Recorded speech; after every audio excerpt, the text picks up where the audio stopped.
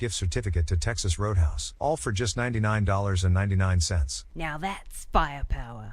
Perfect for a gift card from The Range. The Range, 2310 North Highland Avenue in Jackson. Go to therange.com. I describe it for people is my dad shot himself and the bullet hit everyone in his life. It was a week before my 30th birthday, and I had this impulse to call him, but I didn't because I thought I could call him later that week. 63 Americans a day die by gun suicide. With safe gun storage, we can give our loved ones a second chance at life. Learn more at endfamilyfire.org. Brought to you by Brady and the Ad Council. 96.5 FM. Home of the Dan Reeves Show. Weekday afternoons, 3 till 6. He's a showboat. He's a grandstander. You know that. I know that. Sold his company for a tremendous amount of money. And he went out and bought a big yacht. And he had a very interesting life. Live from Jackson in the heart of West Tennessee, this is the Dan Reeves Show. He is a sick puppy.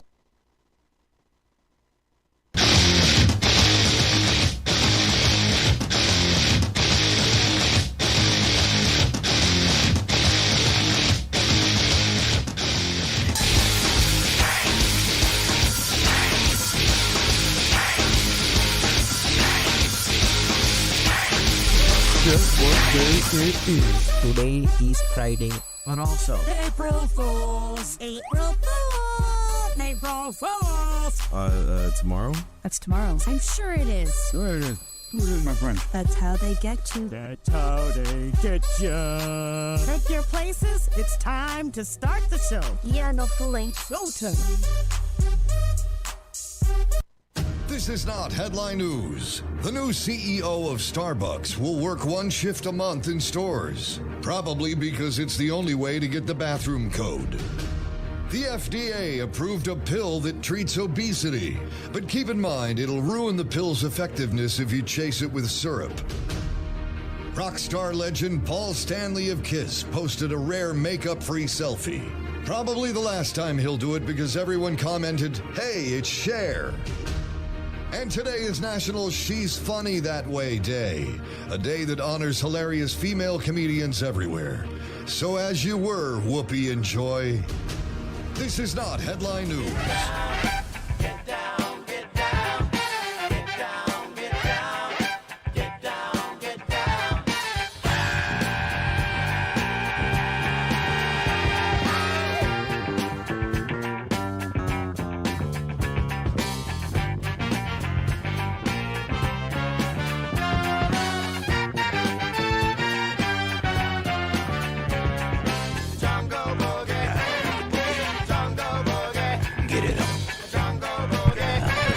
Good Friday morning.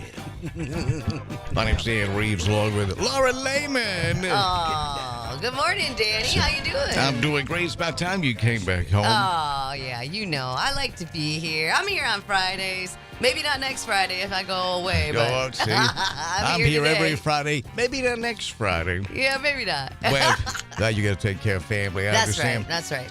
Good Friday morning, the final day of March 2023. Wow. State Representative Chris Todd is planning on stopping by this morning. He'll be in studio just past 9 a.m. We'll talk with State Representative Chris Todd about a number of different issues that's going on in the state of Tennessee with the Brain Trust. Should be an interesting conversation. And there was some activity at the state capitol yesterday, the day before. Oh, my goodness. Yeah, some protests. Crazy we'll looking, talk right? with Chris. Did you see that? Yeah, I saw a little bit of video of that. What did you think about that? You know, I always think it's kind of scary when people get in that mob mentality and kind of go for blood. You know, it always gives me the willies. I'm always like, oh, no. Now what's going to happen? What next? Is kind of what I think when I see that, right? Oh, what next? boy, yeah. As if, like, what was going on isn't bad enough, then the protests, you know, add insult to injury. So, yeah, it's always one of those things that kind of gets me when I see a crowd in a rampage. Yeah, I tell you what I was thinking was that here we go with I got to give my buddy Richard Archie. If you met Richard, I love that guy. I don't know if I've met him. I got a lot of respect for him, but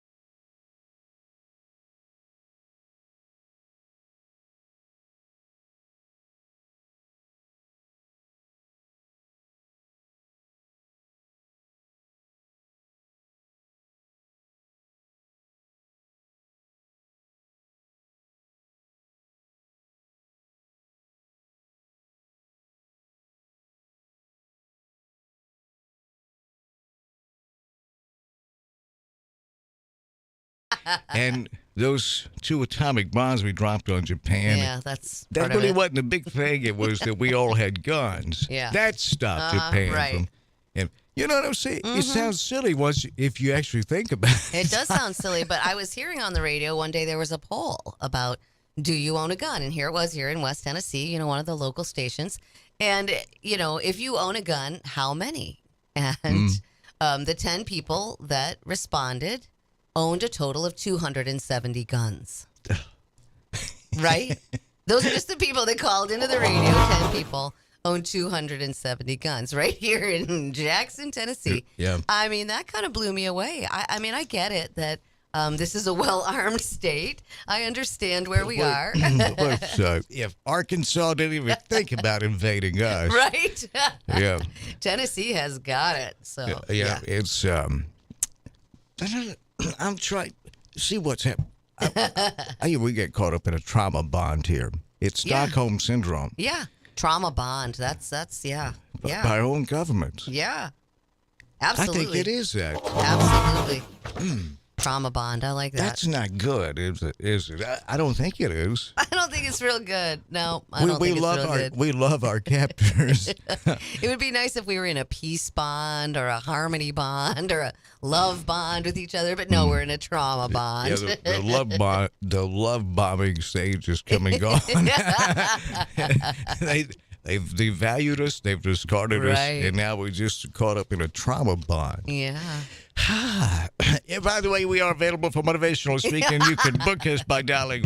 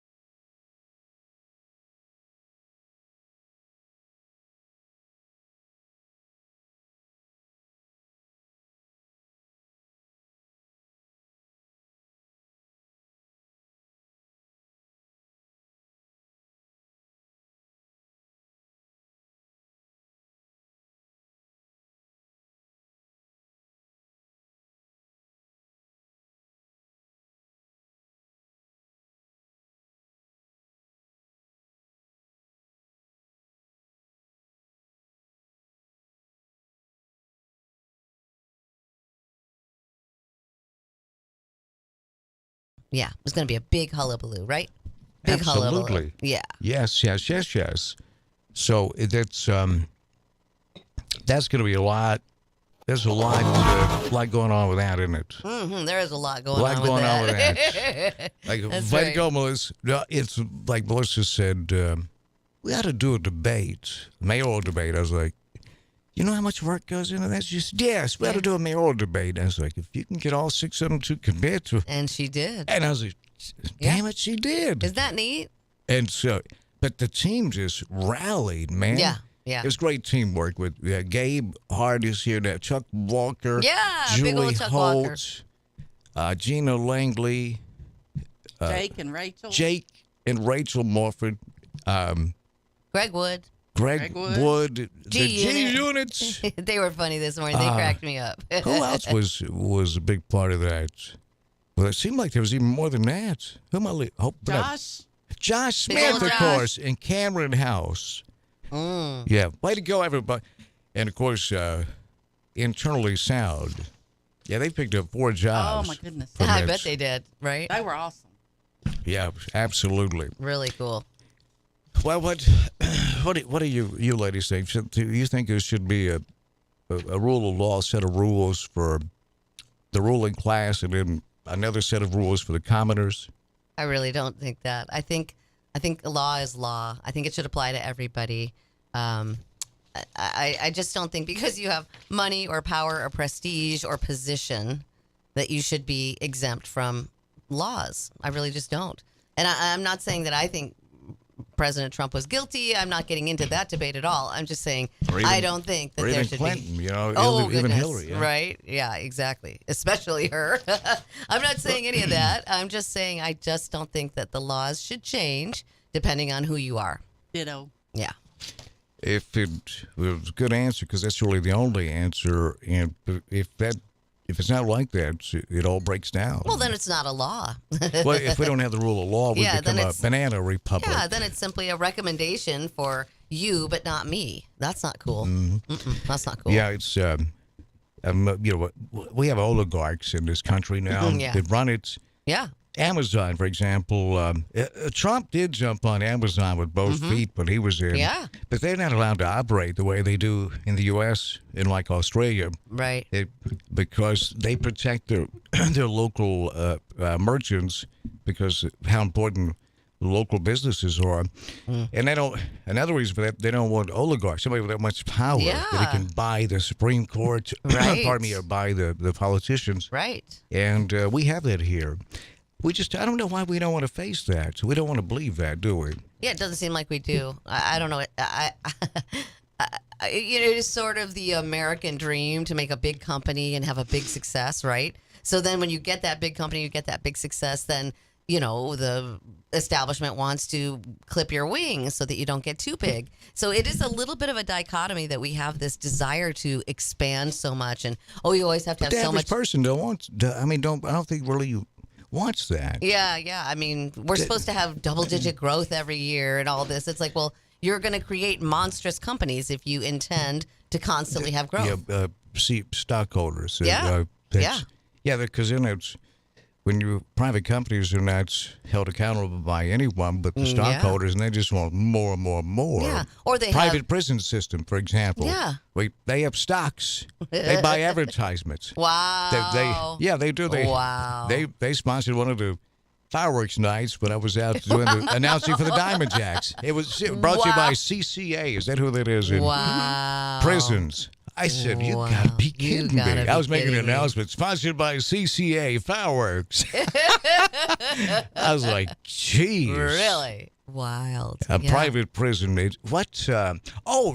they wanted to purchase the naming rights for Nissan Stadium when it changed over from Adelphia, like CCA Prison Stadium. I think Bud Adams said, Maybe not. No. I don't. Surely we can find a better sponsor. Oh, my Nothing goodness. against CCA. I'm just saying, surely. Yeah, because if I wind up there, it's going to be. Now, what'd you say about the fireworks tonight, boy? Boy. Yeah, could be like, remember that movie, Alcatraz with Clint Eastwood? Yes. Oh, yeah. Oh, He my was in the gosh, shower yes. and a guy walked in and said, I'm looking for a new park. And Clint said, "Good luck." Said, "You don't understand." Oh, that Clint Eastwood. I think I found one. You know, have you heard about the controversy about Clint right now? He hasn't been seen for 420 or 30 days. He hasn't been seen in public for 430 days. He's like in his 110s, isn't he? He's old. He's 92, I think. And yeah, he hasn't been seen in public. And everybody's sort of, is he healthy? Is he gone? What's going on? Yeah, so there is sort of some big controversy about Clint right now. You know, he is getting older. I guess for his last movie, he made a comment that said, I'm going to continue to make movies for many years now. These are, you know, not my last movies. I'm not done by a long shot. I want to just keep making movies and keep making movies. So that was the last we heard from him in public. And since then, we haven't seen him. So it is a little weird. I hope Clint's okay. He's one of our favorites. Oh, yeah. We love the your Dirty favorite Harry Clint movies. Eastwood movie? That's a great question. That's a good question. That's a hard one. I like the Outlaw I Josie like- Rails. I like Trouble with the Curve. Oh, I don't know if I've seen that That's a Trouble with the great- Curve. I okay. gotta write that one down. Is that when he was playing the Major League Baseball Scouts? Yes. Oh, I gotta That's see a great that. movie. Oh, You haven't yeah. seen that? I haven't seen Oh, that. it's good. Mm-mm. It's one of his best. I No. agree. I That's love one of- Gran Torino. Gran Torino. Great. That's a great movie. It's good too, yeah. Heartbreakingly good. I really love the Outlaw Josie Wales. I like High Plains Drifter. That's a really good one. Oh, yeah. The Good, the Bad, and the Ugly. We're big Clint Eastwood fans. We have all the Dirty Harry movies in our house, so it's like, which one do you want to watch? I would tell you, this probably won't come up when asked at this particular movie. When asked, "What's your favorite Clint Eastwood movie?" But Pale Rider was. Oh, I love Pale Rider. I love that character. Oh, I do too. And he played it. He was pretending to be the priest. Yeah, and all the women fall in love with Yeah. him. The young girl and the wife all fall in love with him. And he tried to accommodate all of them. Yeah, you bet he did. Have you seen The Mule? I have not. Wait, I have seen The Mule because I remember him getting beat up. I'm sorry to say Yeah, that. where he played the drug mule. That was great too. That was yeah. wild. Yeah, you wouldn't suspect him driving, amazing amounts of cartel drugs across the But Gran Torino county. was great Gran too. Torino's amazing. I love it when he gets really pissed. I do. And Everyone his eyes loves it starts when he gets twitching a really little bit. pissed. He almost can't do a movie without getting really pissed, or people I are know it. sad about it. You know. But it's the movies in his later years that I enjoy the most. Me too. Yeah. Me too. Yeah. I'm loving these ones he's making. The ones where he directed seemed to be the best. But Yeah. there was another one I was thinking of that was just was brilliant. Oh, well, he did the one with it was the boxing movie. Morgan yeah. Freeman and what's her name? Hillary Swank. Million Dollar Baby? Yeah. Oh, Is that it? I never saw that. It's You good. need to too. see It's that. sad, but it's good. It is. How about Bridges of Madison County? Oh, I do with love that movie. what's her name? Meryl Streep. Meryl Yeah. Streep. What's her name? Yeah, Meryl Streep. you know. Yeah. Good old what's her name? Yeah, good old what's her name? It's a shame the Clint Eastwood was a little bit younger to wind up in a Quentin Tarantino movie. Those two would have been great together. Yeah, hilarious. Did you ever watch Rawhide? Yeah. I don't think so. What?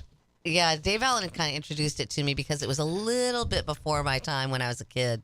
It's but the it's in reruns. reruns now. Yeah, so you can see it. You can see it now. But when I was a kid, the Western reruns were, it was on Channel 7. We had like 3 channels, we were kids. And that's why I watched it because of nothing else to watch, but it was really good. Yeah. Rowdy Yates was the character he played. And Yeah, Rowdy. Gil Favor was the trail boss. And, Wow. and Favor was the adult in the room. And he'd always say, "I'm surrounded by a bunch of idiots." I feel the same way. Yeah. Don't talk about Laura like that. Yeah, that's not very nice. I thought she liked me. You attacking Laura. I really did think she liked me. And the Gil Favor, that was his character, but the man that played him, I don't know his actual name, but he drowned years ago. Oh. Yeah, That's too Rawhide was great. I don't know how I missed it. It was a series that a Western series that ran. Yeah, I don't know how long it ran, but it was fantastic. Well, that's probably why I missed it. I just wasn't into the Western series when I was young. Yeah. We watch them all the time now. Of course, we're huge Gunsmoke fans. That's great. That's Yeah, we love. But love all of Gunsmoke's it. not the same if it doesn't have Festus and Doc on it. Absolutely, you gotta have both of them. Yep. Festus and Doc have that The ongoing best, feud. The best. It's hilarious. Arguments Is that ever. the one that had Miss Kitty too? Yeah, it sure is. I love Miss Kitty. I love her outfits. Well, Marshall Dillon, he loved Miss Kitty as I well. love me some Marshall Dillon. He sure did, and they never kissed in 20 years. No, 22 years. But you know, they never kissed. I finally, after I became an adult, realized when they went to her room what they were actually doing. Yeah. And I didn't realize she was the head madam there at the whorehouse. That's right. Miss Kitty. Yep, I guess so. They kind of, she had Wholesome girls. family entertainment. Yeah, they kind of kept it under wraps. They didn't really, obviously, concentrate on that in the story, but she had a lot of girls working for her, and she had rooms upstairs. You do the math. I don't know. Right? Yeah, do the math on that one. Yep.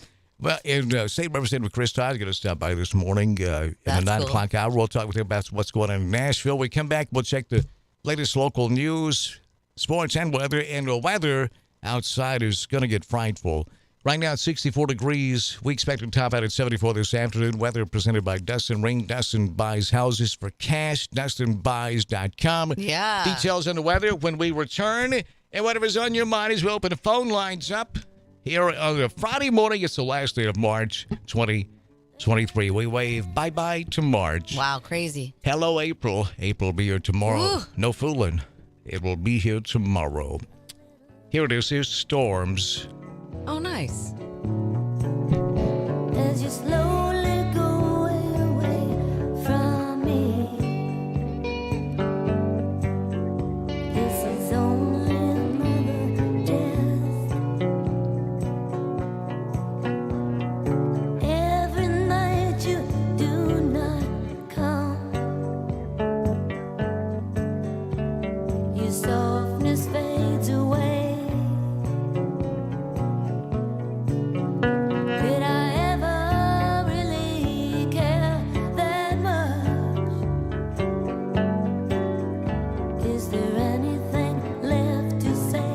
That's pretty nice, isn't it? Yeah, that is nice. You know, I was thinking about Johnny Chandler was here from day one, too. That's true. Johnny. And I miss Johnny's gotten busy. And, yeah, he's playing at the blacksmith, I've noticed. Yeah, that's cool. I think he used us to get that gig at the blacksmith. Oh, I do too. Yeah. The blacksmith's going to be at our launch party. Oh, good. Oh, that means the food's going to be amazing. Yeah. Oh, yeah, that's great. Yeah, Jared, I need to hear from you. I need my J-Red fix. Yeah. Jared. Yeah. Yeah. That we'll be right back here on the program. But yeah, if I had to mention Johnny Chandler, he's one of my longtime best, most trusted friends. Oh, and he was there on the days when nobody would come or when there was not a lot to talk about, and Johnny would come in and talk with us. He was here, and then he went and got a liver transplant, and then he came back. Yeah, yeah, I tried that. I said, that? Johnny, you need a liver transplant. And I said, you hadn't been here long enough you don't have any sick time. But he went and did it anyway.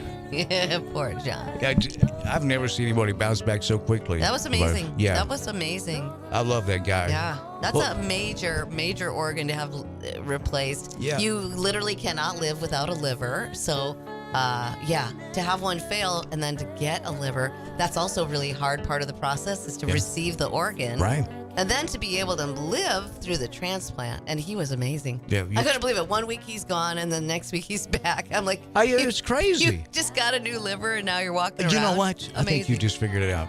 He barely didn't have one. He just wanted to take some time off. I bet you. Maybe that's what it was. Or he might have went to Vanderbilt to get a teeth reduction. He might have said, "Hey, I feel like a girl." I don't know, Johnny. It's time to call Johnny in and waterboard him, find out what really happened. Exactly. And if he's telling the truth, we'll just apologize to him. But it'll still be entertaining just to waterboard him. You know? Did you hear you can now earn? Did you hear that? Somebody keeps putting stuff in my cuts. This is not cool. Let's talk about this. Is not cool. I don't know if whoever's doing it, if you think it's cool, but it's not That's not cool. You do it to Mike. but you want to do it. That's right. But that's a warning just to let us know that the mic is still hot. Yeah, we know it's. Stop it. Well, we got that one. Be gone. Yeah. We got that one. Yeah, we'll be right back here. We'll take a look at the weather. We'll flip the forecast upside down and sniff around and make sure that you know what's headed this way. Stay right there. News Talk 96.5 FM. News Talk 96.5.com. We'll be right back.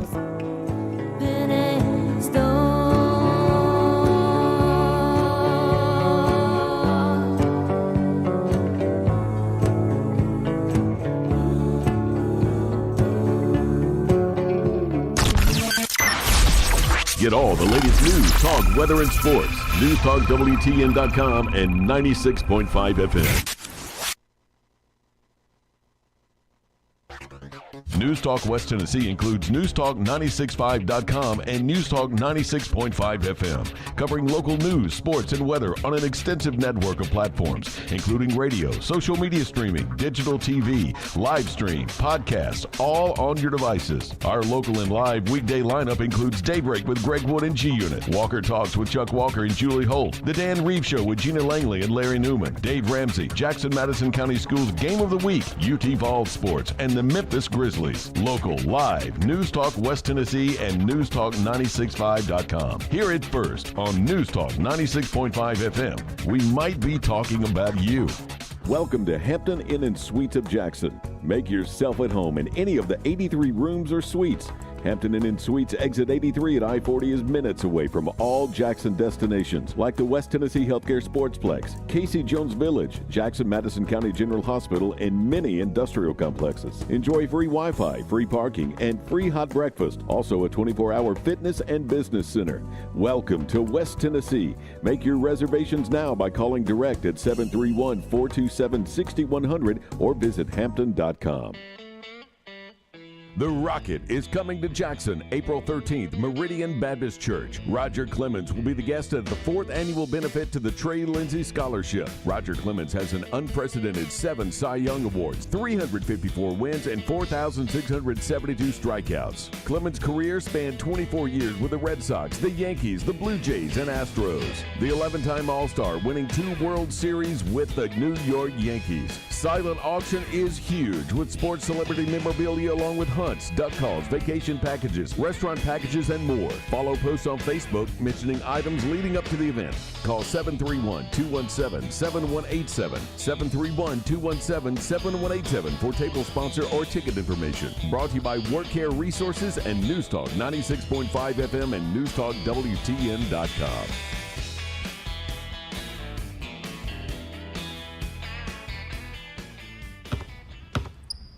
They say consistency is the key to success. They weren't wrong. So how about grabbing a beer that's consistently smooth, consistently refreshing, and consistently light? You might just find that the road to success can be pretty enjoyable. Michelob Ultra, the perfect balance of taste and refreshment, and only 2.6 carbs and 95 calories. It's only worth it if you enjoy it. Enjoy responsibly. Anheuser-Busch Michelob Ultra Light Beer, St. Louis, Missouri. Central Distributors, Jackson. Let's face it, people want to feel loved, appreciated, and pampered. Beauty to the Bone has a mission and a purpose to help you look and feel beautiful inside and out. From facials to Botox, fillers, lasers, IV therapy, functional medicine, and all in between, we've got you covered. Book your appointment today to feel your very best tomorrow. Book your appointment today. Call 731-300-9103. That's 731-300-9103. Hey y'all, this is Mary at Mulligan's. Come see us soon before the new wears off. Hard to believe, but we're coming upon an anniversary in our locally family-owned business at Union University Drive. We still have our daily lunch specials, 11 a.m. to 2 p.m., which will remind you of Grandma's cooking, or try our Irish dishes, fish and chips, Reuben's and shepherd's pie, or everyone's favorite, the Mully Burger. And how about brunch on Saturdays and Sundays? Yep, every weekend, serving Jackson for over 25 years. See you soon at Mulligan's. This is WBFG 96.5 FM. Parker's Crossroads, Jackson.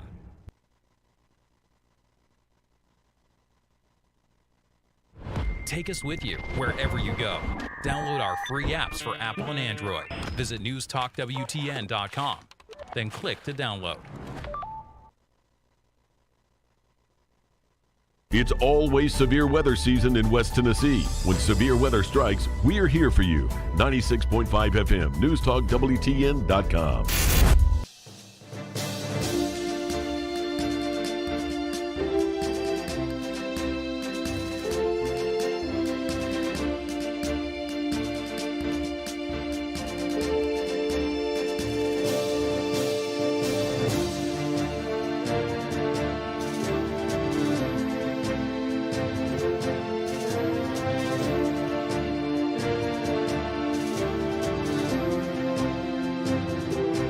It's March, and madness is in the air. Well, it's March for one more day. Yeah, this day. This day. Tomorrow, it's April, and it's March Madness turns into April Madness. With the NCAA, we're going to be out at Bourbon and Barley's today from 3 till 6. Get you ready for the Final Four. Wow, I can't believe it's down to the Final Four already. 21 televisions, not a bad seat in the house. Wow, and of course, 21 great TVs. food, and it's just over the top. Fabulous. We're going to give away gift certificates today from Bourbon and Barley, so come by and see us. Join News Talk 96.5 FM at Bourbon and Barley's, broadcasting live today, 3 till 6. Dr. Mark Fowler, I'll be there with him. Gino Langley, you coming by, Laura? I might. You Depends ought on the to. weather, I guess. Yeah, it depends on if we're in a tornado we're warning indoors. or not. Yeah, you're indoors. That's right. Bourbon and Barley's, Union University Drive in Jackson, across the street from Starbucks. Only on News Talk 96.5 FM and newstalk965.com. We'll see you there this afternoon.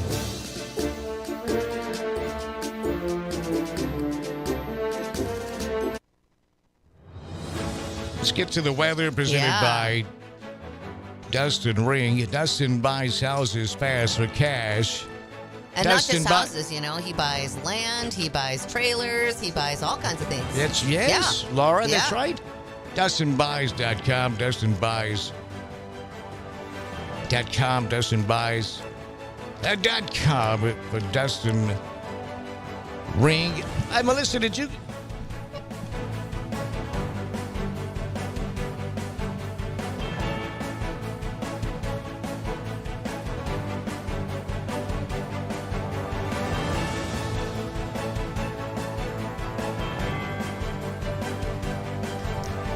The weather breaking down like this right here, folks. We're gonna keep our eye to the sky for you, so we'll watch the sky. So you just keep watching the road. Make sure you keep it on the road.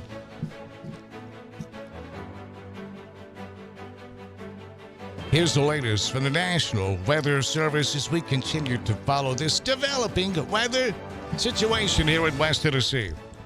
64 we're showing here at Midtown J-Town. It's 62 out at USJ. Wind advisory in effect. That kicked in this just a few minutes ago. Runs till 1 o'clock tomorrow morning for all of West Tennessee, all of our listening area. 7 a.m. What I say, actually, there's kicked in at 7 a.m. this morning. It doesn't matter. Both those times have passed. Wind advisory right now till 1 o'clock this morning, or tomorrow morning. Gusty winds could blow around unsecured objects.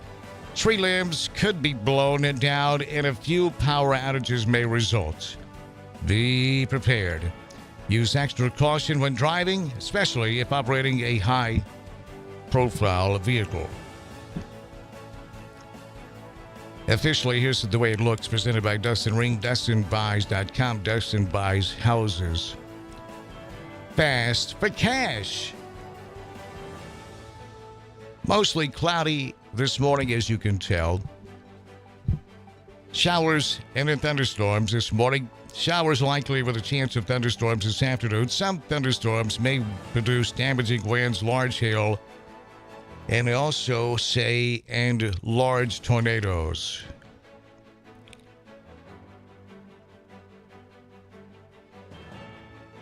Windy, highs in the mid-70s, south winds 50 to 25, gusting up to 45. Chance of rain is 70% today. Tonight, mostly cloudy, showers, thunderstorms likely this evening, then mostly clear after midnight. Some thunderstorms may be severe with damaging winds, large hail, and tornadoes. Windy, lows in the mid-50s, southwest winds 15 to 25, gusting up to 45 tonight. Then decreasing down to 35 after midnight. Chance of rain, 90%.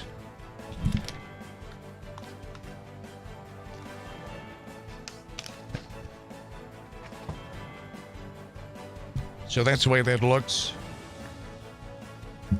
It's again presented by Dustin Buys Houses, DustinBuys.com, DustinBuys.com. It is 8:56, and it's 64 degrees here in Midtown, J-Town at News Talk World Headquarters.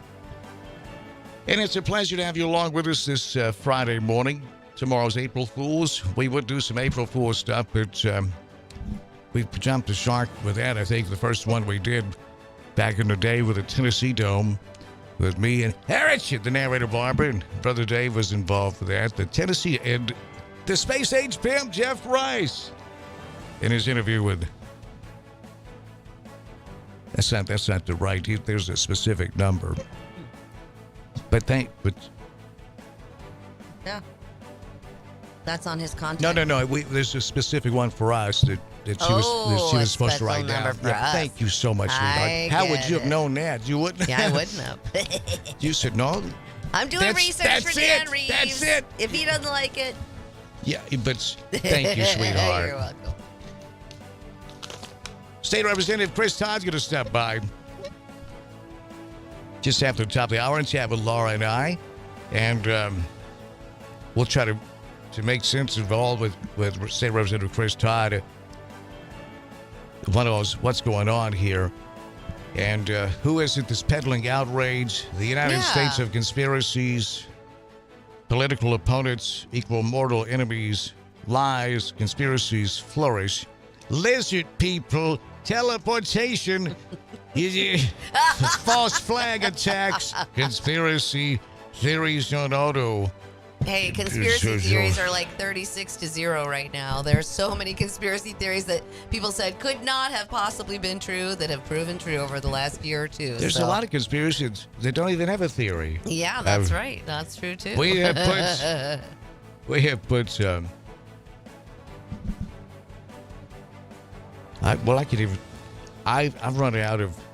I've run through all my words. I don't have that many. Dan, no, this can't be. This cannot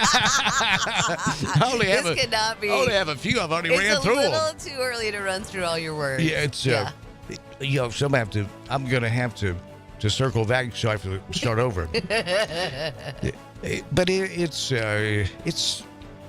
it's strange out there, folks. It is strange out there. That's why we're here, to try to help you get through it. And Chris Todd is pretty much always the adult in the room. So when Chris comes in, it's his responsibility to make me feel a little better.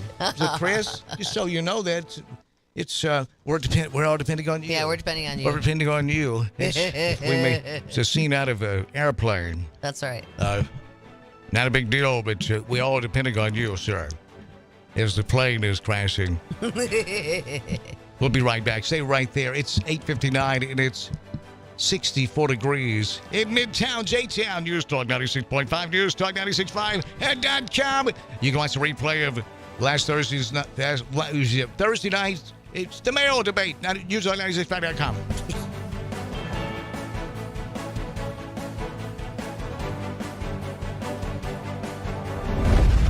This is WBFG 96.5 FM.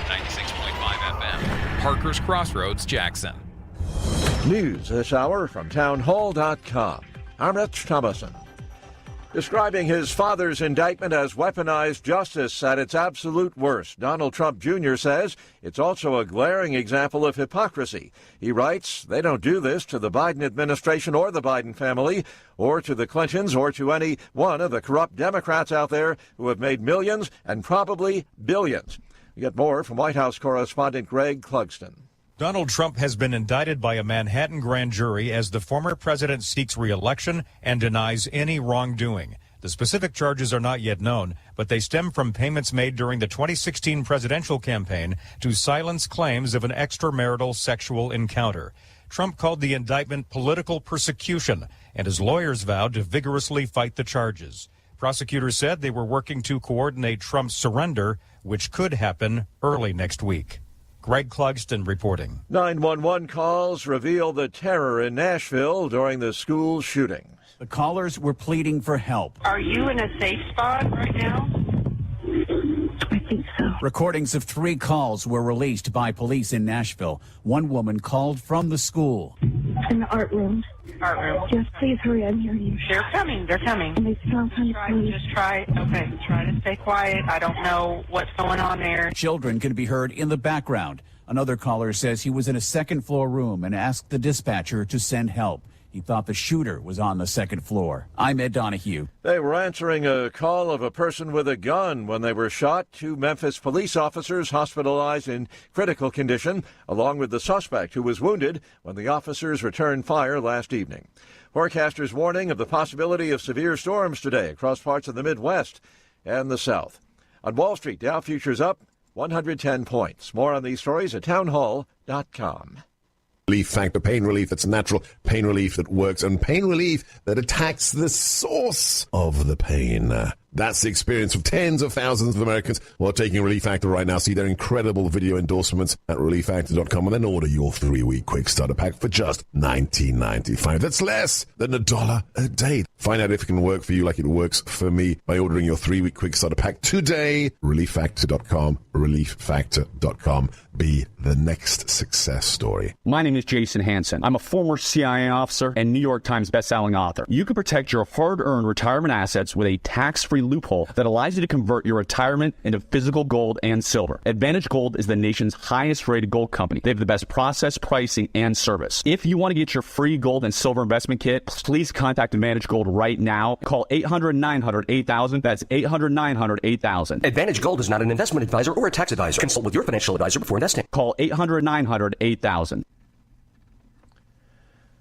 A Chinese telecommunications giant says profits tumbled more than 2/3 last year.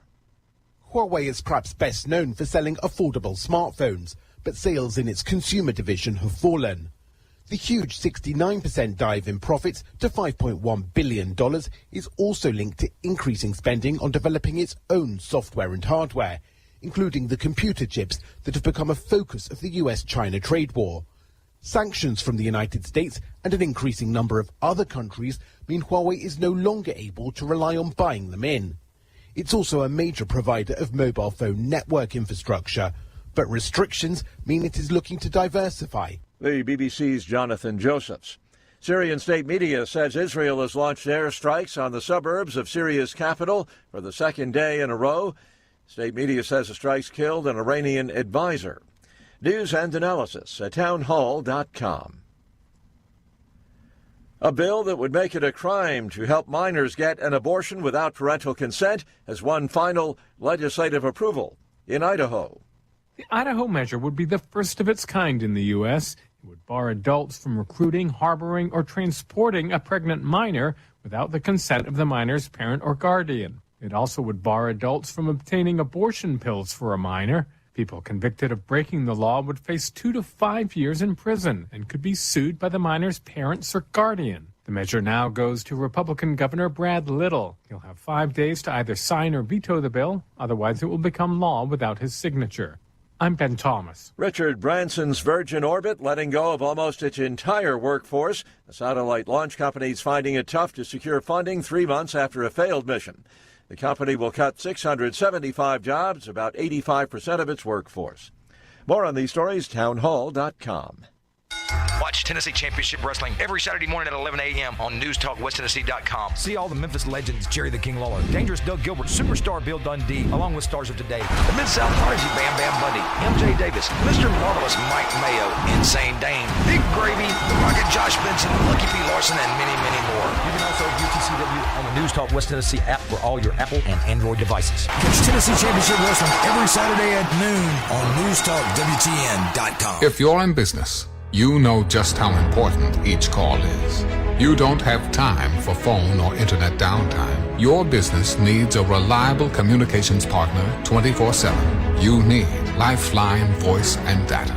Lifeline Voice and Data provides telephone service to emergency service facilities all over West Tennessee and beyond. For your business, we don't just provide a phone line. We provide a lifeline. Lifeline Voice and Data. My name is Steven and I'm 41 years old. I started having problems with my weight, my focus, my energy all around. I spent thousands of dollars a year on supplements trying to get my weight down, and it never worked. Are these problems affecting your work, your relationships, and your quality of life? You'll be happy to know there is an exciting, natural solution available called BioT. BioT uses a natural way for men and women to correct these problems by safely and accurately balancing hormone levels without the use of synthetic injections or creams. I got the treatment, and it has been the best decision of my life. I feel great. I'm losing weight. I have more energy. I'm getting stronger in the gym, and I can focus so much better. And I notice that I also sleep better, and I'm always in a good mood. And I believe it's all because of the BioT treatment. To schedule an appointment to find out if BioTE is right for you, call 731-462-3596. That's 731-462-3596. News Talk 96.5 FM weather presented by Dustin Ring.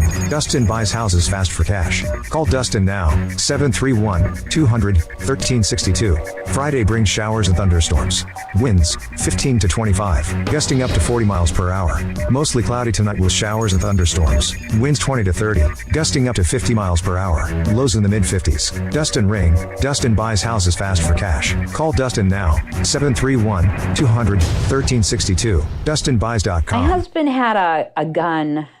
Him and his friends would go shooting. The ammunition, unfortunately, was not stored separately. In a million years, we never thought that Emily could. There's a hole in our family that can never, ever be filled. 63 Americans a day die by gun suicide. With safe gun storage, we can give our loved ones a second chance at life. Learn more at endfamilyfire.org. Brought to you by Brady and the Ad Council.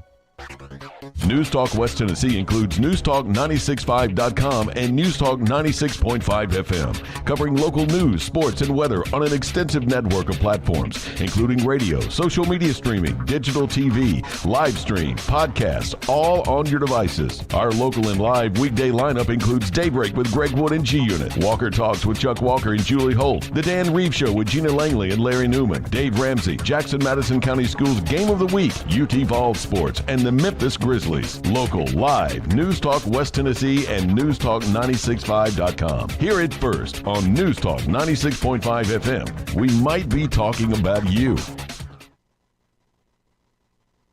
It's always severe weather season in West Tennessee. When severe weather strikes, we are here for you. 96.5 FM, NewsTalkWTN.com.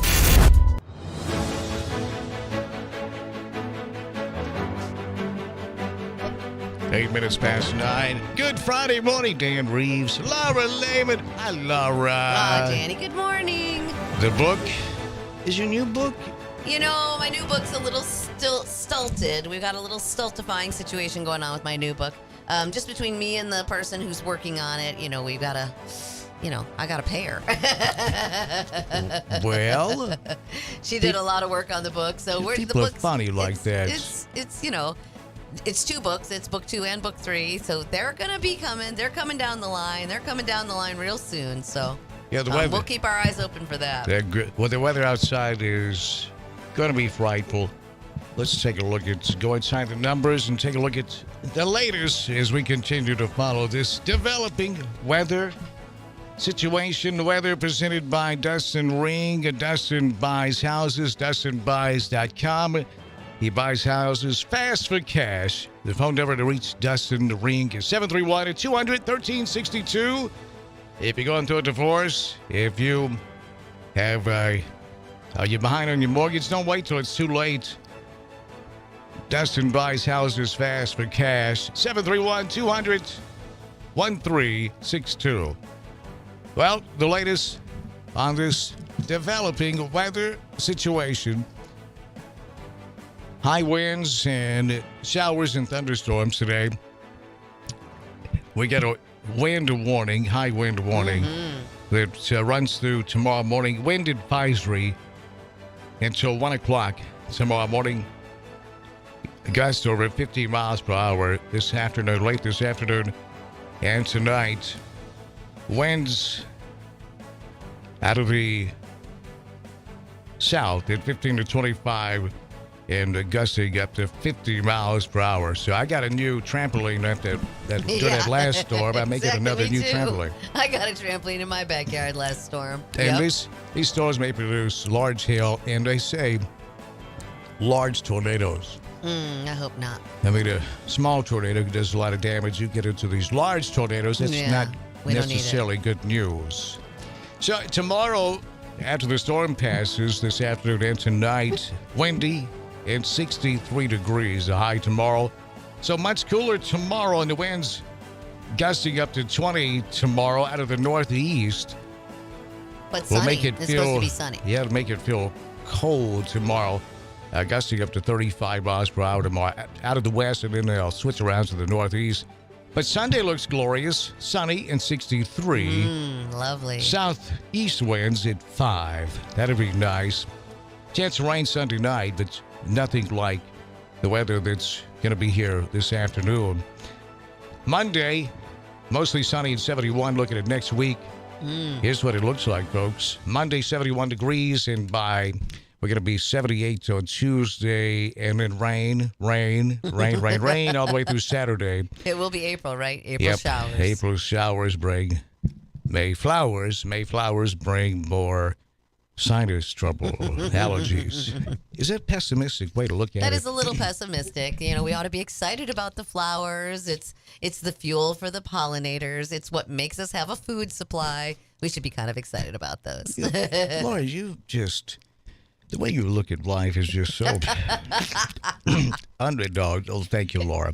Look at this. Our friend, our state representative, Chris Todd, is in the house, and ain't no doubt. Hey, Chris. Good morning, Dan and Laura. I got to say, he smells good. He smells really nice. Must be the flower. Yeah. What is it, high karate? You look nice, Chris. Thank you, sir. He looks and smells nice. Yeah. Casual day this week. Oh. That is casual for Chris. Yeah. Nobody's three-piece suits. Mantoni, Bertolini, his number one choices. Taylor Fit from Cambridge Men's Store. He always looks Is he nice. talking about candy, or what's he talking about? De Niro, Pacino, Mantoni, Bertolini. Well, Chris, how are you, first of all? And Easter it's early in April this time around, isn't it? Yeah, next Sunday. Like the 9th? Mm-hmm. Yeah. A week from Sunday is Easter. Wow. Yeah, I know, right? Lordy.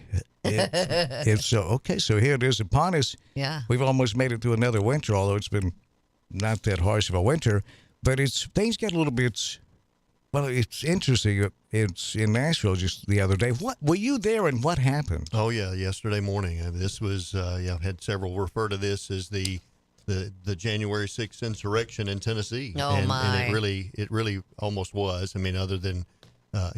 we didn't have a speaker telling our law enforcement to leave doors open and escort folks in like they did in D.C., but we certainly had members inciting, close to a riot. Wow. They were literally calling for a riot on the House floor. They took over the chambers by just creating a disruption.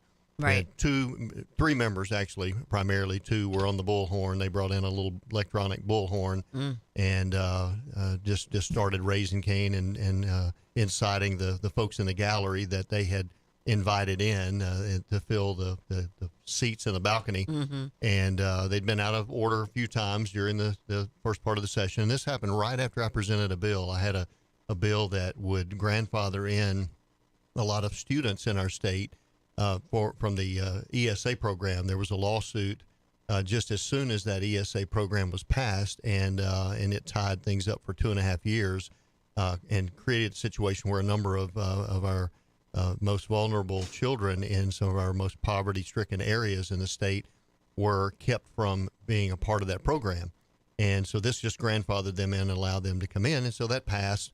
And then as soon as that passed, they started this mess and started getting the voices raised, and enough noise that we could not conduct our business. Wow. And then as we called for recess, they moved up to the podium actually with their bullhorn and started again chanting things like "no action, no peace," and things like that. And so their main focus seems to be gun control. They want to disarm law-abiding citizens so that they feel a little safer. And that is their ultimate goal here. And they want to do it not by the normal procedures and laws that we have on the books and by our Constitution, but they want to do it by, mob rule. And that's what they were trying yesterday. It's some of the chants I was reading this morning, gun reform now. Mm-hmm. And you think that gun reform is what I read, there was 1,000 or so people that's crowded into the marble rotunda in the chamber gallery. So how close to the floor did they get? Well, they were kept outside, and we had folks in the gallery, which the public can come into any time. But if they get disruptive and are inhibiting us from doing our normal business, then the speaker can have them removed. And he had some of them removed that were refusing to be quiet. So you guys had the doors closed and were in session, but you could hear all the chant. They were loud enough that we could hear them inside. And if the door ever opened, it was really loud. When they were at their height. And at some point after we came back into session, after this all took place, and these three instigators that are members of the House were, I think, convinced by their leaders that you're going to hurt things for all of us if you continue this. Right. Then they got back to their seats and we resumed our business. And then at some point the crowd outside dispersed. I mean, they had already dispersed out on the grounds. There were a lot of folks before we went into session outside and inside, but the ones outside kind of dispersed. The best I could tell, we only really had one or two vantage points, two sides of the Capitol that I could see when I went out on the balcony. But, was it any security officers or police beating? We had THP. No, not that I know of. I mean, they were a little rough, pushing and shoving kind of thing. Did you feel in danger? I never felt in danger. Now, I think some of our staff probably did, and expressed that. Yeah. But I never felt any danger. That mob mentality is scary, right? Yeah. You never know what they can do, what they will do, right? What's the difference, you think, Chris? Because there were people asking yesterday between a peaceful protest and a mob type push. But peaceful protest is where you want to show up and you want to chant something or hold a sign. That's one thing. But when you're literally pushing and shoving people, preventing them from doing their business, they're not affecting just 99 of us. There's literally 7 million people they're affecting by doing this and shutting things down. That's really what this is about.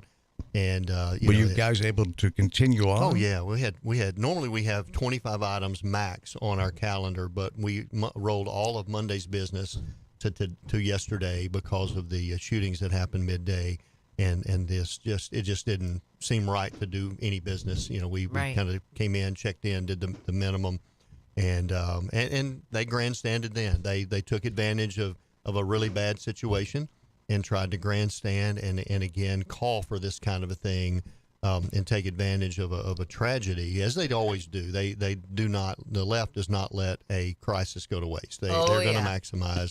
Opportunistic. Absolutely, and it's really sickening. It's encouraging to see people get involved in the process, both from showing up. We always encourage that, but also calls, emails.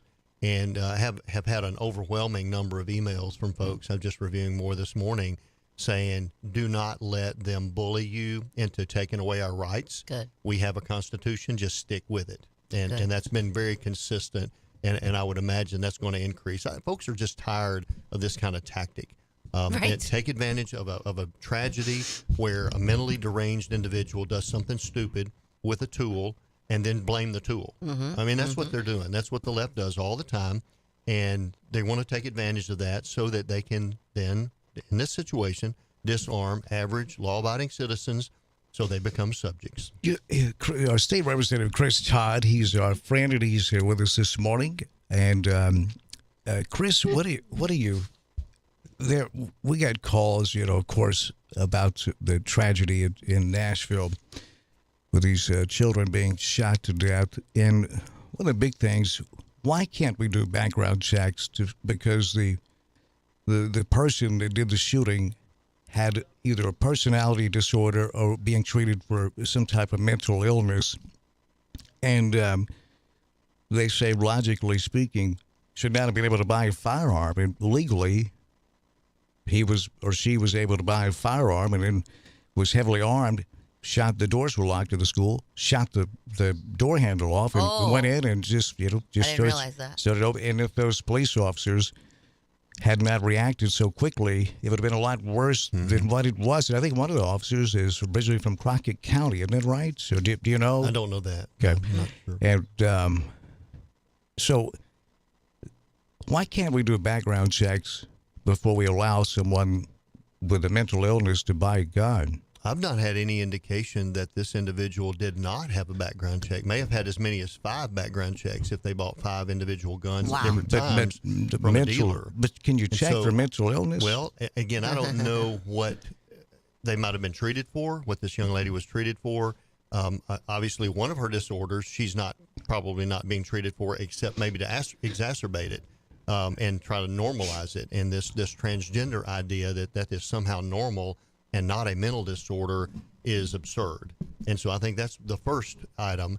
You think they played into? And I would imagine we will find out if we're privileged to that information, that the combination of hormone therapies and probably some other antidepressants and things like that may have been involved would in combination especially create a situation like this. And that may not be reported. I don't know from a HIPAA standpoint. I was going to say that, yeah. A HIPAA, doctor that's can a report privacy that, issue. So that TBI would know that. Right. I think it's more of a privacy issue for children to be shot dead. Yeah, absolutely. yeah. So Of course, I say feel that HIPAA.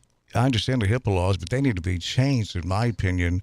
And you think that the disorder, as you said, with a tranny disorder may have played a part in it with the hormones. Well, just think about testosterone. We're going to be able to check. Why can't we check for that? And again, I don't know what the rules are around reporting that, but I think that's something we definitely need to look into. Yeah. Is should we make sure that doctors, pharmacists have the ability and maybe requirement to report things like that to the TBI so that it goes into the system and at least there's a question there that they have to answer on the form, and if they answer untruthfully, then there's a flag. There's a cause for a pause, and let's check this situation out.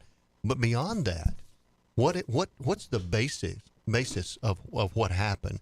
We have a gun-free zone that leaves a bunch of our most vulnerable citizens at risk, and so we've got to harden these targets with multiple ways, multiple things that will protect these children and the employees there. I mean, I think I understood the headmaster literally ran toward this person with 3 guns on her, and the headmaster had none. Wow. Just to do what I can do. I'm going to die. Wow. Either way, I'm going to die. How about that? I mean, that is true dedication and heroism right there. Yeah. I mean, it is one thing for law enforcement. They're no doubt heroes to have run into that, not knowing what they're getting into, but at least they were armed. So for someone unarmed to do this, and that's my understanding of what happened. Absolutely heroic. No question about it. But it's also sad that a citizen was put in a position, and maybe just by choice or policy, I'm not really sure. That's something that we're looking into, is what really is allowed right now by law in private school, public school, and then what should we change?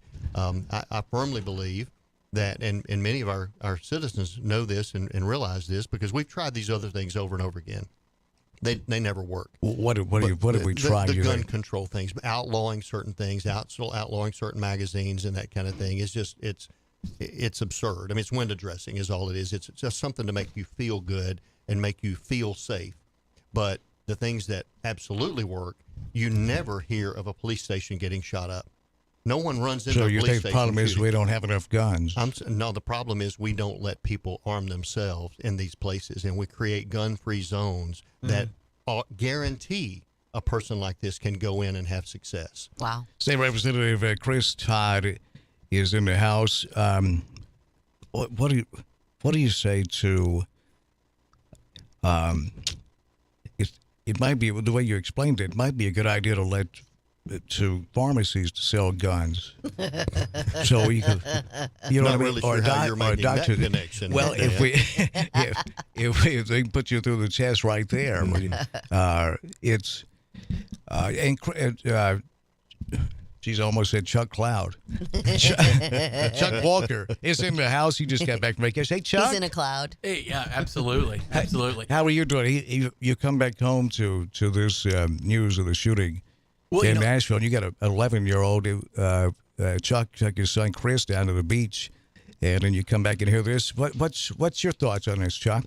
Well, I'm very curious because we were actually out, Knox and I, not Chris, but Knox and I were actually out playing on a catamaran when all this happened. And I got back in my Walker Talks Facebook page. I had multiple messages of people, and, from eradicate trans people. This is a disease. This is a mental illness. We need to eradicate them all. To reduce guns, to everything. And so obviously, and number one, I'm going to start off saying I'm extremely proud of you because I was coming in here today to blast every politician in the world, but you did the one thing that I wanted. If we really protect kids, and you and I have some disagreements about fundamentally some things, but that's cool. If we want to protect kids, there's no one out there who I think gets a vote of anything that doesn't want to do that, right? That's something that should be very bipartisan. Right. I want this as a voter, as a talk show host, as a business owner, as a citizen of Tennessee and of Jackson, Tennessee. I want us to take the 10 times more fervency on doing this. It stinks. I don't want our schools to look like a prison. But if you ask the parent, and we have a friend who was very good friends with a couple that lost their daughter. If you ask them right now, they would say, oh, yeah, we probably needed more protection. I don't know what the idea is, but no one votes for me. Hopefully they just listen. I don't know if it's single point entry. I don't know if it's reinforced doors. I love the idea of having more security there. But how about my ex-wife was a teacher. She has a lot of stress. She wouldn't want a gun in the classroom. Sure. We had that conversation, and that would be the worst thing. Someone who's not comfortable with it. Absolutely. But I think that people who go through I love that idea. I love any idea right now as a parent, just like you are, as a parent, any idea that increases safety and reduces the risk. Access. I think it's all of the above. I really do think it's all of the above. There are certainly perimeter and interior hardenings, and I was impressed just from the video I saw of this school how once that glass was shot out, the alarm started going off. They had a plan in place for hiding, evacuating, whatever that was, and I couldn't tell what all was going on, but she wasn't meeting any individuals during the first part of that video. But we have a bill actually in the House and Senate that I don't know whether it's going to have a chance now or not, but it would then, by law, set it up to where individuals within a school, public or private, could carry concealed, number one, number two, with a significant amount of training. It's voluntary, obviously. We don't want people that aren't comfortable with that having guns in a school by any means. And so concealed, voluntary, a major chunk of training, and registered with local law enforcement. I'm not even sure in this bill if the principal is allowed to know who carries. So it's literally so that nobody knows, and there's a sign out front of every school in the state that says you will be met with force if you enter this with bad intentions or whatever. It's some wording like that. People are allowed to protect themselves within these walls, and this shooter apparently with their manifesto, and we don't know exactly what it says, but I have indications that they were looking at another target, but that target would have been met with potential force, either by people not being prevented from arming themselves, like a mall where it wasn't posted, or another school setting or another setting to where they knew they would be met with equal force. Chris, excuse me, Chuck. Chris, this says, I got this information. Homeland Security is from a good source, says there are 5 of those across the state, and there's at least one of those is determined. I think there's one in Lexington determined to be a hoax, but 5 threats from across the state per one of the source asked them to remain anonymous, but they are connected Homeland Security is on these threats. So here we go with some copycats. But I don't hear, to me, in what others say, enough about treating the cause or the actual source. It's like we're giving this problem opiates to try to try to mask the pain. Band-Aids. But in reality, what's a country that can't do a mental evaluation or a mental background check on before they sell a gun to someone? That's a recipe for disaster. And we have people at the top in this, apparently in this government. Apparently we have oligarchs that are dividing and conquering this country. You've said the left a few times, and it's vice versa, as if that we are two totally different people with totally different mindsets. And the allegiance today seems to be on, this is what we keep hearing, on the one particular political party or the other one, and you never hear the allegiance to the country. And we just never get to the source of the problem. Treat the source, which is people are angry, they're confused. We are the most propagandized country in the history of planet Earth. We killed the fairness doctrine, well, the Reagan administration did in the 80s. There was never a different outcome possible once that was killed because it was in place to prevent propaganda from getting off the ground. Some people think it was intentional, and it's taken us a while to get here, but here we are, and I don't think we can't survive like this, hating each other in all these shootings. And it's pretty elementary to me. Hey, if you want a gun, we're going to do a mental background check on you to check, see if you have personality disorders or some type of mental illness, and you're not getting the gun until we check. And also, if you'll address that in the second part of this, I keep hearing that because Americans are armed the way we are, that prevented Japan from invading the mainland during World War II. That may be true. I'm not saying it's not. But what was more of a factor, those two atomic bombs, or the fact that I've got a gun in my house and Japan just was not willing to take the chance, although they did take the chance on that second atomic bomb. And if it is true that the reason countries don't invade us is because we have so many guns, the people do, why do we spend so much money on the military?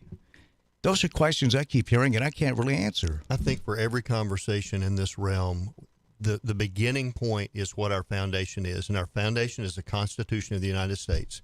And it enumerates rights that are given to us by God. It doesn't give us all those rights. It doesn't provide those rights. It recognizes those rights and says we must protect them first and foremost. And one of those rights is that Second Amendment right to keep and bear arms. And it wasn't from a foreign invasion.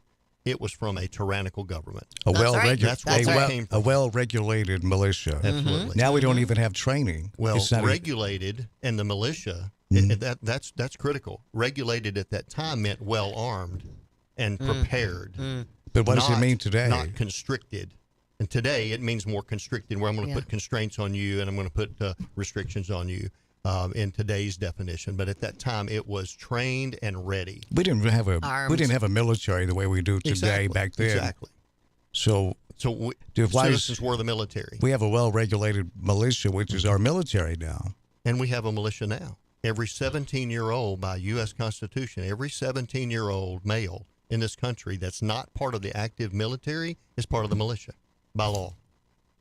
Most people don't realize that. Don't think about that. But that is the case. That's in name only, the beginning of the conversation. They're on their iPad, and they don't know that.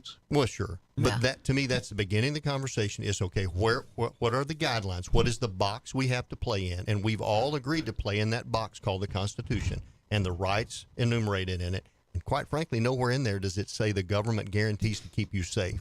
You are allowed to keep yourself safe. But it does say that the government is supposed to, it's government of the people, for the people, by the people. 70% of the people want to see background checks for mental evaluations. Again, and the representative republic is supposed to. Without infringing on those rights. Well, how about the rights of the kids that were killed? No, I have no question about that. Yeah. But that to me is another part of the conversation. You start with the foundation.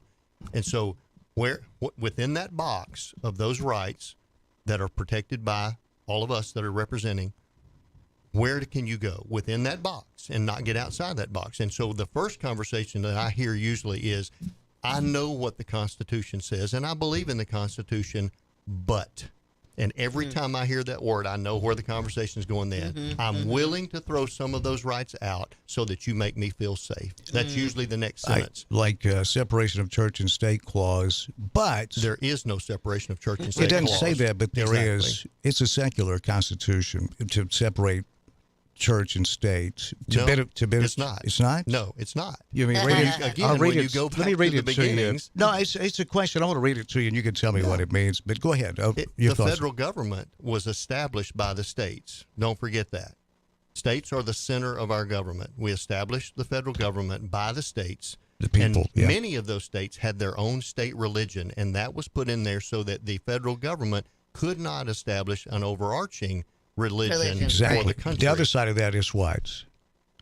That the church couldn't do the same thing. You can't force the state. You can't force individuals to be part of that religion. Right. Nor the you state can't to infringe on their ability to practice their religion. And it protected others that didn't choose to participate in religion to guarantee that the church couldn't make laws to restrict and infringe on their rights. Exactly. Separate the church and state. You just described it. That's not necessarily separation of church and state. Otherwise, it's a theocracy. The common denominator or definition right now is that you cannot have a religious belief imposed on your laws. A moral For example, compass, right. You as representative are not allowed to use your moral compass, your religion, to influence your votes. Right. And that's not what it meant at all. It doesn't mean that. So, but that's a whole different topic. Back on the topic at hand, again, we start with that foundation, and then we build from that. Okay, what within that box can we do? Are background checks infringing on that right? I don't believe so. Would a mental background check or something like that, however you want to describe it, infringe on those rights? Well, it depends on who sets those rules. Yeah. That's he who makes the rules is going to rule this. Right. And so, what definitions do you put in there? And that's open for conversation. But we have to stay within that box of rights. And 99% of the time, the conversation wants to go outside that box and say, well, I'm willing to trample on these rights so that I feel safe over here. State Representative Chris Todd, he's our state representative, is in the House. The Establishment Clause, also referred to commonly as the separation of church and state. The first clause in the Bill of Rights states that Congress shall make no laws respecting an establishment of religion.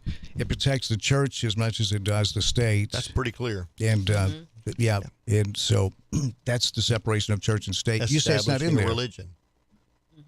Make no laws establishing a religion. Or religion shall make, essentially, vice versa. Shall make religion, no law. we shall not be a theocracy. Yeah. Right? Certainly. Yeah. But we are heavily influenced by Judeo-Christian values and principles all through the Constitution. Those rights. Now you get outside the box. You get outside the box you just drew. What does the Constitution say? It's a secular constitution. It says these rights are granted by God. They're recognized in this Constitution Well, as if being they're granted rights, by God. if our rights were given to us by God, then what are we worried about? The man can't overrule God. Can't overrule, but they can certainly infringe on those rights. So And God we have wrote. that Do you replete think in God our wrote law the right now. Constitution? He was influential. Chris Todd, our state representative, is here.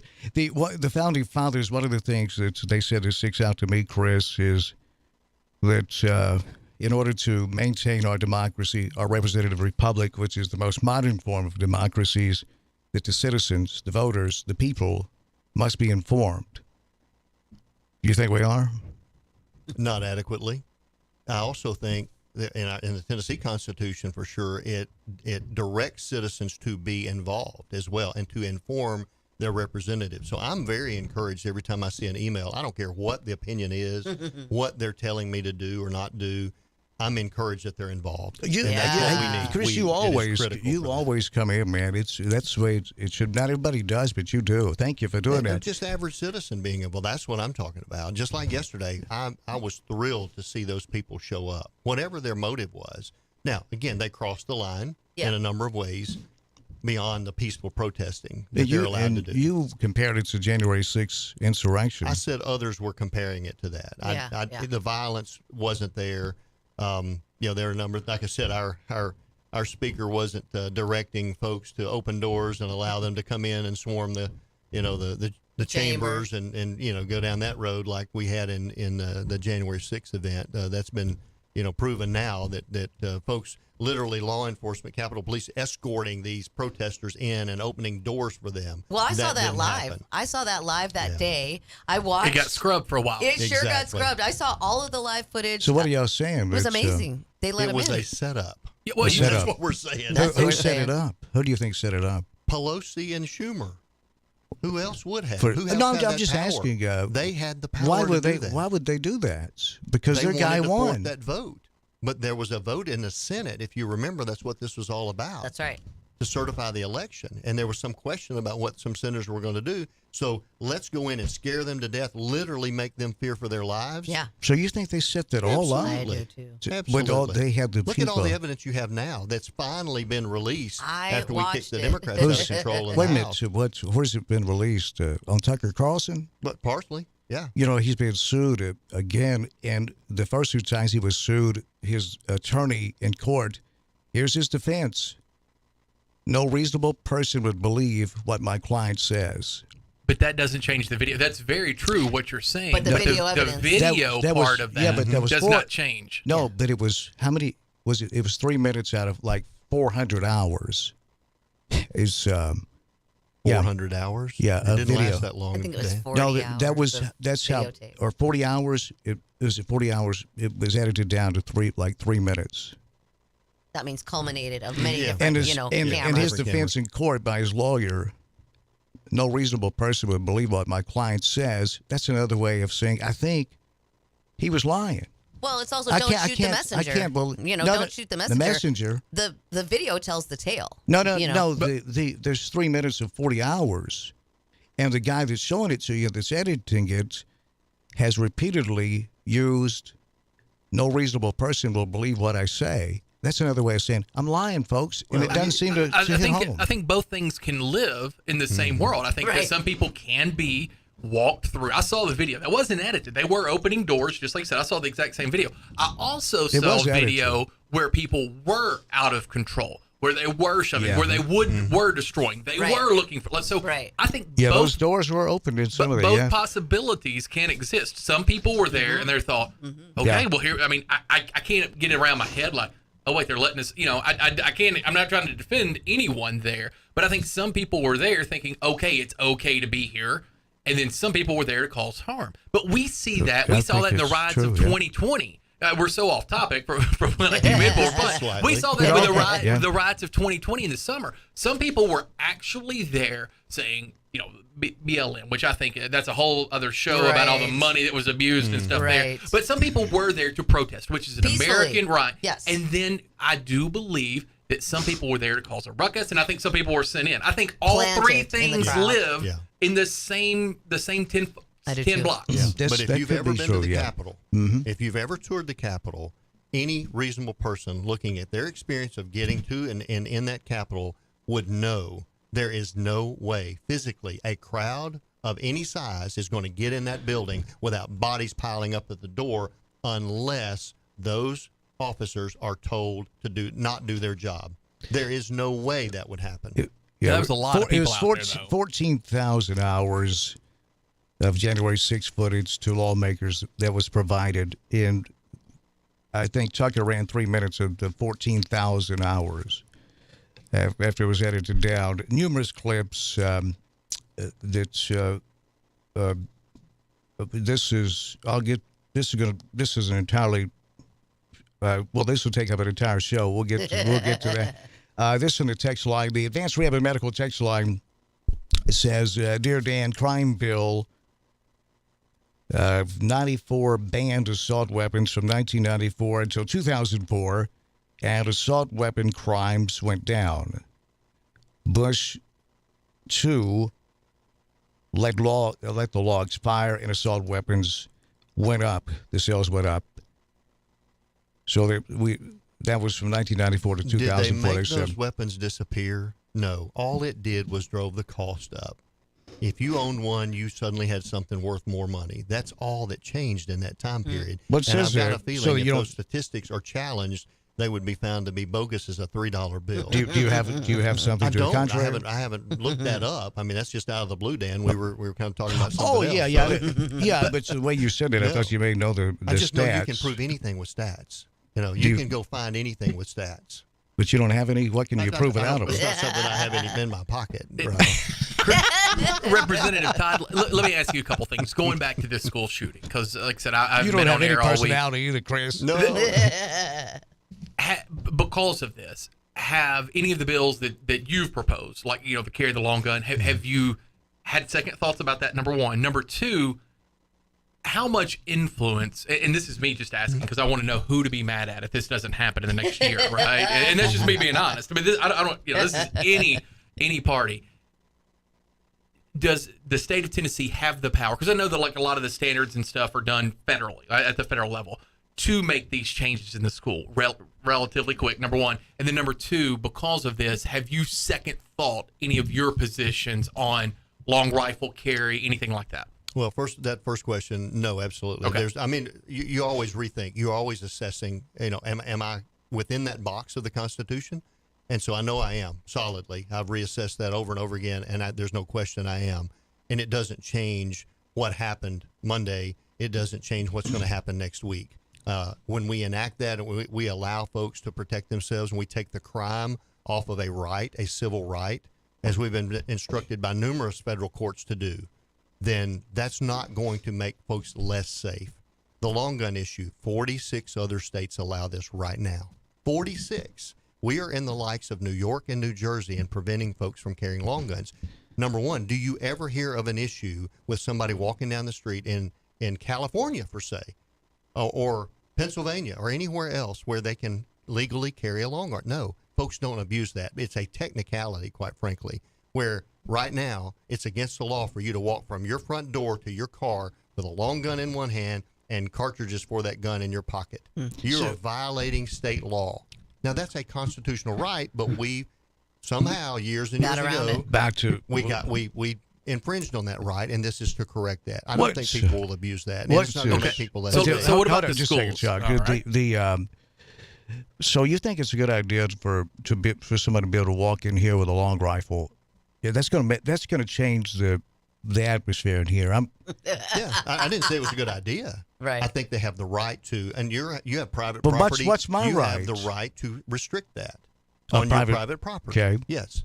But just them walking out of their door to get to their vehicle, it should not be a crime. It shouldn't be a crime for them to get out of their pickup truck. I agree and with go that. To their boat I agree with to that. Put their shotgun in their boat. Yeah. But it is a crime right now. Now there are exceptions to punishment, and that's all replete in the law, which is absurd. But that's the way it was written, and it was done at a time when this country was healing and recovering from a civil war, and there was a purpose behind these laws, and it wasn't very good. I think sadly we're spending way too much money on military because again the deterrent for the American people to have so many guns is why I keep hearing that countries don't invade our mainland. But we'll get back to that in a little bit. These people have taken the time to text in, so let's Advanced Rehab Medical text line is you can text the program at 731-800-8398, 731-800-8398. My name is Dan Reeves. Chuck Walker's here, Laura Lehman, and our state representative Chris Todd is in the house. This one reads, Chris, is there any chance libs and conservatives can have a civil discussion on solutions to gun violence? The U.S. has more gun deaths than any civilized nation. My first response to that is there's absolutely that possibility. But one of those sides is going to have to tone it down, be reasonable with the conversation, and again, stay within that box. And when you want to get outside that box of the Constitution and say, but I'm willing to give up some of those rights for other people, maybe not myself, but I'm going to take them from other people, the conversation ends. You can't go past that. We've all agreed by being born in this country to abide by that Constitution. Fortunately, courts with case after case after case are now saying over and over again, we have to stay within that box. And we've got many laws outside of that box. So as long as that conversation can stay within that, there's productive conversation that will and can happen. 130, this comes in on text line, 130 mass shootings so far this year. This does not happen in any other advanced nation. We are the only country in the world that has a Second Amendment right pertaining to gun ownership. Mexico and Guatemala, high murder rates is what this text says, Chris. And I believe they have some very strict gun laws in those countries. So see how that's working out for them. Australia, same thing. Chicago. Very strict gun laws in Chicago. What about Australia? Right. Australia. As far as I know, I don't know their laws inherently, but I've had some emails from Australia, believe it or not, and seen some comments from there that you can't have a gun in Australia, yet criminals have guns. So our crime is just as bad. We have this same kind of thing going on. I've got some insight to Australia. That's not the case. Now you can't. You can go hunting and things like that. They have guns. The main thing is they get a lot of guns in Canada. They're not as mad as we are. And there was a study done a few years ago that why are we so angry in America versus the gun violence, U.S. versus Canada, for example. It's because the way the news is delivered. It's sensationalized. It's the willingness to mislead the American people. Look at what happened yesterday at the Capitol. And it's the politicians. All that was sensationalized. There was social media state capitol? at the state capitol, and you had individuals inciting this, trying to stir this up when it wasn't. Well, it wouldn't happen without them doing children that. were shot, though. People are upset. Children left school yesterday to be there and were truant in order to come and try to incite. Hell, you couldn't get me to go back to that school if I was 9 years old. Boy, I would be Sure. malignantly truant. Because those three kids that are going to be, they're going to be truant forever. They're dead forever. Surely the school's not open back. No, I wouldn't think so. I can't imagine. I'm talking about the number of people. We had between 1,000 and 2,000. I got you. You're saying people show checking up. their kids Most out. Most of them or are very whatever. young students. So real quick, because I know we're getting close to the top of the hour, does the state of Tennessee have the power? And this is a question, right? This isn't. I'm not setting you up for anything because I just don't know. Do you have the power of the state of Tennessee, or would it have to come to the federal level to fund and make these changes for every public school? And then second part of the question is, technically, could you do anything? Could you do anything to have requirements on private schools? I believe we can allow private schools to do certain things, and we do have the power by law, and I think state law to cover what you just asked. Can we allow people, and that's what a lot of this is permissive. Right. Can we allow folks to have policies in their own schools, private and public, to protect those kids? And I believe we do have that power. There are certain federal laws, and I've asked some questions along that line to show me the difference. Show me what those boundaries are federally and where we can go with state law. But because education's a weird thing, right? It's controlled by the state, but it's governed by the federal government, right? And some of the standards and stuff are passed down from Washington. As a parent, I want to know that something is being done quickly. You know what I mean? There's not a lot I could think of that's more important. And I've watched a million things, from single point entry to multiple entry points with metal detectors. I also have questions. I know we don't have enough time. Could we move lottery money? I know that's for funding higher education, but we have an abundance of that. Could that be? And I don't know the legal parts of it. I'm just trying to think this out in my head, how we could reduce, because I also believe if we outlaw every gun right now, these shootings are still going to happen. I think that we are where we are for right this minute. Now, maybe in the whatever, but for the next 10 years, I think we're going to be in the same boat. So now we got to stop. We got to start plugging holes. Yeah, and I think the biggest plug to that is allowing personnel in those schools to be armed with the training and registering with the local law enforcement, and they would govern that. I think that's cheap SROs. Quite frankly, that's individuals that feel comfortable doing that are willing to get that training. And that deterrent alone will prevent this. I'm confident it will. We don't try that. Where it's tried, it works. But Chris, that is a sad. It's all that's sad to it's say. All sad. But, hey, but we're gonna have to give teachers guns. We need to. I think we need the selling point for being against this is, I don't want my teacher to be armed. I don't. We're not talking necessarily about teachers. We're talking about any personnel in that school. I know. I'm not. I know a teacher. This isn't asked me for that ability. Yeah, I'm not addressing you on this at all. But what I'm saying is, it's a sad state of our country to say we're going to have to give the math teacher a gun in case when the next idiot tries to come in and kill kids.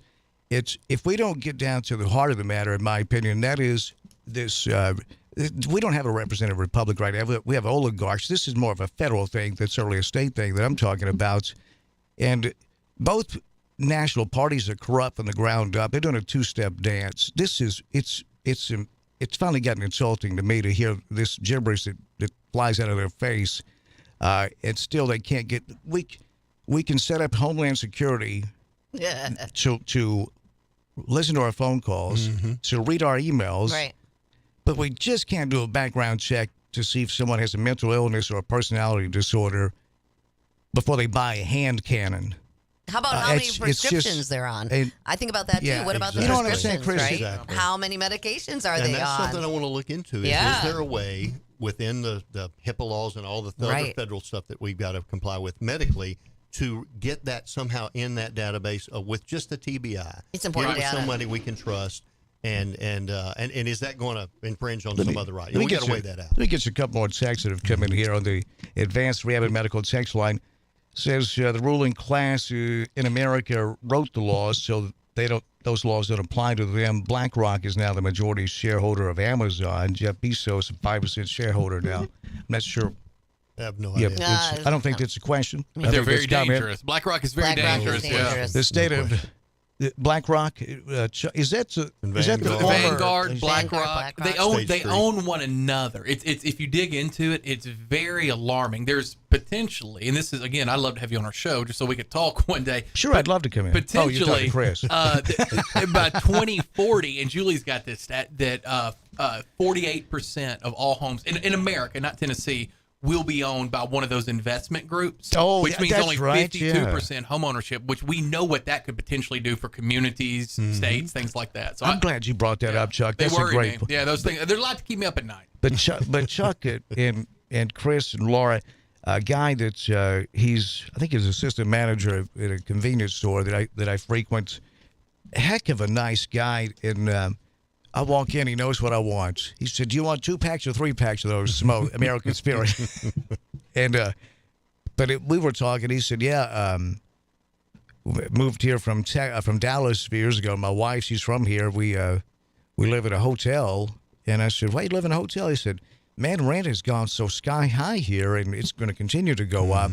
And he's an assistant manager. I didn't ask you what he made as far as his income, but. And I think it's what Chuck just brought up is it's going to get worse with these companies buying up so much. We used to have laws against monopolies because it gives people way too much power and they can buy the government. Citizens United comes to mind. And for some reason, I mean, look at Nancy Pelosi and the ability she had when it came to writing legislation concerning credit cards that she benefited tremendously from. Yep. And there's others on both sides of the aisle. Insider trading secrets on Wall Street, Chris. That's just another reason I brought the resolution to the House floor last week, a little over a week ago, to call for an Article 5 convention of the states for term limits on Congress. Good. Amen. 82% of your neighbors think that's a really good idea. Now, can we get the money and the other out? 18% are congressmen. Yeah, right. That's true. Lifelong. Our own congressmen, most of them from the state of Tennessee, agree with this. This is the right thing to do. Right on. Of course, yeah. This text from the Advanced Rehab and Medical text line. The state of New Mexico allows teachers to carry weapons. They haven't had a school shooting. That came in on the text line, Chris. I haven't researched that. I don't know. Yeah. That may be true. Interesting evidence, right? Just a common sense thought process about that. Is someone going to walk into a police station, shoot out the front door, and think they're going to get more than 10 feet in there? No, they don't do that, and there's a reason for that. They know what they're going to be met with. Right. And that unknown is also the great deterrent. But when you know they're unarmed, where are you going to go if you want to create some kind of a situation like this? Yeah, Chris, this text from the Advanced Rehab and Medical text line, if we ban guns, only the criminals and military will have them. That is going to solve the problem. What about the video games that the kids play that are so violent and the parents not teaching them the reality of real world? We need more armed people in schools to cut down and make them right now what they're saying is they're a target of opportunity. I want to have a bill next week introduced in subcommittee that will allow off-duty police officers and active-duty military to carry in a school. That they can volunteer, they can just come in when they have time, leave, but they don't have to check in with you. Right now they can carry, but they have to either be on orders, military orders to be on that property with a firearm, or if a police officer has to check in with the principal, and this is going to remove those two provisions. And again, that's another little small layer of just the public being able to be involved, and folks that we firmly trust that have been well trained, post certified, all of that. Right. That will be another deterrent within those schools. Chris, do you want to stick around with Chuck for a minute? Lauren, I've got to get out of here. I may for just a few minutes. Awesome. I don't blame you. I got to get a little work done with my regular paying job. Don't be so selfish, Chris. I know. Don't be so selfish. We so appreciate you coming today and everything you do for our state and our people. You always do, Chris. Thank you for that. I'll try to work on my shyness. Thank you, painfully bashful the man is. So he's going to stick around a minute. Julie brought you McDonald's. Wow. So here comes Chuck Walker. It's been a while. Walker Talks with Chuck Walker and Julie Holtz. Bob Ney and Chris Todd's going to stick around for a few minutes with Chuck. This should be interesting. Laura, I love you. Great to see you. I love you too, Danny. Great to be here. Happy Friday, everybody. Be safe out there this weekend. Absolutely.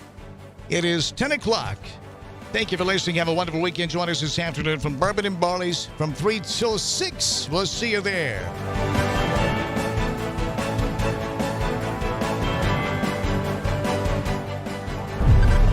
This is WBFG 96.5 FM. 96.5 FM. Parker's Crossroads, Jackson. News this hour from townhall.com. I'm Rich Thomason.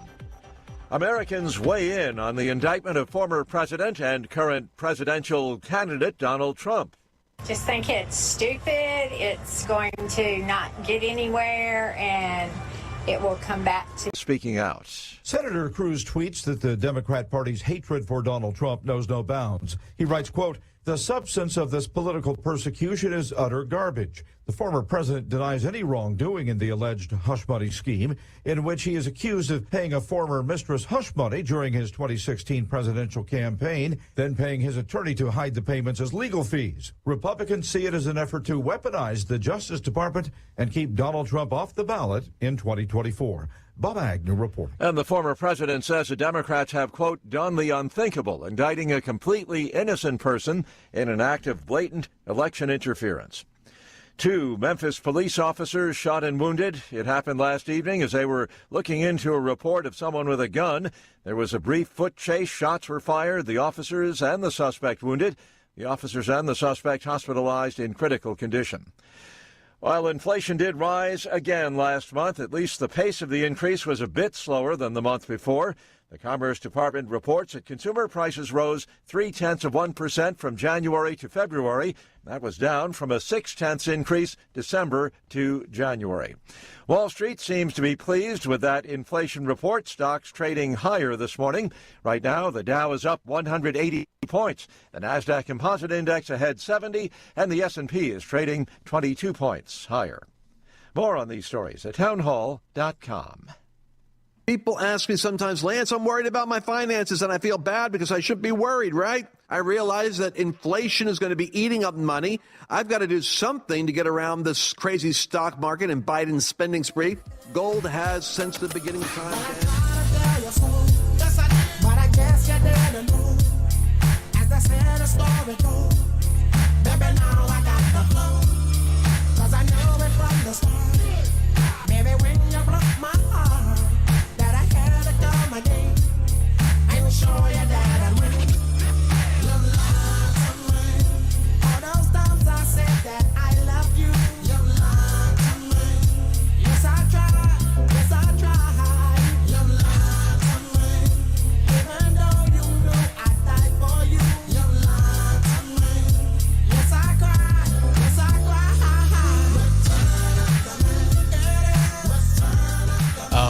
Good Friday morning, all you beautiful people out there.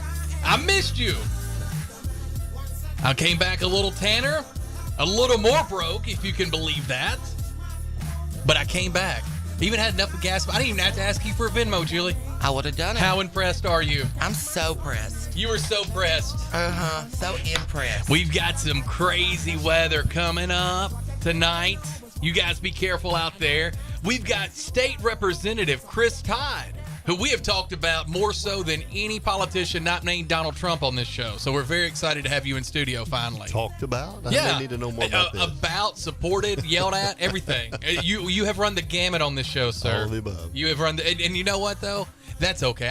People have talked about me on my own show. I don't cut them off. I just let them talk. I got in trouble yesterday. Good. You got a talking to? Yeah, Welcome Rick to gave Talk me a Radio. talking to, and then somebody else called in and gave me a talking to, which I took it. I took it like a champ. It is part of the job, and it's part of your job too. Yeah. Have you realized that yet, Representative Todd? Have you? First day. Bob Ney, our very favorite. I enjoyed your interviews, although you seemed a little bit too giddy when I was gone, Bob, former U.S. Congressman from Ohio. I was just about to say, and I didn't realize you were back today. I was just about to say, Julie plays such more cool music. Oh, I do. Get out of here. Turn of the Mac.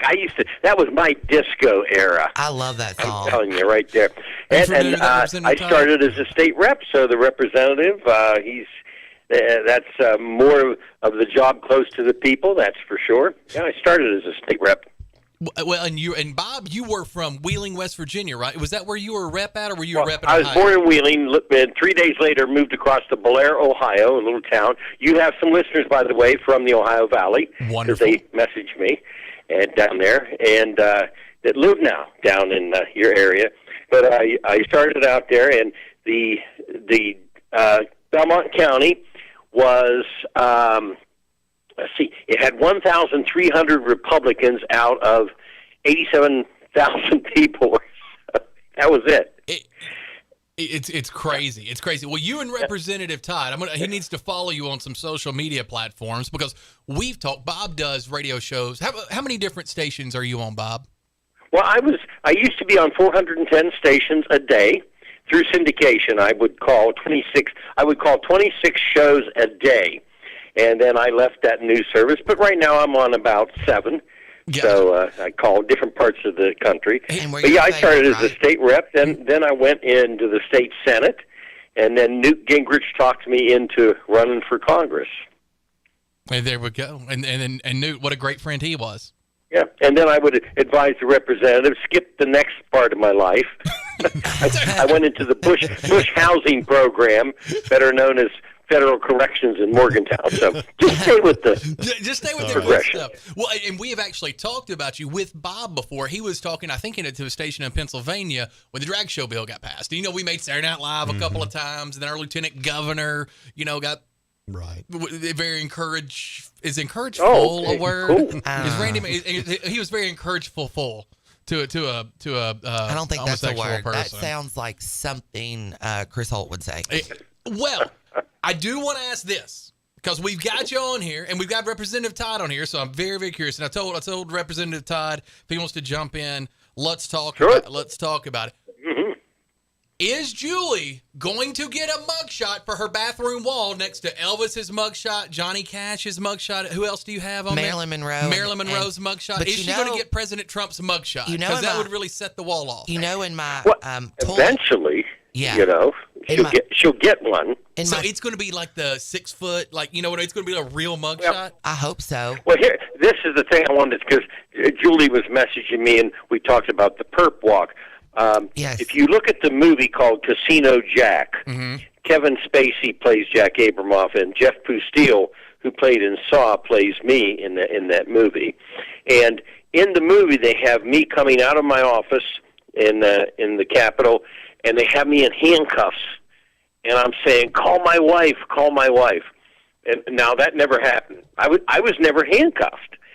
And I said to my lawyers, I said, how come they're not handcuffing me? And he said, oh, no. He said, 1, they don't want the trial in Ohio. They demand it's in D.C. Number 2, they don't want you handcuffed. He said, it'll get you too much sympathy. I said, really? So that's the truth.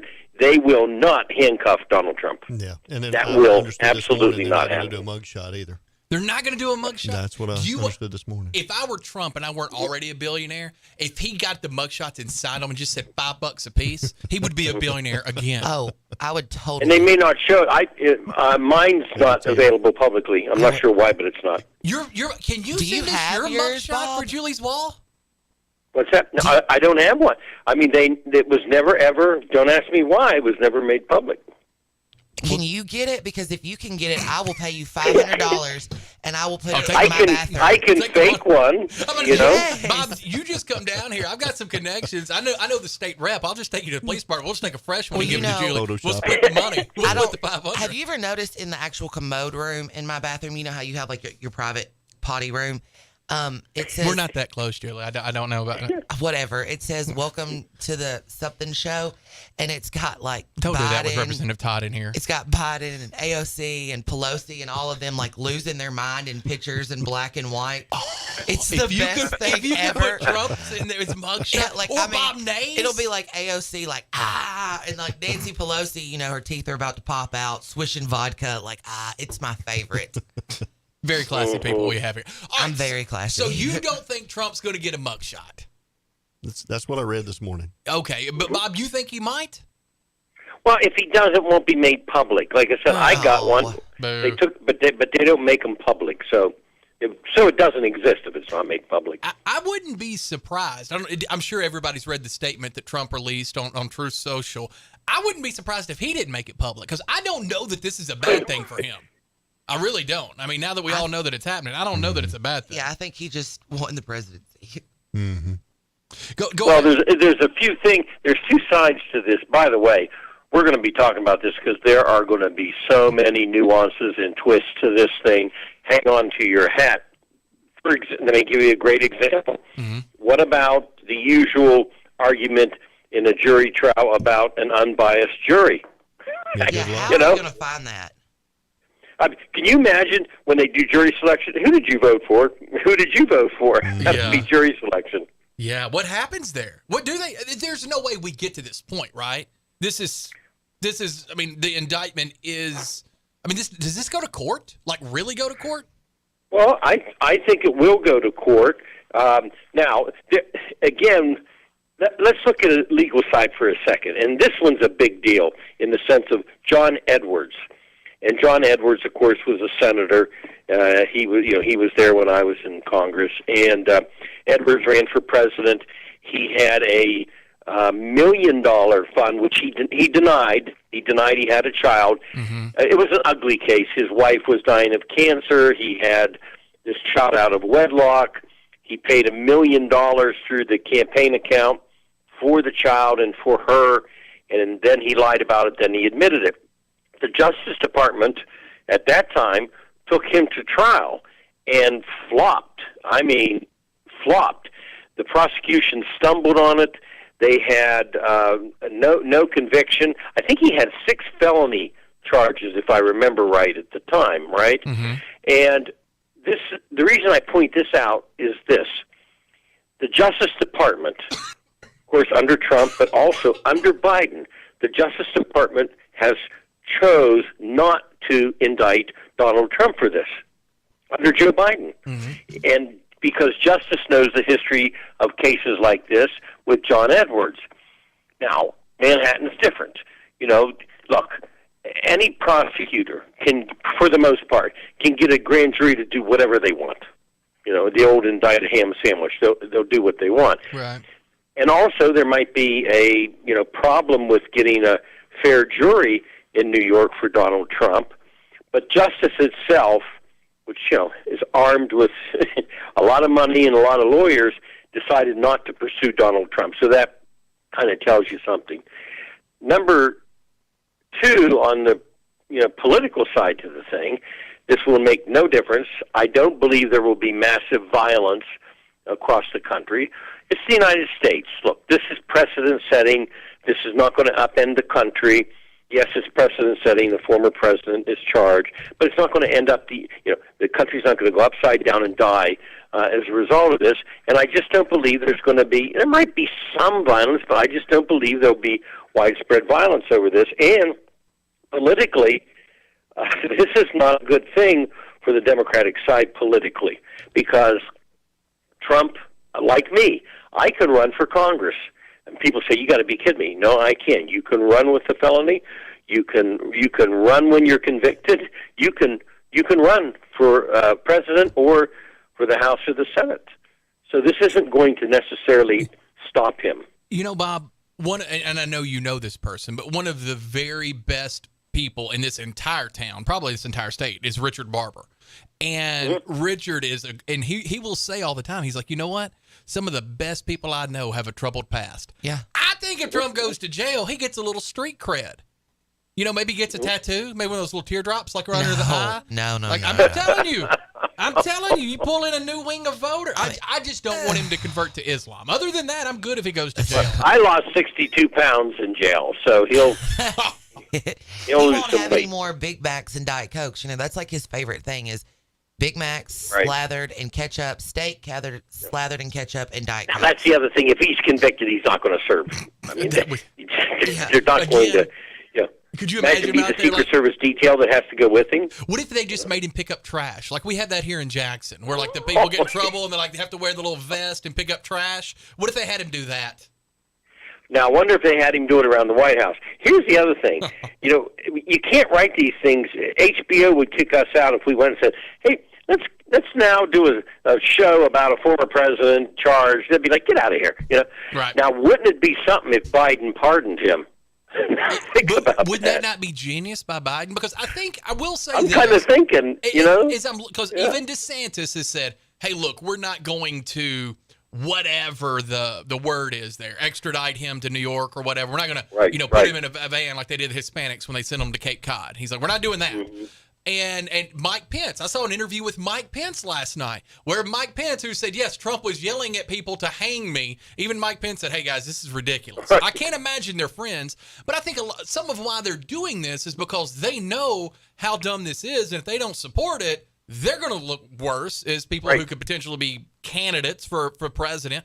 I think Biden, the same thing. That would be, I think you're right. It would be a great way to neutralize this. Well, there's another story that nobody pays attention to, by the way, but this will be utilized eventually by Trump's people, and this is not. It might even be utilized during the trial. I don't know, but there was a fund, and this fund existed. I think it started in 1994. I can't remember. 95 maybe.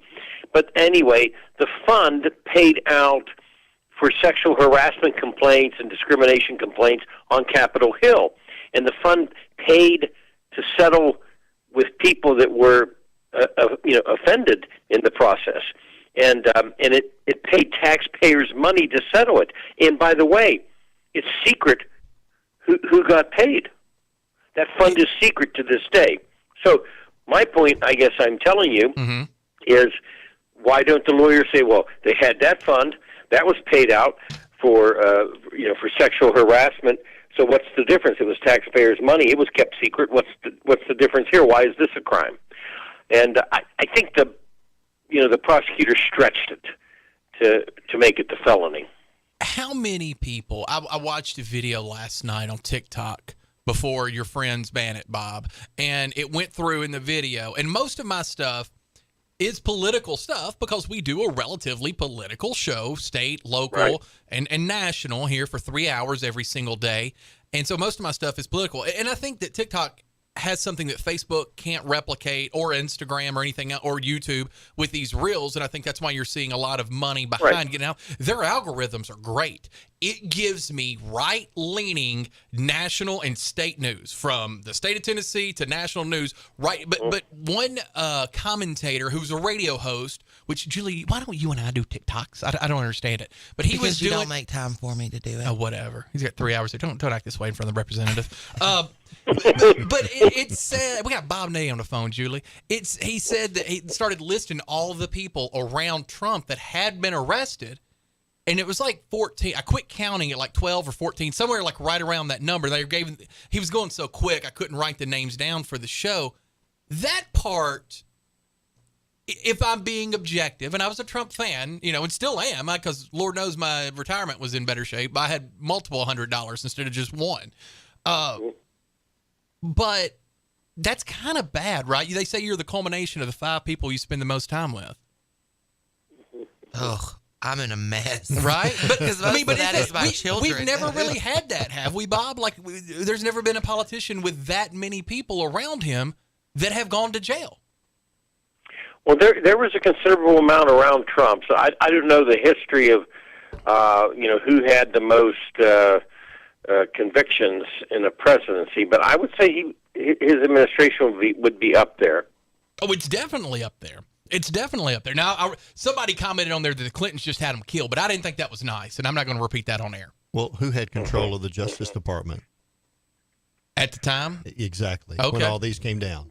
Well, that's true. The Democrats were in charge. And they've been in control for a long time Yeah, in they those have. bureaucracies. They just Oh, yeah, and there's the state representative is correct, because there are institutional people in there. People say, well, that's the Trump administration, but there are institutional people in there that have been there for a while. Mm-hmm. You know, Bob, something that, and this is kind of off subject, but this is interesting. Representative Todd, what is it where you're trying to and I know you brought it to the floor for the state of Tennessee to pass, is it Article 5 for the limits on congressmen, for term limits on congressmen? Yeah, it's calling for an Article 5 convention of the states, specifically for term limits for Congress. We need that. What are your thoughts on that? Oh, by the Bob? way, I did a Google cheat. This is shocking.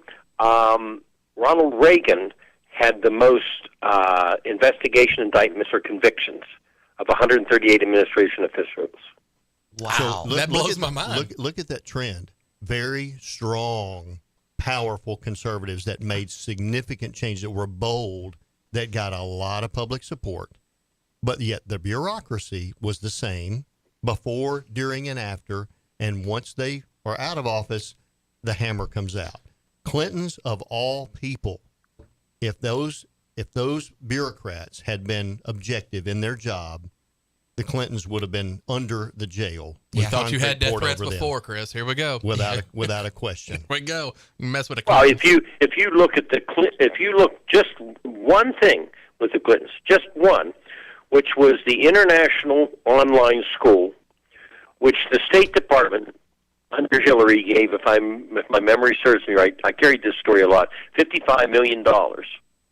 Bill Clinton then became chancellor honorarial, chancellor of the school for like $16 million or whatever. Hey, you want to connect a dot? Convenient. Yeah. That one smells so bad that, but again, like my Uncle Lewis used to say, justice and the law are a million miles apart. It depends who's going to do what.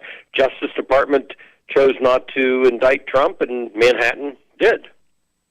It's interesting. Bob, this comes in our advanced rehab text line, 731-800-8398. A couple people said Ronald Reagan had more than anyone, but this is one of our texters that we go back and forth with all day. We really enjoy this. He said Reagan's administration indictments were mostly centered around the Iran-Contra scandal. Mm-hmm. No Google cheat here. Then he did the little sunglasses emoji. So that's pretty good. I didn't know that. That would make sense to me, I would imagine a lot of them were. That's where Ollie North got in trouble. A lot of people got in trouble over the Iran-Contra. Yeah, former U.S. Congressman from Ohio, Bob Ney, joining us, author of the book Sideswiped. Are you a reader, Chris? Not much. No. Not much. Yeah. I'm telling you, I'm not either, but I've started Sideswiped. I bought it when I was on the beach. It's great. It's very, so very good. Yeah, I got it when I was on the beach because Bob keeps saying he's going to come down here and bring me a copy, but I got tired of waiting on him. I am. So expect that check in the mail, Bob. What are people going to, I know what CNN's going to do and MSNBC and all these outlets. What can Biden do or anybody else do, people against Trump? What are they going to say? The first, former president that's ever been indicted? What's the negative impact on this? And is any of it lasting? Because I've always said nobody is undecided about Donald Trump. Not one person that I've never met one human being undecided about him. Right. Again, it still takes his name to the forefront. He still will dominate the news off of this. This will go on. And if he's convicted, there'll be an appeal. If he is found innocent, then it's full steam ahead charging into D.C. No question about it. But if he's found guilty, there'll be an appeal, and he could still run. So I believe this gave some life, in a sense, to the campaign. People would say, "Well, how can you think that?" A lot of people will believe that this shouldn't have rose, to this level, and there'd be all kinds of comparisons. Bill Clinton. When Bill Clinton came out of office, he wasn't taken to trial for perjury. There'll be all of these comparisons people will use in either direction. If President Biden is smart, he will say nothing. This is a court process. I'm not going to comment. Should be his comment. Yeah. If he can even put that many words together. Right. Right. I tell you, this story, I'm curious because the last I'd seen, it said that Trump was going to turn himself in the 1st of next week. Tuesday, I think. Is it Tuesday? Well, I know what we're talking about Monday, Bob. And again, they're not going to do handcuffs. That will not happen. It just won't happen. It would be the best. It doesn't happen in a lot of cases. It didn't happen in mine. It won't happen in his. No, and it honestly shouldn't. Other than just, people like Julia who collect, famous mugshots. Other than stuff like that out there, there's really no need. Well, it depends what you do. Now, some of the people, with Jack Abramoff, the scandal I got involved with, they drug them out of their houses in their gym shorts, But then it depends on the crime. If it's a real hideous thing, then they'll handcuff you. Bob, one more coming in our advanced rehab text line says Bush Jr. or Cheney didn't go to a gulag for invading the Middle East illegally, so this Trump crap is petty politics. So there you go. Like I said, there's going to be all kinds of comparisons out there. There's the legal side to this thing, which good luck. Imagine during this trial of the media and their obsession with the jurors. Looking into your second cousin, if you're on the jury, who's your second cousin, and did they work for Biden or Trump or whatever? There's going to be all kinds of stuff going on that side of it. The legal side is going to be a nightmare, I would argue. And then there's the other side comparing. We've heard Iran-Contra. We've heard about Bush and Cheney, and I raised the issue of Clinton. There's going to be endless arguments. It's everybody but Jimmy Carter. It's every president but Jimmy Carter has been caught up in something. And Jimmy Carter was just a nice man. Not a very good president, but a really nice man. He's a good man. He's a very nice man. I've talked to him, and he's just a nice guy. No question about it. He reminds me a lot of myself. People didn't like, but reminds me a lot of myself if I were nicer. It reminds me of Julie. Oh, okay. Now you got to go, Bob. No, now you're Bob leaving. loves me. Former U.S. Congressman from Ohio, Bob Ney, author of the book Sideswiped, our very good friend. Bob, it's great to hear from you. You did phenomenal last week. I listened on Monday and Wednesday. Okay. I've learned Thank you guys didn't even need me. It made me very sad. Me and Bob are best friends now. You're out. Oh, it's all right. It's not the first time I've been dumped, Bob. It's okay. It's also not the first time I've been dumped by somebody with a record, so we'll just let that sit where it's at. Oh, my gosh. Bob Ney, we love you, brother. Have a great Thank weekend. you. Bye, Bob. Bob Ney there. I love Bob. He's got a great story. You need to look into it because now he was won a rep seat in a 80% Democratic controlled electorate there, won it. Really worked on both sides really well, and was also what I would say the last time our Congress was really effective was when Newt Gingrich was the Speaker of the House and we paid all that debt off. Yeah. Right. Was it the New Deal or the deal with America? I think is what contract with America. I want to break in real quick because this is pretty important. Okay, but then hurry because we only got Representative Todd for a minute. WBBJ has cited this in other places. There was a post going around in Henderson County about Lexington schools, being shot up. And it's a threat, text threat. Yes, there's a post going around about it, and they are putting a bunch of security in right now, and they are looking and trying to find the person behind it. Yeah, they released that this morning. It's great. I'm glad you brought that up. There was a text threat, which you hate to see, and this is a great lead in to my questions for you. And I know you only have a couple of minutes, so you just tell me when you have to go. Copycat. That's a real thing. That's a real fear for parents, and you're a parent too. I mean, you are too. So you're just as angry as I am. I'm sure you have to wear your representative hat sometimes, but I know you're angry. How quick can we expect measurements? Because I disagree with Dan a little bit on. He's like, I don't want our schools to look like prisons. I don't care. I mean, it stinks. That's where we are. It absolutely stinks, but that's where we are. I don't know what else to do, and I think that there are different ways to do it, from bars, 10. I mean, I think there are nice ways to do it where it doesn't feel like you're locked in. But at the end of the day, you ask any of these. We've had 13 school shootings in 2023 so far, from the stats that I've seen. None of those parents would care what the school looked like to get their children back. How quick could we see? And obviously the wheels of government are never going to turn fast enough for something like this. We wanted it fixed on Tuesday, and we understand that's not possible. How quick can we expect to see some things? And surely this would be a bipartisan issue on securing schools, and how quick can we find funding for stuff like this? What is, as citizens out here, what should my expectation be? I think there's funding is in place right now to do a lot of things. We spend probably more than $12 billion a year in this state for public education.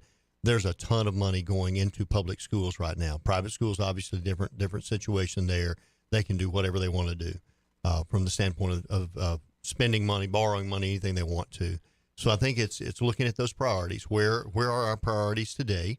And within the money that's already being spent. And I dare say every single school district can make that assessment and find a significant amount of change to implement some real, not necessarily real expensive methods either, but some basic things that they could do and more or less harden those perimeters to some degree, and just ensure that doors aren't left open, things like that.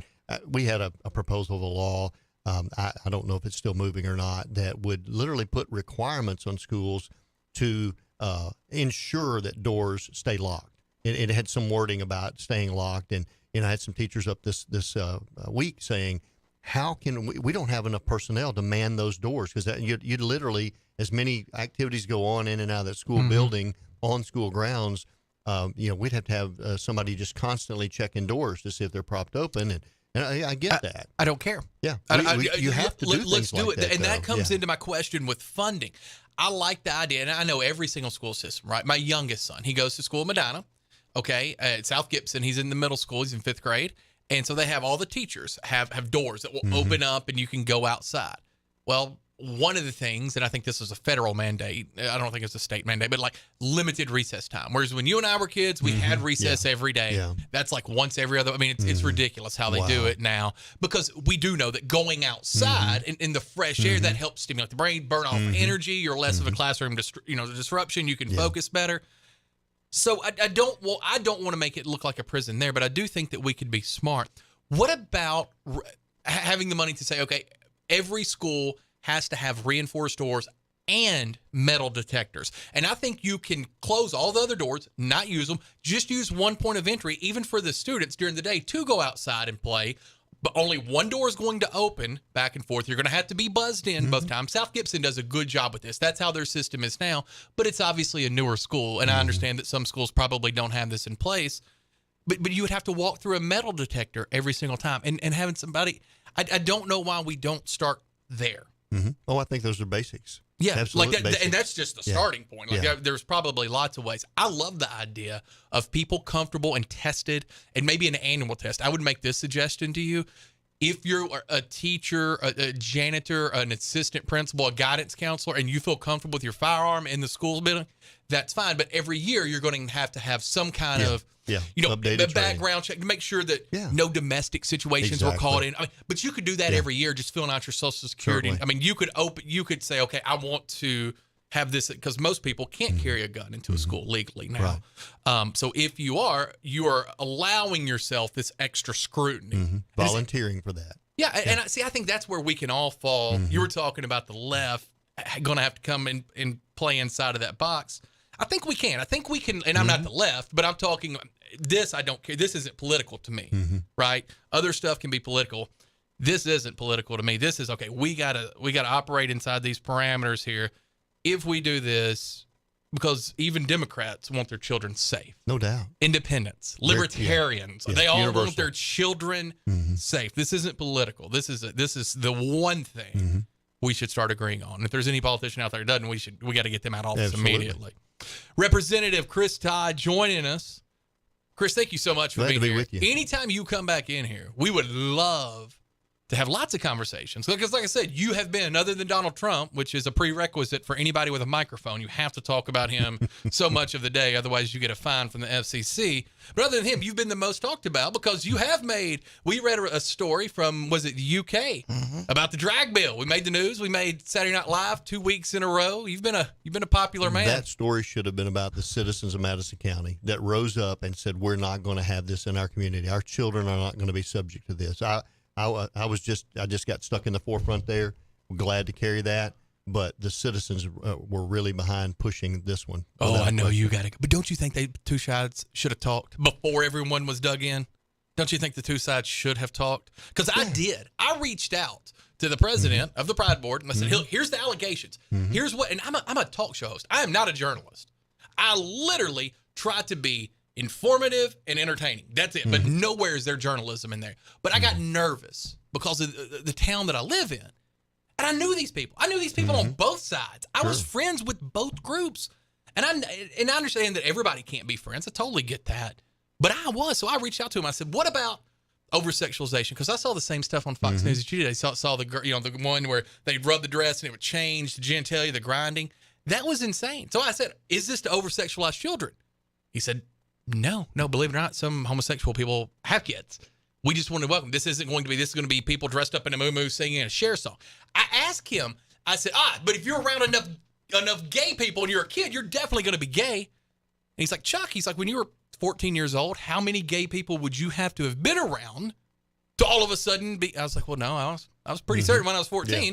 And so there were some questions. You and I, we disagree.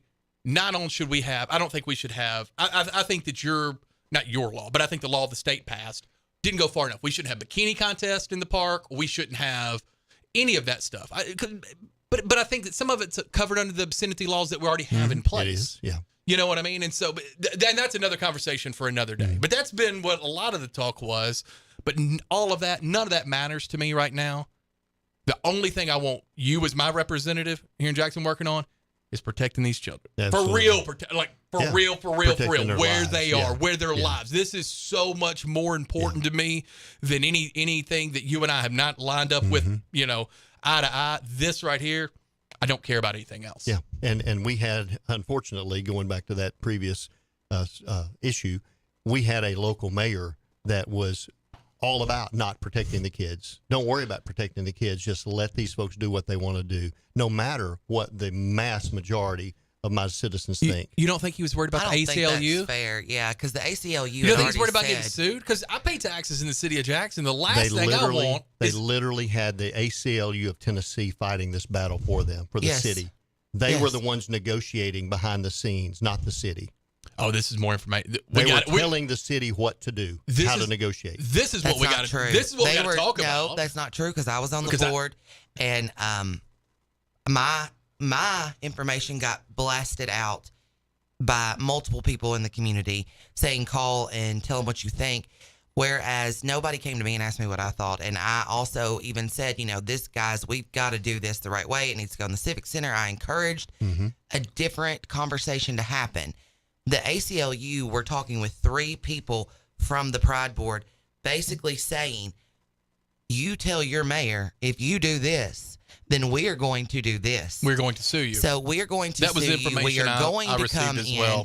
And I was like, why in the world do y'all want this fight? Where we live. Why would you want our city sued?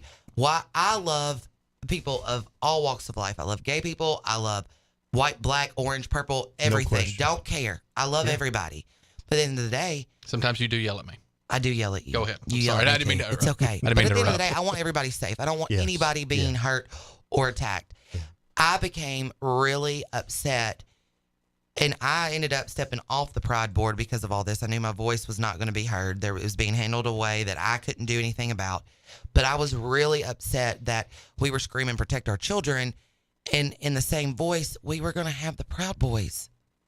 That's not, to me, that's the last thing I want my daughter to see.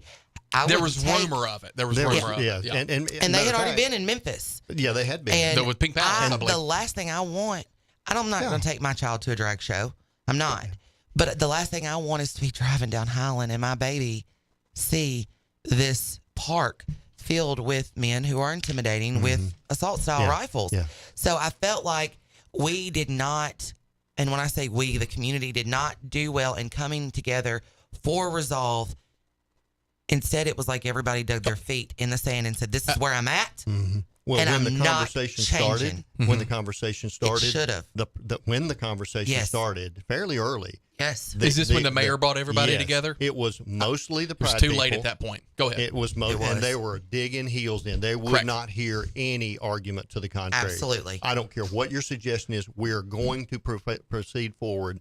But again, to my point earlier, the ACLU, once our lawsuit was filed, they were negotiating on behalf of the city.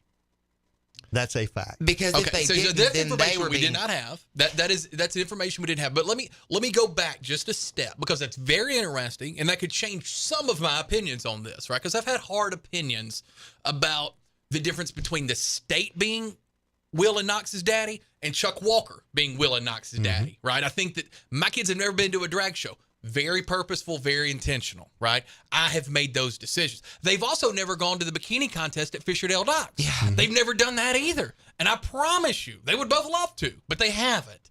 And so, but both of those were my decisions. I think it's a very slippery slope. We talk about, well, maybe for these, what are we doing inside the contest? I think it's the same way when it comes to parenting, because I think that when we let the government, I think we have people who are generationally taking advantage of the government now, or just expecting to be taken care of. And so I think that's that problem with that. Scares the libertarian side of me. I'm a very small government person, but I'll say this, and I've said this to both sides. I've talked to people on both sides, from preachers to the president of the board, and I blame them vehemently. Both. It's with the same.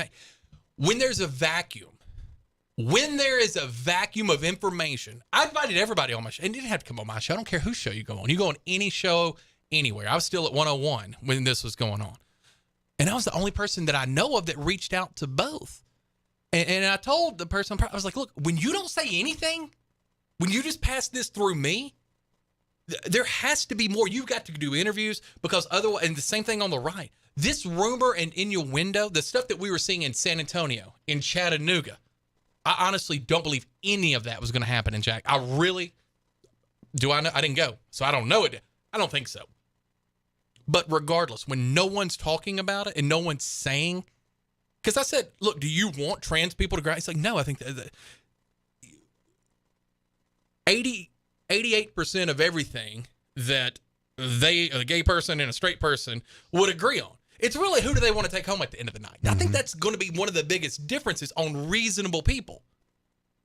That's what broke my heart, because I've never been to Washington, D.C. I don't know if Joe Biden's real or not, right? I've never seen him. You know what I'm saying? I've never seen him, just on TV. But I've also, have seen sci-fi stuff. But I do know the people here that we pump gas with, that we go to. I mean, we've already had people fighting at the Bougie Kroger. I mean, I can't believe that happened under your watch. But we've already had a fist fight at the Bougie Kroger by the produce. You just don't want those things to happen in our community, because what does make us special? But when nobody says anything, of course rumor is going to live. And it sucks. Because leadership is not, this is ridiculous, they're bigots, they're just trying to come after us. Or, well, they're going to take all of our children and turn them, because neither one of those things are true. Right. But when nobody is saying anything, this huge vacuum here, that's where worst case scenario lives. And that's what frustrated me so much, because I hate when I'm the adult in the room. We're really in trouble when that happens. I do know, too, though, that the ACLU was talking, because it was basically said, if you do this, you're going to get sued. So, yeah, they were trying to avoid a lawsuit, because I think that would be completely irresponsible to not avoid a lawsuit from the ACLU for our taxpayers' dollars. Based on your knowledge of the law, and you probably know a lot more than we do, because I know this, absolutely. Researched it. If Mayor Conger and his administration, his office, would have said, you cannot use the park to have a drag show, and they were saying, look, we've reserved the park. We have constitutional rights. Could there have been a lawsuit filed against it? Because Mayor Conger doesn't pay lawsuits himself, right? He doesn't scratch out checks. It would have been against the city of Jackson, the people that live here, our tax dollars. To your knowledge, could that have happened? Oh, absolutely. Lawsuits happen over much less than that. Trump, Again, I passed a bill this week out of the House that, and it'll be signed into law over our ESA bill for 3 years ago, because somebody decided as soon as it went into law, we're going to file a lawsuit, tied it up for 2.5 years, and a bunch of kids couldn't go to the schools of their choice. And so it was, but again, it was frivolous. It was proven to be frivolous at the end of the day. It took 2.5 years to go through. Yes, you can sue for anything. A legit, and you're right. I should have phrased that differently. Could the ACLU could have won this lawsuit against the city of Jackson? Based on current law, I don't believe they could have. Not the I law don't believe now. they would have won. No. But before, 4 or 5 months ago, whatever. At the time. At that time, I don't believe. Okay, they could have and won. what do you? Why not? Because state law, number one, state law, which is obscenity. Well, at that time, the law said male and female impersonators cannot be in public.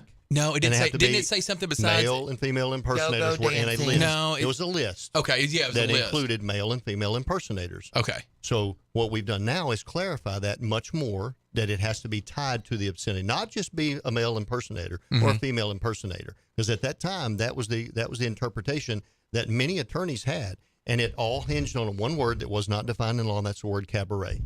So cabaret. That's the word I was looking for. Is a cabaret an entertainment venue, or is it the entertainment itself? The dictionary says it's both. It's a casino. I believe that was absolutely a winnable case on the standpoint of the city. Also, there were 4 ordinances. What now? There were 4 ordinances under city code that the mayor could have used to deny this permit completely, easily.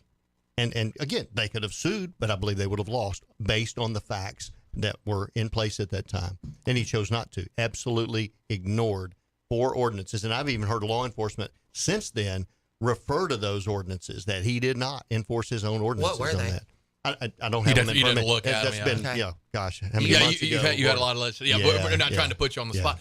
One of them, though, I do know involved law enforcement. It was an ordinance that says that an event would not be permitted if it's going to put an undue stress on law enforcement. That weekend was the same weekend as Lane College's homecoming, and it is, as I understand, I didn't know to this point, but it's all hands on deck all It's weekend. a high attended event. Well, anytime you have an event like that. Yeah, same thing with you. I mean, anytime you have a big event with people coming in. And they would normally not allow this kind of event or something that would take simultaneously that much law enforcement. Next, hypothetically, and you live in the county, not the city, but you still live here. You represent people in the city. Next year rolls around. Whenever I don't know when, I can't even remember. Was it October, November? Yeah, it's always when we're going on fall break. So it's always like the first weekend of October. Okay. Can they have Jackson Pride, or could someone legally have Jackson Pride or whatever town Pride in the park without a drag show, just together? Yeah. Absolutely. What if someone identifies, because there's a person, we saw him at the debate, there's a person here in town who's a born male, dresses like a female all the time now, walks around, goes to work, goes to church, all that stuff as a female. If they were there at Jackson Pride in the park this coming up year, would that be in violation of a law? Not unless they were performing in some amount of undress or, doing some kind of sexualized activities. Okay, because my next question is going to be, my son is 20 and his girlfriend's 20 and she likes to wear his hoodies. I just want to make sure she wasn't going to jail. That's it. Okay. I hate that question so much. Well, no. But here's, because that's what the other side was saying. Yeah. We present every side on this show. Even ones I don't agree with, we still present them on here because that's what you hear. You're like, oh, well, you can't. And obviously that was tongue in cheek. Yeah. But we have to know where the line is. Yeah. Because I think that I don't know anyone trans that I know of, unless Chris does some weird stuff. Do I? Yeah. Yes, I do. See, yes, you do. The whole time. Okay, I do know somebody. You're right. Never mind. But I need to be more judgmental, and that's something I'm working on. I see people too much, and I'm going to change that about myself. They're just people. You're right. Yeah. I really do. I mean, Lord, I've hung out with them a bunch. I just assume they're okay. Regardless, that's a story for another day. I do think that everybody has a unique walk of life on this earth, and I don't think that everything. I think everything is mental illness, but I think we all suffer for it. From Absolutely. sin to everything else. And I think Jesus really does love everybody, not making I this do a too. religious No question. show. Absolutely. And I think that we, me included, all of us, lack compassion, empathy, sympathy. So I think we really do. I think we're all guilty of that. And it did feel like, and I've told people this, I hate defending something that I don't agree. I've never been to a drag show. Never have a plan to go to one. Right? Well, that's not true. I've been to New Orleans, so I'm sure I've been to one. Like, You I'm sure probably walked by one and didn't know. I've walked through one. But you know what I'm saying. I hate defending a position, but I'm such a limited government guy. Even when it's something I don't agree with, I don't say one more thing. I'm going to let you go because you've been so gracious with your time. Yeah, I he's say done on this with us. show all the time, freedom is something that we all should, but freedom to me equals responsibility. Freedom doesn't mean do what the hell you want. Freedom equals responsibility, right? I pay my own bills. I have the freedom to do whatever I want to, but I'm a father. I've got my son this weekend. We just got back from vacation. We have to be responsible, but it can't be the government with that because then I'm not free. Freedom and responsibility, they're the same thing. And I really believe that. So I try to gauge every law or every whatever that's being passed through that lens of freedom and responsibility. Is this going to pull away from my personal responsibilities and my personal freedoms? And I thought that maybe this did, but the way you've worded it, maybe not. Maybe I misunderstood it. And we can still, and correct me if I'm wrong, but from the way that I read it, there can still be drag shows in Tennessee. They're just in a private center and 21 and up. That's it. Yeah. 21 and up. But 18 to own a gun. By a court order now. Not by law, but by court order. 18 to own a gun, Seriously? 21 to see a man dressed up like a woman. I'm talking about carry. I'm sorry. You said own. Right. Yes, you can possess a gun. Is at that 18. because our government, not our government, but our military, you can go in at 18? Well, partly. Do you think that but has some of it? A little bit, but the courts, and I'm talking about not only possess but carry. Now the courts have said, Tennessee courts have said that you cannot treat an 18-year-old different than a 25-year-old under the law. Unless Equal you're an insurance protection company. Under the law. Yeah. Equal protection. So as far as civil rights, they call the Second Amendment a civil right. And so if you allow a 21-year-old to carry, you have to allow 18-year-olds to carry. They have ordered the Department of Safety to start issuing permits sometime in the next month or two. I don't know exactly when it was signed. They gave them 90 days to start issuing permits for any 18-year-old that applied. I don't think, like I said, I have a son that's 20. I don't think That that nerves me a 18-year-olds. little bit. It does but a lot that's of people. because But I have a 19-year-old. Sure, and it is based on the age of majority. What is our age of majority? It's 18. 18. And If you that's the want to sticking move point. everything to 25-year-old, I would be all for that. But Right. that's voting, that is military service, that is contracts, everything as an adult has to be moved to some age equivocally, not pick and choose which one counts as an adult and which one doesn't. You're right, because that freedom That's and the key. responsibility, it's got to be all or nothing. That's the key. Now, I would suggest this too, and I'm not a proponent, but also, I've got a son that's 20, he's almost 21. He was 18. He's like, his decision making's always been relatively good. I hope it stays that way. But he's going to mature more as he gets older, just like we all do. The 3 years, it doesn't make a difference. You're not all of a sudden so much smarter when you're 21 than you are when you're 18. You are when you're 18. Could somebody jump on the alcohol bandwagon next? Which does concern me. All it takes is a lawsuit. See, and that's run what it through the court concerns system, me. and I guarantee you. Not that 21-year-olds make the best decision with No. alcohol, or 45-year-old. I mean, Sure. That does concern me because there's 18-year-old kids. My son was 18 when he graduated high school because he did early fives, right? And so he was 18 when he graduated. That whole year, I wouldn't want him to be in high school bellied up to a bar as soon as algebra was over. You know what I mean? So that would be my only concern, but it still falls under the parameters of you can vote, you can go to war, you can. Whatever that age of majority is, and we can set that definition. And as long as it's 18, all of those need to be 18. Do you know what? This goes to trying to legislate morale every day, all day. The whole thing with the guns and banning assault rifles and stuff like that, you can all kind of put this back.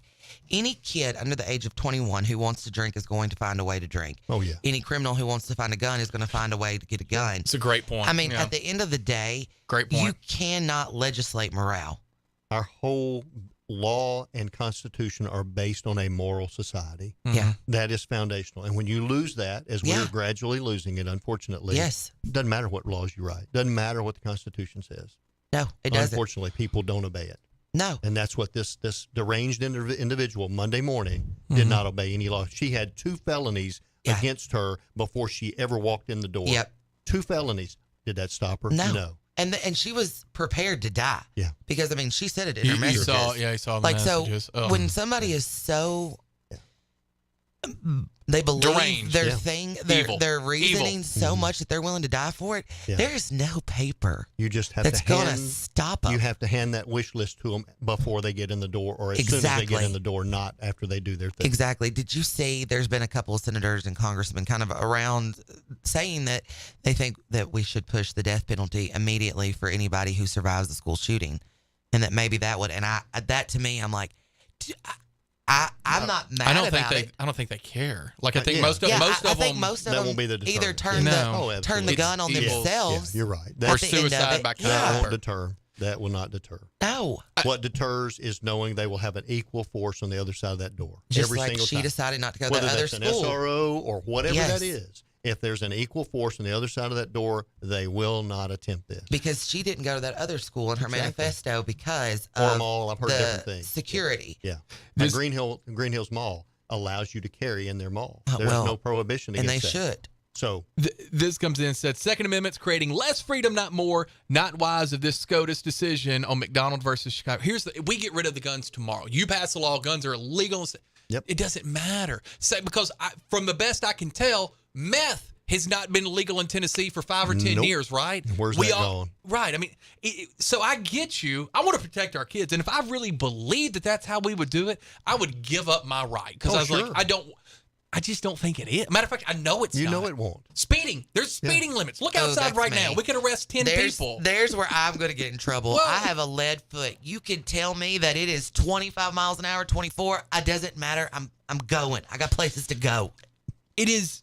It is no unfortunate. comment. I'm going to take my chances. Well, you've got one of those government tags. I get pulled over. I have been pulled over. Can I get a government? Absolutely. Can I get a government? I don't get pulled over because I tell them I'm on the radio. I'm like, I'm going to read your badge number on there. You can pull me over if you want. Can but I you know get a what's government tag for being on city council? Talk to your representative. I want one from the state of Tennessee. I don't know. I've asked Ed Jackson. I've asked Ed Jackson for one. I do too, but he's I was been no help.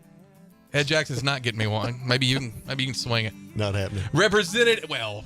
That was really quick and ugly. Never mind. I was about to say something nice, but never mind. He wants the guy that outlawed the drag shows is here. Get out of jail free. Representative Chris. Look, I really wish I could have disagreed with you on more stuff. You're way too reasonable. Try to work on that. Work on that when you come back. It's more fun when we fight. Yeah. Oh my gosh.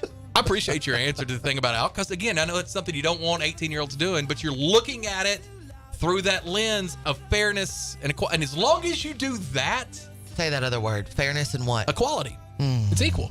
The box we work in. Everybody has an equal right, and they have the equal right to show their tail and break the law. Yeah. We cannot legislate morale. No. Do me a favor and make this school thing the number one thing on your agenda, because I do know you wield influence in Nashville, and every single parent out there, including you. We can all agree on this. It doesn't matter. This needs to be a unifying thing. We need to pass this in record. And we will disagree on the process. We will disagree on what that measure is or those measures are. There's no question. I don't care about how that. much salt you put in the cake. I just want a cake. Yeah. You know? Salt. Yeah, don't you put salt in a cake? I don't think so. I think it's sugar and flour. She never had good cake. Not sure. She don't know any cake makers. I am fat. I have most definitely had good cake. I'm sorry. Acting this way. It's why he never came in before, Julie. Yeah, it's me. Dude, it's totally me. We've had a great time with you. Thank you guys. Please come back. We enjoyed you staying long. And I know everybody's always worn out after dealing with Dan for an hour. He'll wear you down. He'll wear you down. Just try to get him back on track. Is that like, whoa, where were we a while ago? Come back over here. 30 seconds ago. Where were we? His mind. He's got a hamster up there spinning on a wheel. He does. Representative, State of Tennessee. Your representative. You can hear my voice right now. He's probably yours. Chris Todd, thank you so much. Have an absolutely phenomenal day. We got to take a break. We've gone an hour without a break. We're catching a break. We're catching the top of the hour news. Chuck makes his triumphant return after 4 days on vacation. I'll tell you all my beach stories when I come back.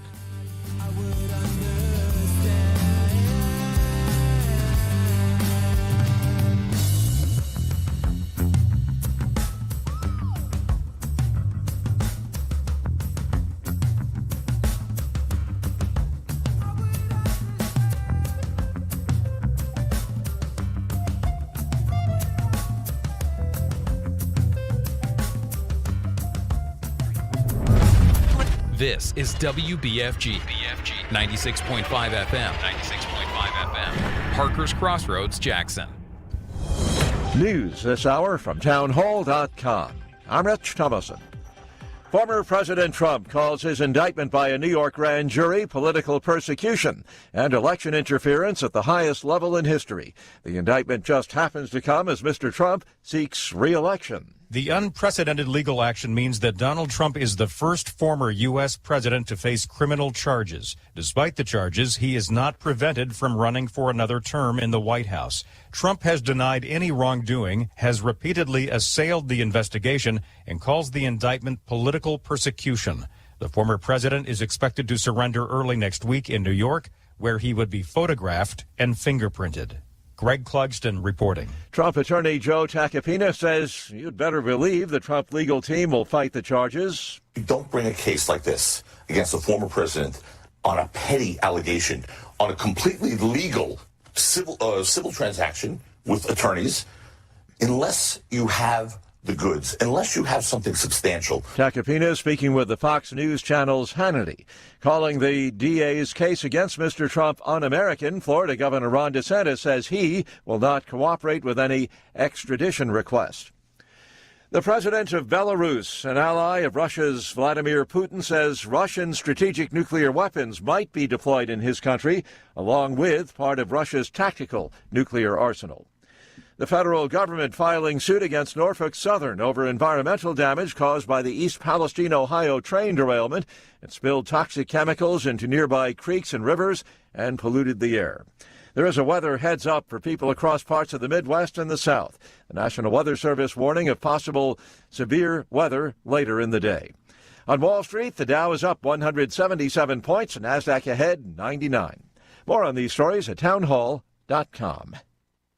People ask me sometimes, Lance, I'm worried about my finances and I feel bad because I shouldn't be worried, right? I realize that inflation is going to be eating up money. I've got to do something to get around this crazy stock market and Biden's spending spree. Gold has, since the beginning of time, been the resource that God's people have relied on. The silver is mine and the gold is mine, is what the prophet Haggai said during a time of great shaking. To protect your retirement, I recommend that you diversify your 401k or IRA right out of paper assets and into physical gold. And the best way to do that is with Gold IRA from the Birch Gold Group. I want you to text the words FAITH, F-A-I-T-H, to 989898 and get a free info kit on gold IRAs. There's no strings attached to this, so just text FAITH, F-A-I-T-H, to 989898 and see what I've discovered here about gold and its ability to stabilize your investment and create a storage of wealth for you in unsteady times. The White House claims new evidence that Russia is looking again to North Korea for weapons. You fight the war in Ukraine. It's the latest accusation that Moscow, desperate for weaponry and restricted by sanctions and export controls, is turning to rogue nations to help its war in Ukraine. White House National Security Council spokesman John Kirby says as part of a proposed deal, Russia would receive over 24 kinds of weapons and munitions from Pyongyang. The deal would provide the North with needed food and other commodities in return. Experts believe the food situation in North Korea is the worst it has been under Kim Jong-un's 11-year rule, but they still say they see no signs of imminent famine or mass deaths. I'm Charles de Ledesma. A record cocaine bust in Norway, more than 1,700 pounds of the drug found in boxes of fruit in Oslo.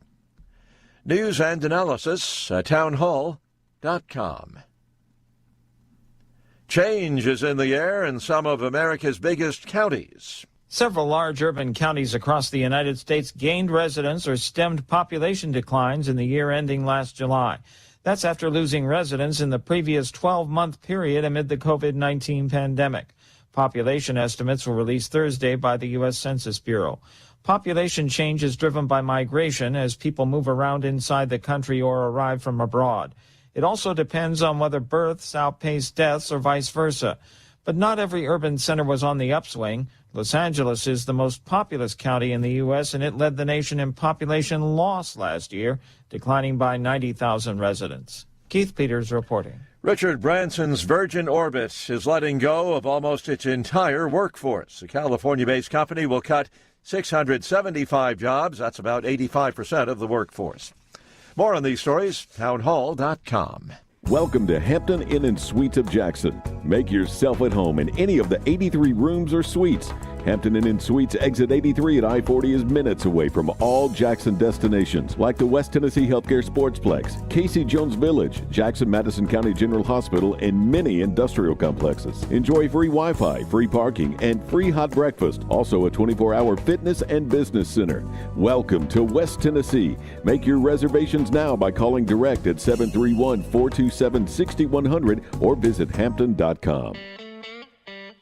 The Rocket is coming to Jackson April 13th, Meridian Baptist Church. Roger Clemens will be the guest at the 4th annual benefit to the Trey Lindsay Scholarship. Roger Clemens has an unprecedented 7 Cy Young Awards, 354 wins, and 4,672 strikeouts. Clemens' career spanned 24 years with the Red Sox, the Yankees, the Blue Jays, and Astros. The 11-time All-Star, winning 2 World Series with the New York Yankees. Silent auction is huge with sports celebrity memorabilia along with hunts, duck calls, vacation packages, restaurant packages, and more. Follow posts on Facebook mentioning items leading up to the event. Call 731-217-7187, 731-217-7187 for table sponsor or ticket information. Brought to you by Work Care Resources and News Talk 96.5 FM and NewsTalkWTN.com.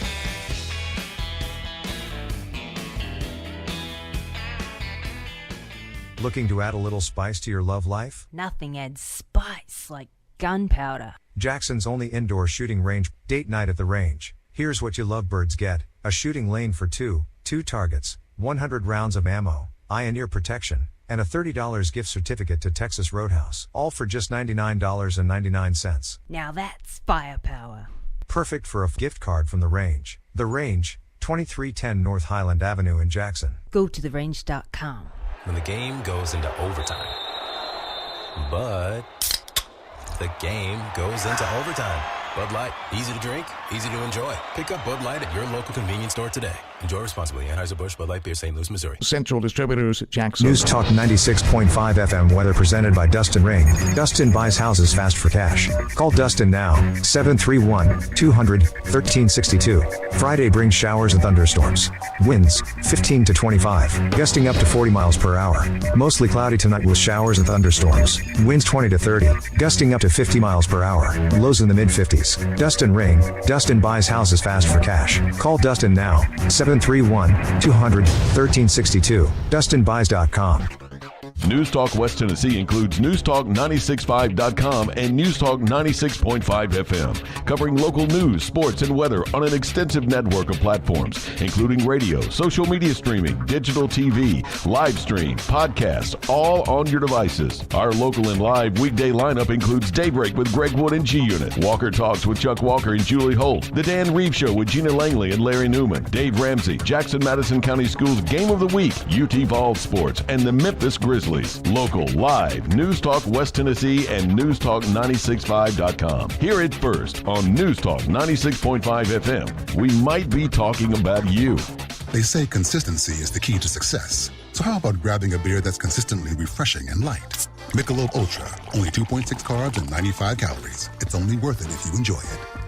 Enjoy responsibly. Anheuser-Busch Michelob Ultra Light Beer, St. Louis, Missouri. Central Distributors, Jackson. What's better than 20% over invoice, or 15% over invoice, or 10% over invoice? How about 0% over invoice? Wait, did I just say 0% over invoice? Hi, this is Sarah Beth Langley at Gene Langley Ford in Humboldt. As your authorized Ford ordering dealer, Gene Langley Ford, in partnership with Ford Motor Company, is accepting new orders at invoice. So our price is your price. There's never been a better time to order your new Ford. Come see us today for details, and let's get your new Ford car, truck, or SUV on its way to your driveway. Struggling with credit issues? Not here. Our finance department can work magic to get you approved. Plus, every new Ford comes with a lifetime powertrain warranty. And if you're looking for a pre-owned car, truck, or SUV, check out the great selection on our lot and online. Updated daily at GeneLangleyFord.com. And remember, March is Ford Truck Month. You really should try Gene Langley Ford before you buy. The dealership service bill. At cost offer excludes Mustang GT500 and Raptor. See dealer for warranty and financing details. Award-winning Watson's Cleaning Service specializes in commercial and residential cleaning. Watson's cleans huge commercial buildings. West Tennessee Agriculture and Education Center, the Federal Court Building in downtown Jackson, Watson's also specializes in residential cleaning services, stripping and waxing floors, buffing, pulling trash, sweeping and mopping, vacuuming, household cleaning, baseboards, walls, dishes, dusting and organizing. Call 731-293-3808. Family owned and operated Watson's Cleaning Services. 293-3808.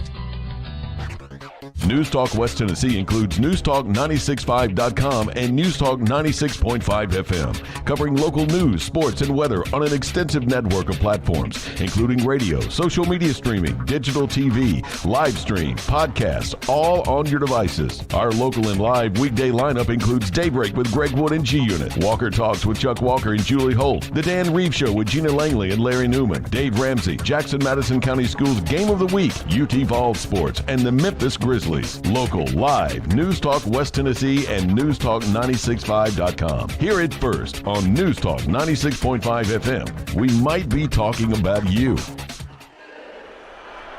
When the game goes into overtime. But the game goes into overtime. The choice to enjoy is easy. Bud Light, easy to drink, easy to enjoy. Pick up Bud Light at your local convenience store today. Enjoy responsibly. Anheuser-Busch Bud Light Beer, St. Louis, Missouri. Central Distributors, Jackson. Looking to add a little spice to your love life? Nothing adds spice like gunpowder. Jackson's only indoor shooting range. Date night at the range. Here's what you lovebirds get. A shooting lane for two targets, 100 rounds of ammo, eye and ear protection, and a $30 gift certificate to Texas Roadhouse. All for just $99.99. Now that's firepower. Perfect for a gift card from the range. The Range, 2310 North Highland Avenue in Jackson. Go to therange.com. My name is Steven and I'm 41 years old. I started having problems with my weight, my focus, my energy all around. I spent thousands of dollars a year on supplements trying to get my weight down, and it never worked. Are these problems affecting your work, your relationships, and your quality of life? You'll be happy to know there's an exciting, natural solution available called BioT. BioT uses a natural way for men and women to correct these problems by safely and accurately balancing hormone levels without the use of synthetic injections or creams. I got the treatment, and it has been the best decision of my life. I feel great. I'm losing weight. I have more energy. I'm getting stronger in the gym, and I can focus so much better. And I notice that I also sleep better, and I'm always in a good mood. And I believe it's all because of the BioT treatment. To schedule an appointment to find out if BioTE is right for you, call 731-462-3596. That's 731-462-3596. Wake up with Wood. Daybreak with Greg Wood.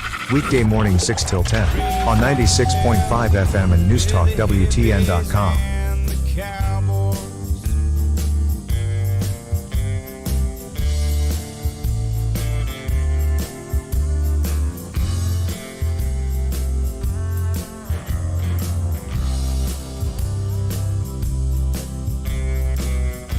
Welcome back in to Walker Talks with Julie and Chuck.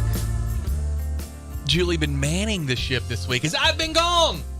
We've got some text messages to catch up on. 731-265-6496. Our CWA Development phone number 731-265-6496. Advanced Rehab text number 731-800-8398.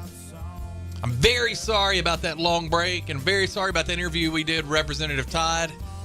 I was wanting it to be much more combative. I did some push-ups before I came on air, just in case there were fists flying in here. But honestly, Representative Todd was pretty consistent with his stances. He really was. I don't know how I can be too upset about that. The one thing is, when we go back to the drag show, I do wish that the both sides would have talked earlier. I'll never move off that point. I think that there was weak leadership on both sides, and that part frustrates me.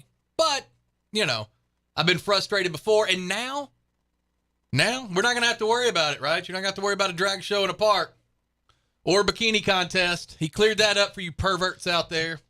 There'll be no bikini contest, Julie. I know you're trying to put one together. Y'all ain't going to see none of this getting down. Unless you go to her. I ain't going to say the word OnlyFans on the show. This is a gentleman's show. We're not going to talk about OnlyFans on here. We've had political people on here today. Getting very upset. I do have to give a shout out to Chris Carroll because yesterday we were kind of having a little bit of a heated argument. Yeah. Not heated, but just, we were talking. You get passionate. That's good. Basically, he was like, you cannot legislate morality. And I'm like, yeah, you're right, bud. Like, I'm down for that. I'm probably going to get that tattooed on my ankle. But good. That would be next. She actually has a state of Arkansas tattooed on her ankle. Negative. But no, it would. I agree with that. But we should, and Representative Todd did agree with me. We need, and we're coming right to these phone calls, we need limited government, more personal freedom/responsibility. It's up to you to not be full of yang. It's up to you to be patriotic. It's up to you to be a good citizen, a good father, mother, daughter, son, community member. I don't know what that is either. I don't even know what this site is. Morningbrew.com. We'll say good morning to you and welcome in. Good morning. Hey, Good what's morning. up, wild man? How are you doing? We're doing wonderful. Did you hear our It's interview Friday. with Representative Todd? No, I missed that. Oh, hey, we'll go Julie back and didn't watch do it. an adequate job of promoting Mr. Chris Todd. Well, we on your didn't program. know. Technically, we didn't even know. He was on here with Dan. I know. And I just held You him. don't I know a held whole him. lot. Who, me? I don't like to brag, but I read the back of a brochure about a guinea pig last night before we bought it. So there we go. Yeah. Did you really buy a guinea pig? Hell yes. Look at this. Oh, my gosh. Knox was sending me stuff. How did you get... Because just right there's the video of that. We got like a 6-foot cage at the house now, too. It's ridiculous. Go ahead, Rick. I thought you might be in Nashville with the rest of the girls. The rest of the demanding that- girls? Yeah, the girls that were surrounding the Capitol building in Nash Vegas Yeah. yesterday, screaming about gun control. How ludicrous. Which I mean, part? How stupid. Which part's ludicrous? Yeah. Well, essentially, you've got a society. The big deal was not to talk about the true root cause of evil that attacked innocents. All right, tell me about this root cause of evil, because I have been anticipating this phone call since Monday. Tell me about the root cause that's of evil. because- Go ahead. Well, but really, there's no reason for discussion. We've already taken care of your stance.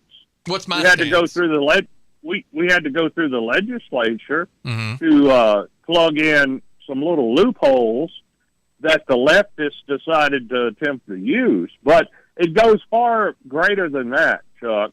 We've also had to create legislation to stop, quote, medical specialists from sexually mutilating or castrating our babies in this state. No reasonable person would ever argue with that at all. Nobody. Oh, no, yes, they would. No, they Yes, wouldn't. they No would. reasonable person would argue with that. Oh, yeah. Who? Oh, yeah. What reasonable See, person yeah. do you know argues Well, with that?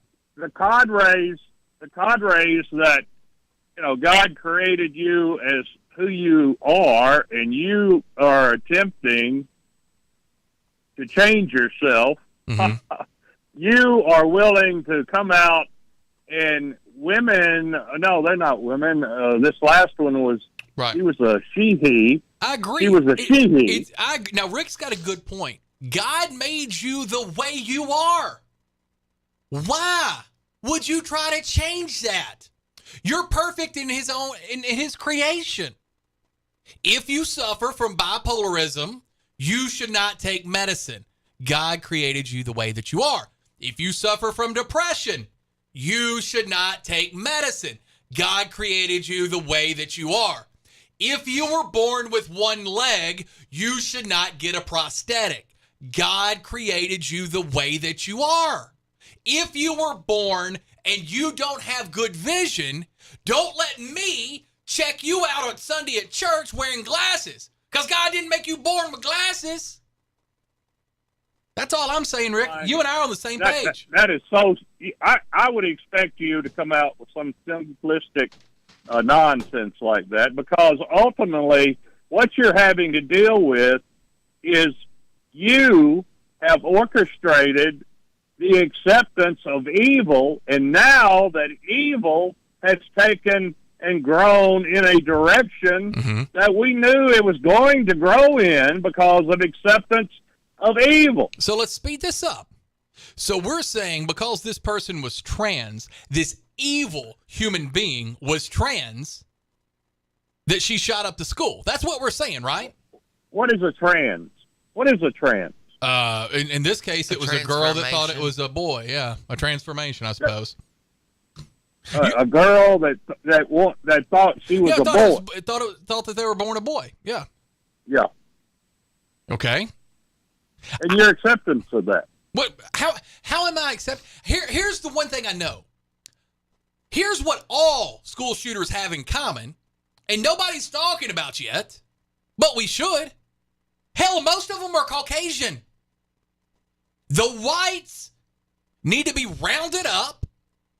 All the white people need to be rounded up because that's the actual truth. This person was trans. I would suggest to you that more so than being trans, this human being was evil. Was evil. Mentally ill. I don't want to be in a world. Do I know anything about being trans? No. Until Julie reminded me, I don't even know it. I didn't think I knew anybody trans. Now I do. You're right. But until we can be adult enough to take the politics out of it, and I'm going to read you, Rick. This is a private message that I got on my Facebook page. I'm not going to read you who from because it doesn't matter who it's from. It doesn't matter. But the message starts off like this. I'd love to hear what you think about this, justifying support of the Alphabet Squad with this happening. You think it's maybe time we stop playing along with these gays and idiots? And I responded, and I was like, this is mental illness. And they said, let me read you this because you're going to like this. It says, gays and trans need to be eradicated from our population ASAP. Now, we've had 13 school shootings just this year. Today we're done with the first quarter of the year. 13 of these. With the exception of one, they've all been Caucasians. I don't understand what the trans lifestyle's about. I don't. I wish I could hate with the fervency of some of you people out. I wish I did. Evidently, I don't love God enough to hate with the same fiery passion and damnation that other people do. I'll try to do better. I'll try to read my Bible more. But when you've got good Christian people messaging me, we've got to eradicate. Now, they walked it back after I was like, this is ridiculous. This is the same stuff that Hitler did to Jews, right? When we use these words, that's fine. But when the preacher tells you to turn around and shake hands with the person behind you, you sure as hell better make sure they're not gay. Evil is evil is evil. That's the common denominator. 100% of the time. I am not a speaker for the homosexual community. I don't understand it. It doesn't interest me. I think our community here dropped the ball in a lot of different ways, and I think that's why we have legislation now, because of it. I think we wasted time in Nashville protecting kids from something that probably didn't even really happen. That didn't even really happen. I don't know of any drag shows molesting children. But yet we wasted our legislators' time because we got so emotional about it, because we got bigots out there who were so scared that they may be gay or a gay person may hit on them. It's too much. It's too much. We live in the real world. One of the most unthinkable things happened 2 hours to the east of us on Monday. People like you, Rick, could not spew out political garbage fast enough. You don't give a damn about the kids or the adults that were murdered by an evil person. You just want to be right. I'm so tired of that. Evil is evil is evil. Being trans, being straight, being Caucasian, none of those things matter. None of those things matter. We wasted time. We wasted time. And if we don't do something quick and protect our schools, these things are going to happen. Because here's what we do know. People do go after soft targets. Evil does exist. But we want to throw evil into a jar and think that we've got it all. That's not the real world. Go ahead. Well, you don't try to live in the real world because you make statements that have no basis whatsoever. Which one? Which one were you confused about? The last 10 minutes of your little tirade. So all the gays are coming after schools. All trans people. Hey, man, you brought it on yourself, okay? By letting everybody do whatever they want to do and they are to be accepted. No. They are not to be accepted. Right. Just like those blacks. Just like those women who need to vote. That's when it went to hell in a handbasket. World War II, when they realized they could work and earn a living. Just like those Mexicans coming here to work. Because we got people that won't show up to jobs right now. I agree.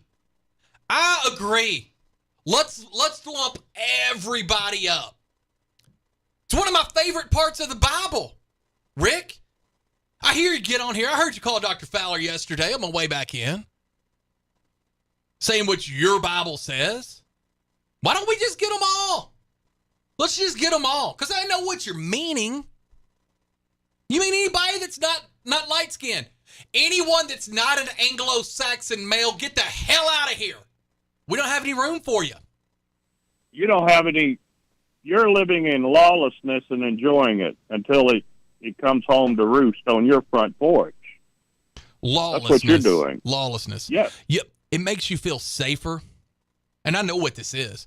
This is fear. Fear manifests itself in a lot of different ways for a lot of different people. Makes you feel safer if every gay person or every trans person out there is a killer, right? Is evil, is demonically possessed. Makes you feel safer because, now we know what they look like. I'm going to suggest this to you.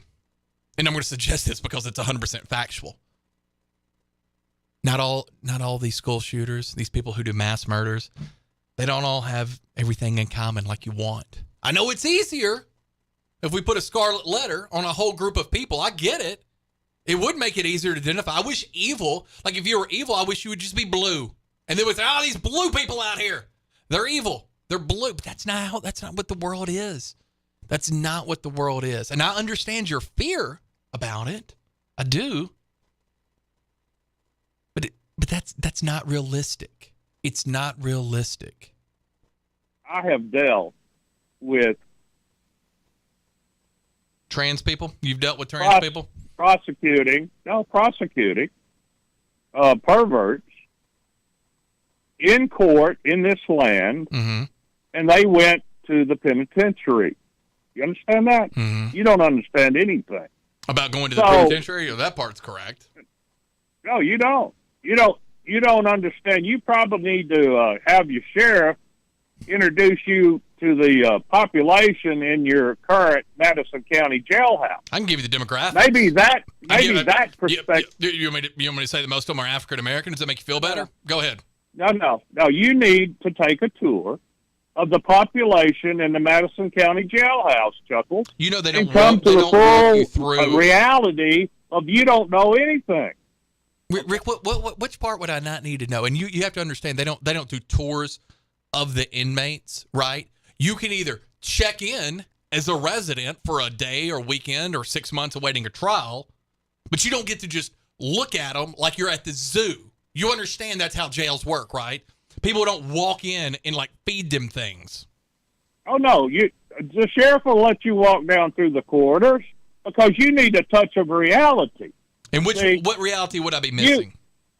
Well, you would come to the sole bottom of the root of evil and perversion because those folks have raped and sodomized and killed because of their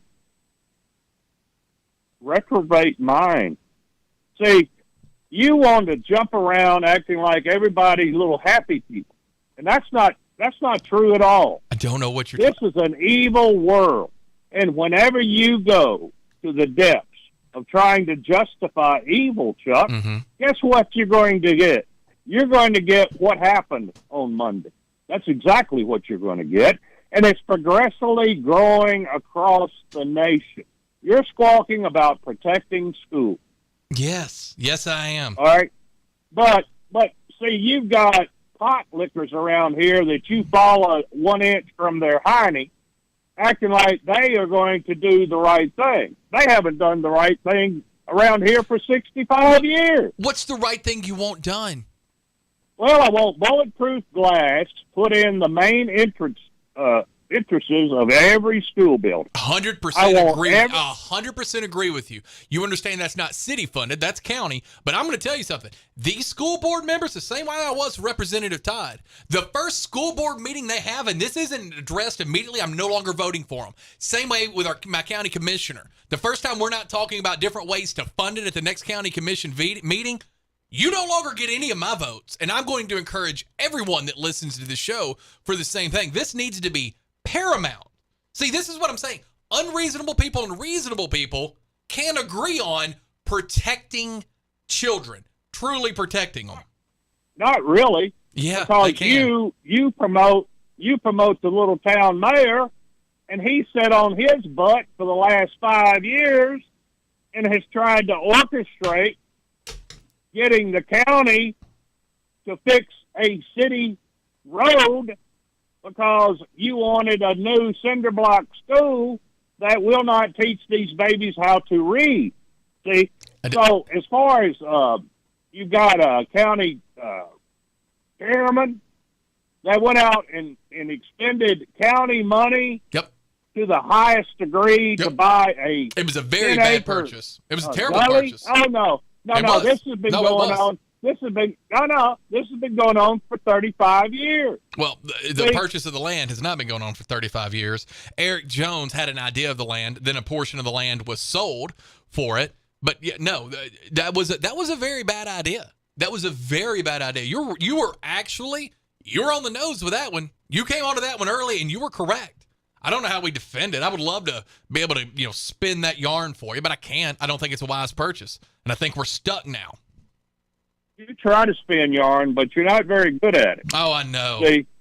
Oh, you're not. No, you're not. And not only that, but then Julie tries to bring up, quote, title deeds.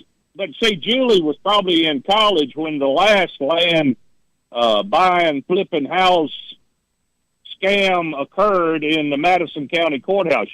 Madison County Courthouse is supposed to be a place of civility and justice, but yet the county allowed young people getting married to be forced to pay a county commissioner. Right, and that was a stupid story, but if that's what's really wrong with our town... That was just a few years ago. If we're talking about school shootings and you're talking about that commissioner who charged people to get married, I mean, I don't want to say I don't give a damn about that, but holy smokes, we've got big fish to fry, and you're trying to fillet a minnow.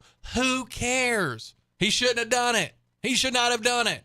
He'll get in trouble, or he won't. Honestly, I don't care. No one cares. He should not have done that. See, but it was against the law. What do you mean you don't care? I don't care. He charged people to get married. You don't care because you're lawless. Pay it back. Lawless. Right. Lawless. Yeah, you're lawless. You don't. Where are we going to put these trans people and these women that are trying to vote? Where are we going to put them? Because unless Josiah's got that teleportation device working now, I don't know that we can take them back to 1918.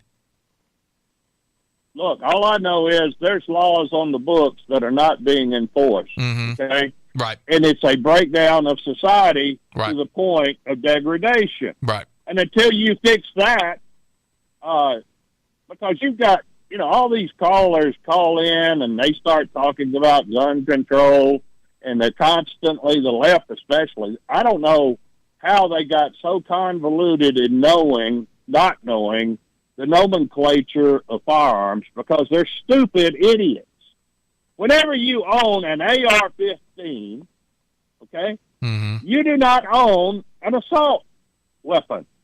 In order for an assault weapon to be in your possession, it must, okay, have a sear and a selector switch that goes to fully automatic. Do you know why people don't hunt deer with AR-15s? Do you know have an idea? Guns. Do you have an idea? See, they have two calibers. You got a .223, which is a upgraded .22 rifle. Correct. And that's what typically people carry, because that's what they can afford. Now, they think they're Rambo, but they're really not, because they don't even know what they have gone and bought. Yeah. See, and then your age group are not satisfied with a weapon being a tool, so they want it to be a play toy. So then they take and they buy every stupid plastic accessory to make them look bad as Rambo. That's I agree, but I don't care what somebody does with that. Julie, and what did he get on with you yesterday about? Because that's why I'm yelling at him. I want to make sure I yell at him for that too. What was he upset with you about yesterday? We had a disagreement on that little triangle parcel of land at the end of Main Street and Airways. That the city bought it, and he said that's something I'll bang on Conger about, because that's stupid. I don't like closing that road. No, that's not what we're talking about. Oh, I thought you were about closing the road. No, very upset about that. He said the city gave it to Frank McMean and that he owned it, but when we pull up the courthouse retrieval, the city's owned it since 92. Right. Since 1992. Or 18, doesn't matter, for a long time. Yeah, and it's about 1.8 acres, 1.9 acres. And it's not Frank McBain's. So the city just didn't give it to him. Oh, I don't know. I just said we're not going to sit here and say that. I mean, it's not true. Right. But he said that it was basically there's a scheme, and I'm not privy to it. Right. Okay. And listen, has bad stuff happened in our town before? Has money been used dastardly? Rick, I'm not going to say that you're lying about that. We talked about that yesterday. That I actually sold off and listed some stuff that had been bought under a pretense that did not happen. And so, I mean, I know that, yes, it does happen. Right. But that was not this administration. Right. That did those You understand one of the first things this administration did during Congress mayorship is they had everything audited, right? It's like buying a business, say, come audit this, I'm going to see what it's a smart business move. It makes a lot of sense. But again, if we want to bang on Mayor Conger for closing down Lafayette, I will lead the protest because I think it's dumb. I thought it was really dumb when I worked down there. I don't work down there anymore, but still, if I go to the farmer's market, I'm going to be very upset about it. So I will agree with you there, right? We can find common ground to bang on him, but you can't say that he's in charge of putting bulletproof glass in school systems. That's not what he does. That's a county thing. Rick, this comes in for you. It says, you're on fire, Chuck. Oh, that was for me. Thank you. It says, I have a feeling that if 99% of the school shootings were conducted by black people, he would definitely bring that up. Yeah, school shootings are done by white people most of the time. I don't understand why. I don't think it's because they're white. I think it's because they're evil. I think that's the commonality. Well, I will say, and I probably will get slack for this, but white people usually do the most heinous crimes. Why? You trying to bring up the Crusades? Are you trying to bring up what we did to the Native Americans, giving those people polio blankets with children? Who eats people? White people. Anglo-Saxons. Anglo-Saxons are crazy. I would suggest to you, though, Rick, it's because they're just not me, not you. Well, maybe you. You're a little crazy. Not Julie, right? Evil is the common denominator. This comes in, Rick. It says, I wonder who has more blood on their hands throughout history. Trans people or people killing in the name of religion? It's obviously trans. You're going to have to do that per capita. It's obviously trans. You're going to have to do it per capita. It wouldn't even be close per capita. This comes in and said it's mostly poor and working folks in jail. Rich folks don't go to jail. That's great news for me because I know Julie. Well, that's not true. I recently went to a prison Yeah. That was all rich folks. Yeah, you did actually. Yes. And you saw a famous part you can't talk about on air. I met Todd Chrisley. You met Todd Chrisley. Exactly. Little J journalism. That's Julie. This comes in on our advanced. Oh, Rick, you're going to love this. And I agree. We'll need to raise county taxes to pay for these security measures for public schools. You want your taxes raised, Rick? They're going to reassess that house. No, see, Conger promised $1 million to the school system that he hasn't divvied up, okay? Mm-hmm. And that was in the first 6 months of y'all electing Little Dummy. Mm-hmm. Now, as far as Julie's discussion about Frankie McMean Mm-hmm. getting a deal cut with your current mayor boy, okay, that did happen, Julie, and it's in the archives of your city council meeting. How do you have better real estate stuff than Julie does, being a realtor? I did call about that yesterday, and there's not. No, it's not true. I can't believe you give It inaccurate did. information. Oh, nothing is true now because of election time. But guess what? See, Conger baby. Let me tell you something. In the state of Tennessee, you do not own the property until the deed is filed. Okay? So there has never once, not one time, been a deed filed on that parcel of land ever with Frank McMeans. Now, if they gave him a land lease for something for the foundation, that's a whole nother story. But there would be revenue coming in on something that wasn't bringing revenue because it is a city-owned piece of property. And it's really weird shaped. And that means that the city doesn't pay taxes on it. So if they land leased it, well, we should be glad we're getting some revenue on something that normally would not produce any bit of revenue. Not really. But there you is should no. be happy for getting money. Yes, there is no deed. There is no deed. So without a deed, there is no transfer of ownership, and there is no Frank McMean owning the triangle piece of land right down from the Jackson Sun. Well, all I know is that You political heat turns baby Conger redder than a firecracker. Political and heat. Ultimately, yes. Y'all are always sneaking and conniving, but the truth comes out. Y'all are just a small little town, okay? Yeah. And you're trying to be something that you'll never be. Never. Right. Because you allow cronyism to control your every breath. Right. And so, Chuck got on the podium and was ranting and raving, and the mayor was going to give free access to the city facility for the gay, lesbian, LGBTQ recruiting concert. They tried to put on, and you're right. recruiting concert. Again, Rick, and this is where you and I do have a disagreement. When I was young, I don't know that I was around a lot of gay people, but when I was young in the 80s, gay people didn't talk about it a whole lot. I don't think that there was ever a number of gay people I could have been around that would have, made me gay. I understand that for you may not have that security. I do believe you're born that way. I don't know why anyone would pick to not be gay. Rick, I grew up very poor. If I could have picked to grow up very wealthy in Crockett County, that would have been a lot better for me. I didn't get that choice. I wish I could have grown up to be wealthy. I wish I could have had a Z71. The very first Z71 I ever bought was actually a 4x4 that I ordered stickers for and put Z71 on the back trying to trick people. Yeah, I mean, I get it. You and I have a disagreement with that. I'm sorry that you think that if you are around enough gay people, you will be gay. If you're around enough Mexicans, you will become a Mexican. If you're around enough women, you will become a woman. That's what you're saying. No, what I'm saying is you need to go to the county jail and have Sheriff Wisner give you a wise up. Wiser is his name. You better keep his name out your mouth. Weiner.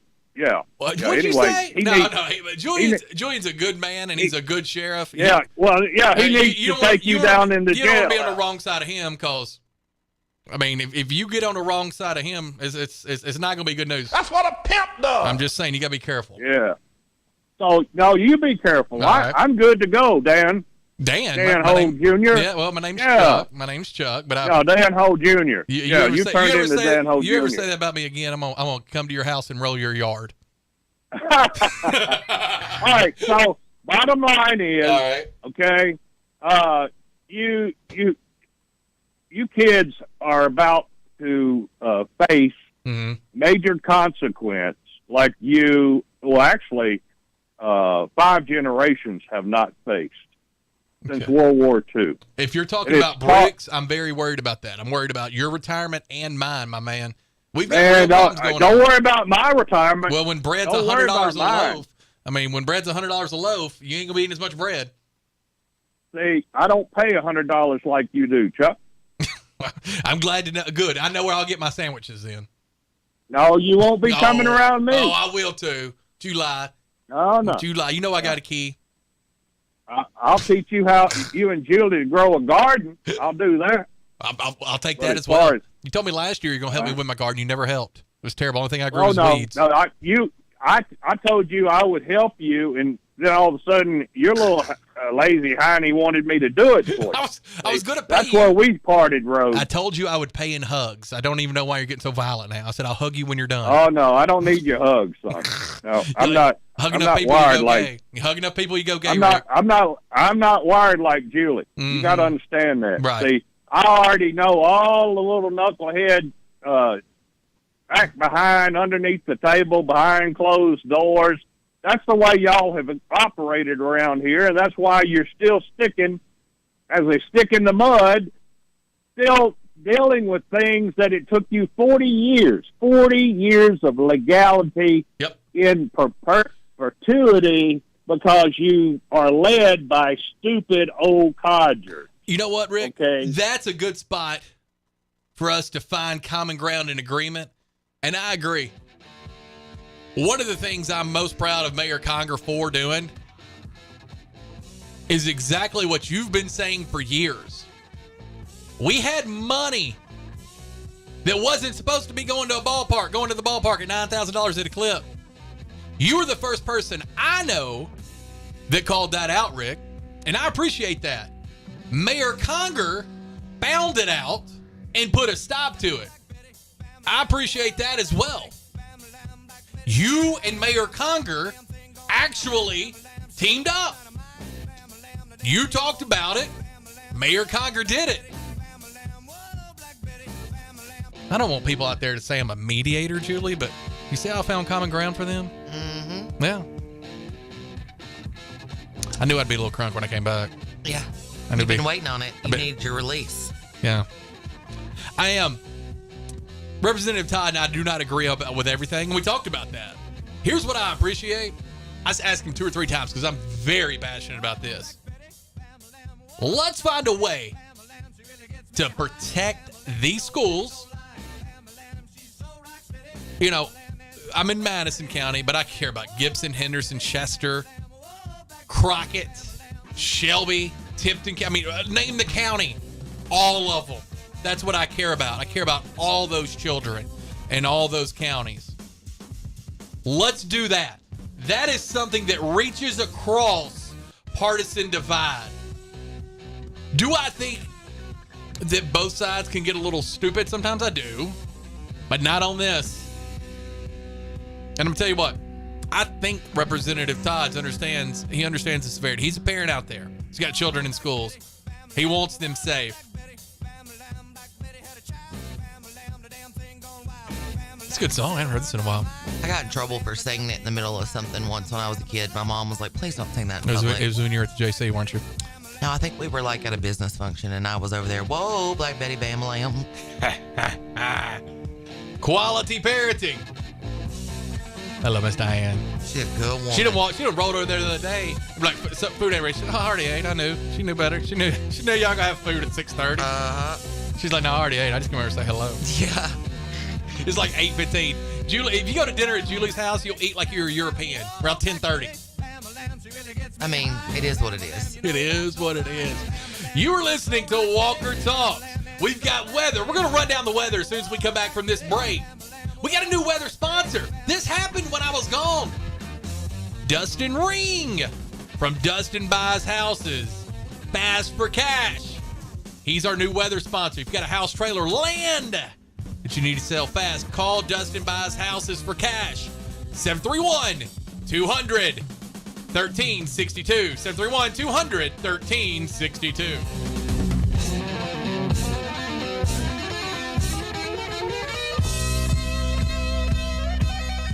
Vintage doesn't always mean long-lasting. As your home systems age, your repair costs, utility bills, and breakdowns rise. During Hiller's Vintage Showdown, we're giving away a free new system to the owner of the oldest HVAC unit. Submit a picture of your old equipment online to see if you qualify as the winner. Everybody wins with trade-in credits plus 0% financing for up to 48 months with approved credit on select new HVAC systems. Enter to win now at happyhiller.com. Call the Happy Face Truck today.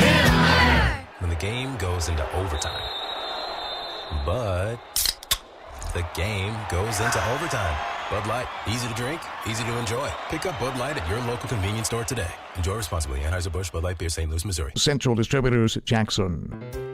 Hi, I'm Terica Smith, a local attorney and proud JMCSS graduate, but I'm also a JMCSS parent. We chose Jackson-Madison County Schools for educational options that are innovative and challenging. Whether it's the Academic Academy at Northeast or early college and career opportunities at JCM Early College High, JMCSS offers classes and programs that will prepare my son for college and beyond. Plus, JMCSS is a Level 5 district and tuition free. It just makes sense. Hi, I'm Greg Hammond, Chief of Public Information for the Jackson-Madison County School System. With an increased focus in the fine arts, athletics, workforce development, and early career opportunities for students, there's never been a better time to choose us. Tuition-free, Jackson-Madison County Schools. Visit jmcss.org today to schedule a tour or call 731-345-7011.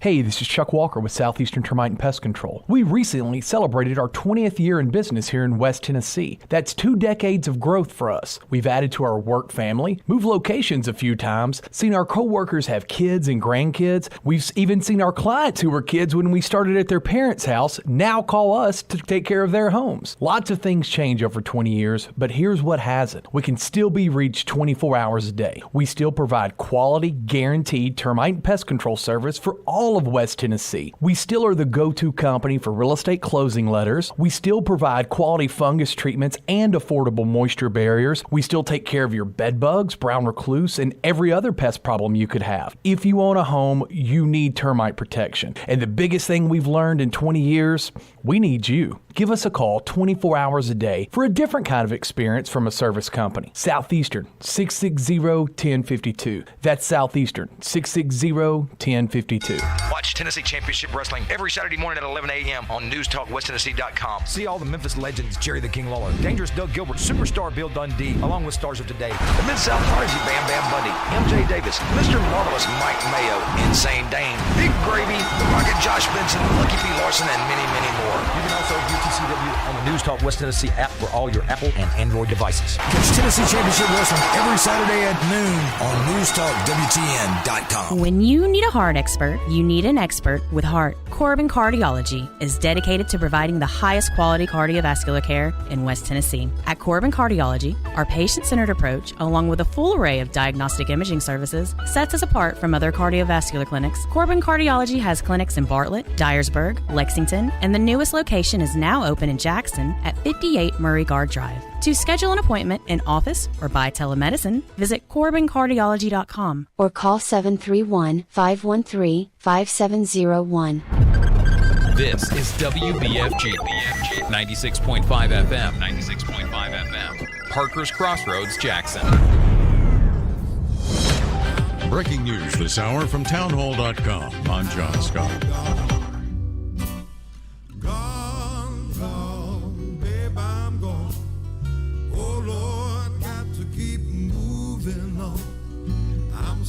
Tired of waiting so long. Babe, I'm gone, gone.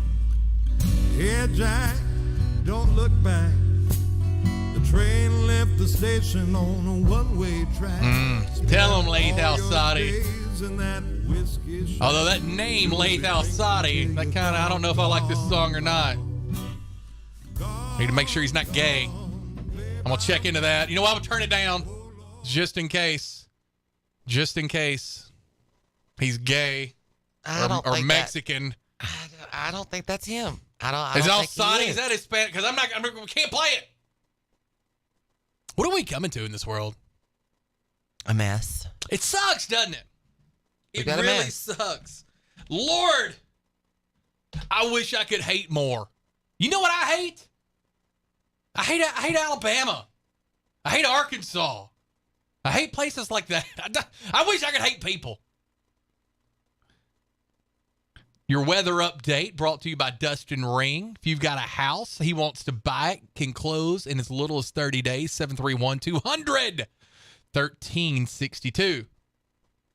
We are expecting some bad weather this evening. The last I saw, Julie, we were at a 4 out of 5 for potentially bad weather. I'm not very good at math, but I think that gives us around an 80% chance. Normally they open up some stuff. Yeah, go ahead and read Have this. you heard anything? Okay. This is from the Jackson Post.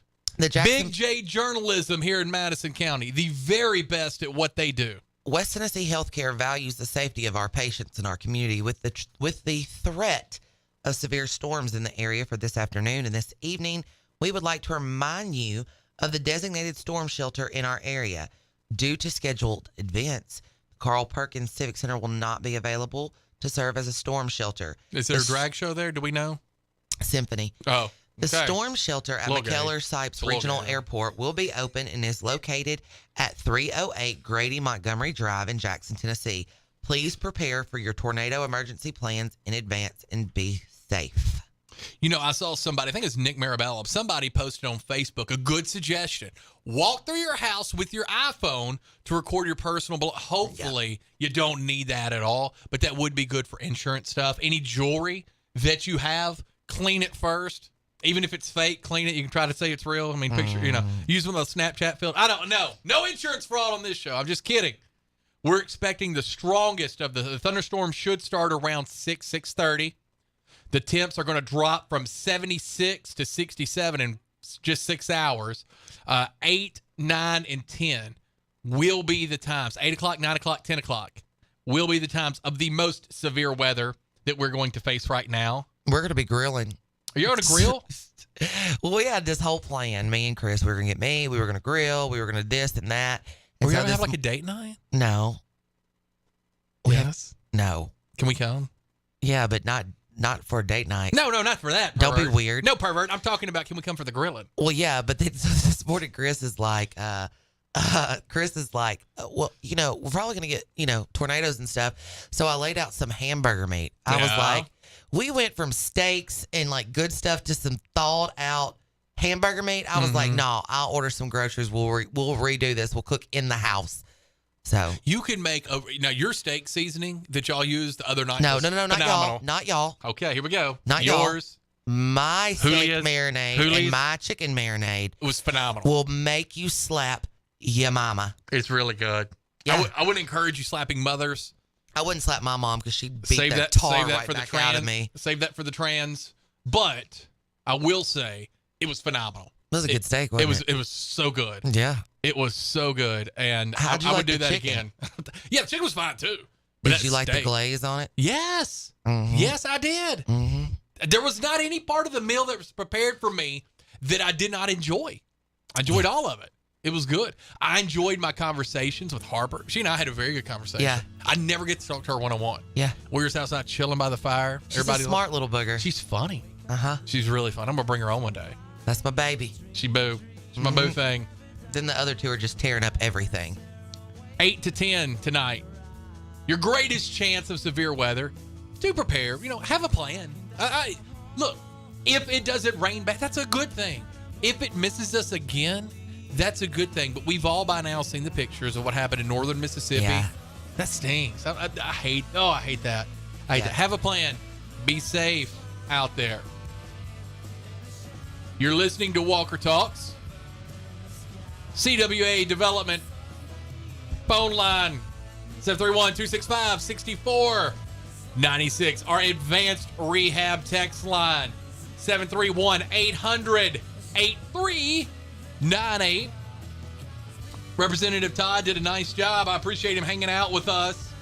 We found common ground on some things. All kidding aside, the only thing I want to hear coming out of Nashville until we've got some resolution and some plans in place is how we're going to protect our schools. Because I guarantee you, those families at Covenant, they didn't think anything was going to happen Monday morning when they took those babies to school. Evil exists in this world. Evil is out there.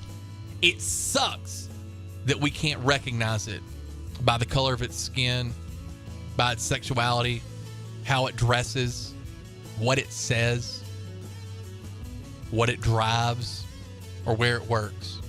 I wish we could. I wish we could. I wish we could see evil, pure evil, that easily. Nobody would throw it under the bus quicker than me. But we respect you out there. You got a lot of different choices of radio stations to listen to, and you're listening to this one. You're listening to this show. I'm not going to do you the disservice of telling you that by lumping people together, by eradicating people off this earth, that we've solved our problem. That's not how problems work. This is the exact opposite of elementary. This is serious. This is a real thing. We got problems. We want to hear your solutions. You're listening to Walker Talks with Chuck and Julie.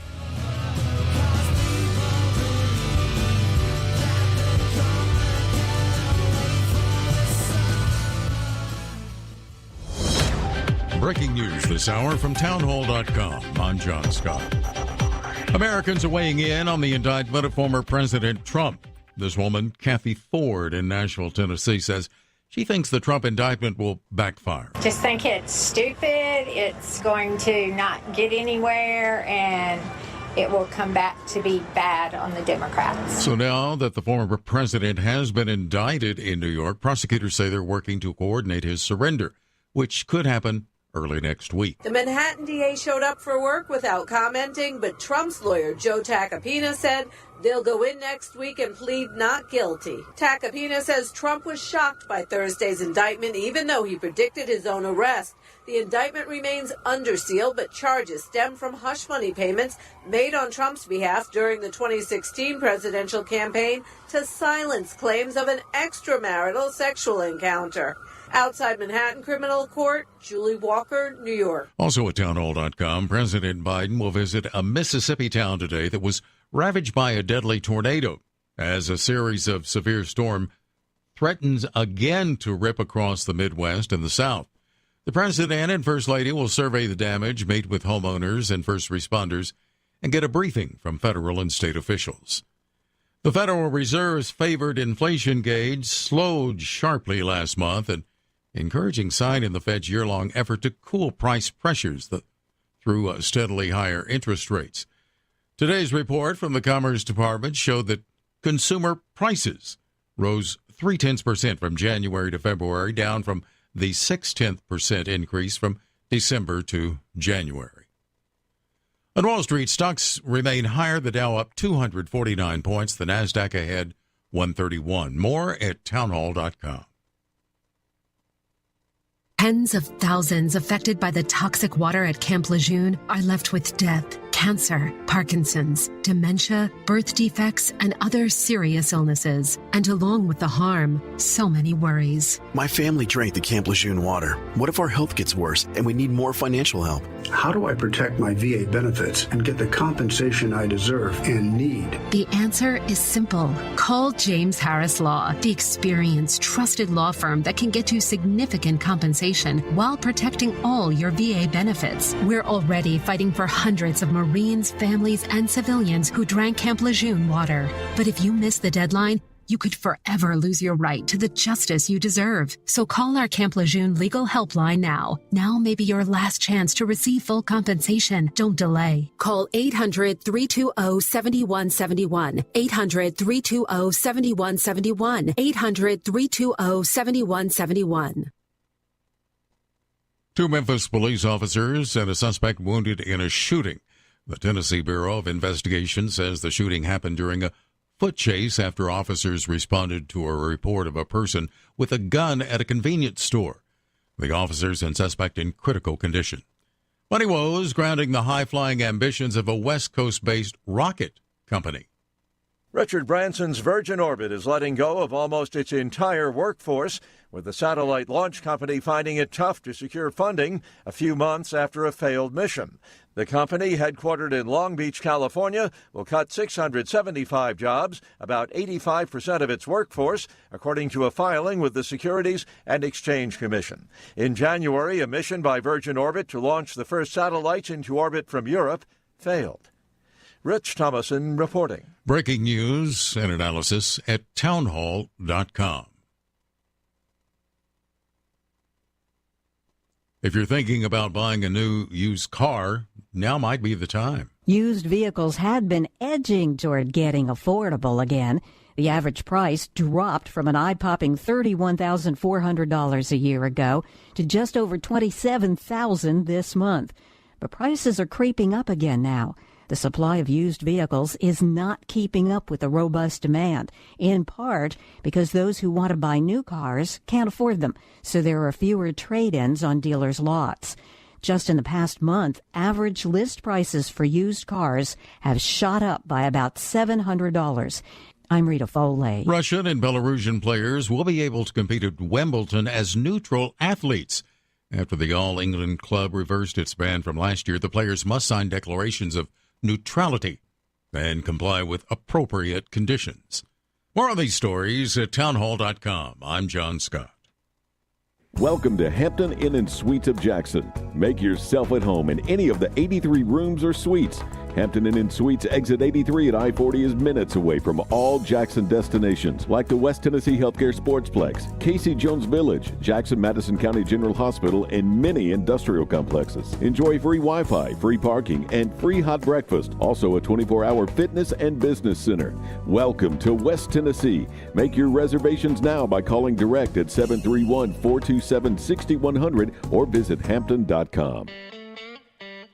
The Rocket is coming to Jackson April 13th, Meridian Baptist Church. Roger Clemens will be the guest at the 4th annual benefit to the Trey Lindsay Scholarship. Roger Clemens has an unprecedented 7 Cy Young Awards, 354 wins, and 4,672 strikeouts. Clemens' career spanned 24 years with the Red Sox, the Yankees, the Blue Jays, and Astros. The 11-time All-Star, winning 2 World Series with the New York Yankees. Silent auction is huge with sports celebrity memorabilia along with hunts, duck calls, vacation packages, restaurant packages, and more. Follow posts on Facebook mentioning items leading up to the event. Call 731-217-7187, 731-217-7187 for table sponsor or ticket information. Brought to you by Work Care Resources and News Talk 96.5 FM and NewsTalkWTN.com.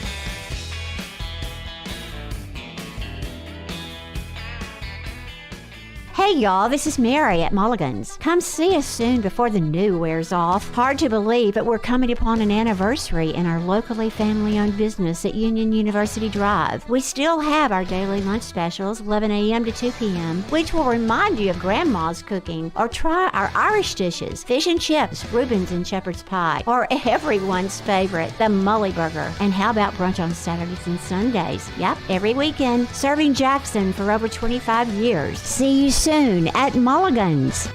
What's better than 20% over invoice, or 15% over invoice, or 10% over invoice? How about 0% over invoice? Wait, did I just say 0% over invoice? Hi, this is Sarah Beth Langley at Gene Langley Ford in Humboldt. As your authorized Ford ordering dealer, Gene Langley Ford, in partnership with Ford Motor Company, is accepting new orders at invoice. So our price is your price. There's never been a better time to order your new Ford. Come see us today for details, and let's get your new Ford car, truck, or SUV on its way to your driveway. Struggling with credit issues? Not here. Our finance department can work magic to get you approved. Plus, every new Ford comes with a lifetime powertrain warranty. And if you're looking for a pre-owned car, truck, or SUV, check out the great selection on our lot and online. Updated daily at GeneLangleyFord.com. And remember, March is Ford Truck Month. You really should try Gene Langley Ford before you buy. The dealership service bill. At cost offer excludes Mustang GT500 and Raptor. See dealer for warranty and financing. Award-winning Watson's Cleaning Service specializes in commercial and residential cleaning. Watson's cleans huge commercial buildings. West Tennessee Agriculture and Education Center, the Federal Court Building in downtown Jackson. Watson's also specializes in residential cleaning services, stripping and waxing floors, buffing, pulling trash, sweeping and mopping, vacuuming, household cleaning, baseboards, walls, dishes, dusting and organizing. Call 731-293-3808. Family owned and operated Watson's Cleaning Services. 293-3808. News Talk 96.5 FM weather presented by Dustin Ring. Dustin buys houses fast for cash. Call Dustin now, 731-200-1362. Friday brings showers and thunderstorms. Winds, 15 to 25. Gusting up to 40 miles per hour. Mostly cloudy tonight with showers and thunderstorms. Winds 20 to 30. Gusting up to 50 miles per hour. Lows in the mid-50s. Dustin Ring. Dustin buys houses fast for cash. Call Dustin now, 731-200-1362. DustinBuys.com. Take us with you wherever you go. Download our free apps for Apple and Android. Visit newstalkwtn.com. Then click to download. Helping to make it on her own. We were 1,000 miles from nowhere.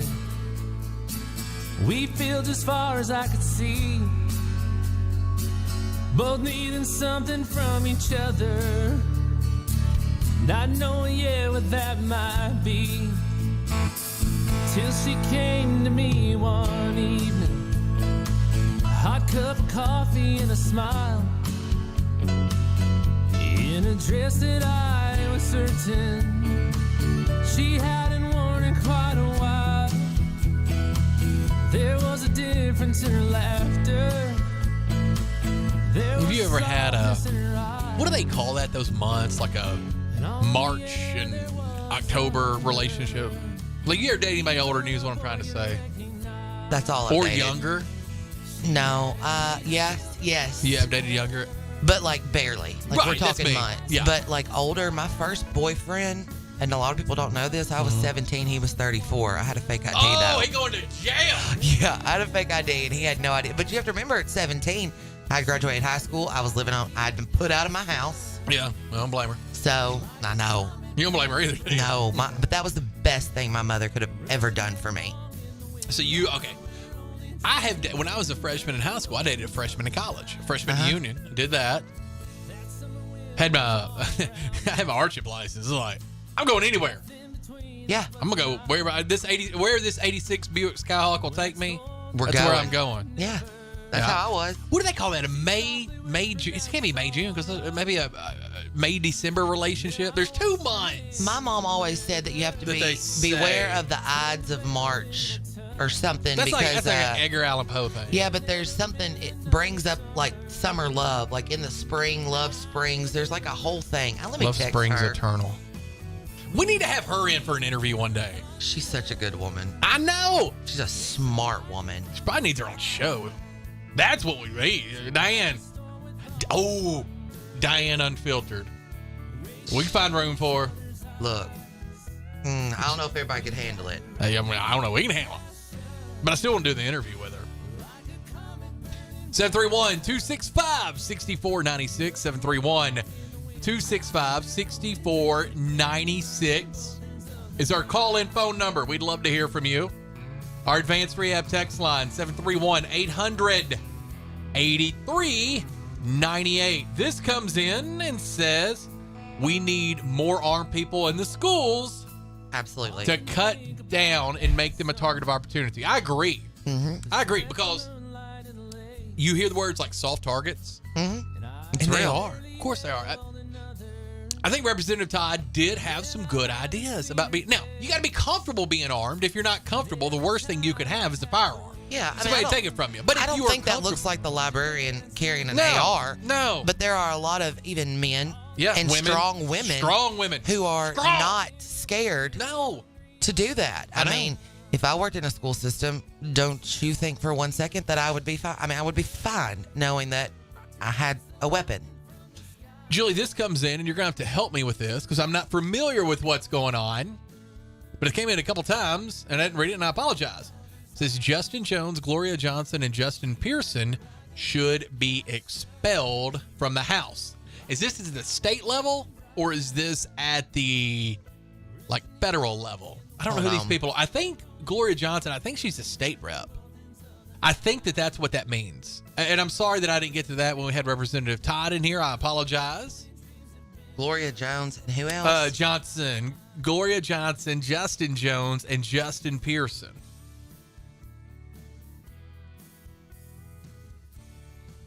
This comes in, and this is what I've been wanting to talk about for a hot minute. Oh, this is about yesterday. All right, go ahead. Read that story, and then we'll get into this BRICS nonsense. 3 Democratic lawmakers on Thursday led an unprecedented gun control rally in the midst of the morning session as hundreds protested against a gun violence outside the door 3 days after a mass shooting at the Covenant School. Chaos erupted around 10:50 a.m. as the House voted on a bill dealing with expansion of the state's education savings account program when Representative Justin Jones complained aloud to Speaker Cameron Sexton that his voting machine was turned off. Sexton told Jones he was out of order and then called a 5-minute recess. As Republican leaders huddled at Sexton's dais, Jones of Nashville and Reps Justin J. Pearson of Memphis and Gloria Johnson of Knoxville went to the podium armed with a megaphone, leading chants such as "Gun Control Now," with people in the balcony seating areas. Republicans and Democrat leaders went outside on the House balcony and huddled for more than 30 minutes before emerging. Sexton, who had admonished the crowd to stay quiet, also had the House Assistant Clerk read the rules for voting because Jones and Pearson left their desks frequently during the morning session. Shortly after 11:30, the House Republican caucus exited the chamber to the outdoor balcony, plausibly to vote on how to proceed. When they returned, Speaker Sexton told the House member he understood their frustrations, but noted that how they expressed them Thursday morning was not acceptable behavior. House Republican leaders declined to immediately sanction. Once the House resumed its calendar, Republicans began to use a procedural maneuver to limit debate, leading Democrat caucus chairman John Ray Clemens to ask Republicans to allow discussion on significant bills. So they're the ones that kind of started everything getting a little buck wild on the floor yesterday. They tried. Another one says that they tried to cause an insurrection. Representative Todd talked a little bit about that with Dan. I missed some of that as I was showering and preparing for the show. The Knoxville one is the one who was like, that's how I know the name. Are you going to ask them to ban, wrestling because of the testicular shocking and all that? I wish I'd have seen. Representative Todd's going to come back in with us because we got questions for some stuff. This comes in our advanced rehab text line. I'm going to play a video that a listener sent in. I'm going to trust that there's no profanity in this video because I have not pre-watched it because I'm not that kind of professional. But I am going to play the video. This comes in and says AR-15, the gun of choice for mass shooters. The dread of emergency rooms. It destroys kids. The parents in Uvalde. I've seen this video too, and I wish I hadn't. The parents in Uvalde couldn't recognize their own children. The AR-15 versus 9mm factoid. 9mm bullets travel 1,200 feet per second and has a kinetic energy of 400 pounds. AR-15 rounds travel at 3,250 feet per second, almost 3 times as quick, and a kinetic energy of 1,300 foot-pounds. Yeah, there's a reason we don't hunt with them. And look, I'm not telling you to. Yeah, but not game that they eat. No, like wild hogs. Yeah, that's why we have those. Yes, they use it for destruction. And I'm not saying to ban AR-15s. Don't misunderstand me. Yeah, but I do think what I would like to hear somebody say is, look, if you get this style weapon, right? It's one thing to have a 9mm, 38. I have a 38, 22, 45. Yep. Hunting, your hunting stuff, your banana. Look, 410s, whatever. Yeah, knock yourself out. You have a constitutional right. Now, I will say, hey, look, when we wrote the Constitution, 1776, I'm not familiar with AR-15s being around. No, I think we had muskets. Right. We were still loading it. Yeah. We had the bayonets at the end of it. Yeah. We talk about common sense law. I think common sense will say, hey, look. If you want one of these weapons, you are entitled to it. We do need to do a mental evaluation of you. You need to. And is that not fair? Are you losing your rights to have that? I don't know. I want to play this video that came in. It says, will you play this 57-second video of former Supreme Court Justice Warren Burger. Says no profanity in it, so we're going to play it. Here we go. Julia, curious to see what you think about this. I'm curious to see what I think about this. Of the U.S. Supreme Court from 1969 to 1986. Charlene Hunter Galt spoke to him last week. If I were writing the Bill of Rights now, there wouldn't be any such thing as the Second Amendment. Which says? That a well-regulated militia being necessary for the defense of the state, the people's rights to bear arms. This has been the subject of one of the greatest pieces of fraud, I repeat the word fraud, on the American public by special interest groups that I have ever seen in my lifetime. Now just look at those words. There are only 3 lines to that amendment. A well-regulated militia. If the militia, which was going to be the state army, was going to be well-regulated, why shouldn't 16 and 17 and 18 or any other age persons be regulated in the use of arms the way an automobile is regulated? The news of the All right, there it is. That was Warren Burger.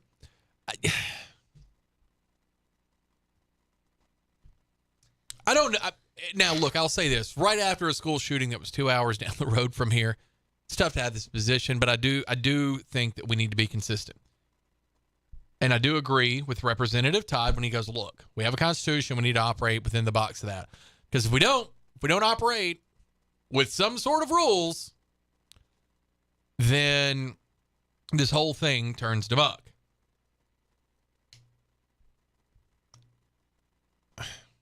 I'm sorry. I'm struggling right now. It's hard, isn't it? It hit really close to home.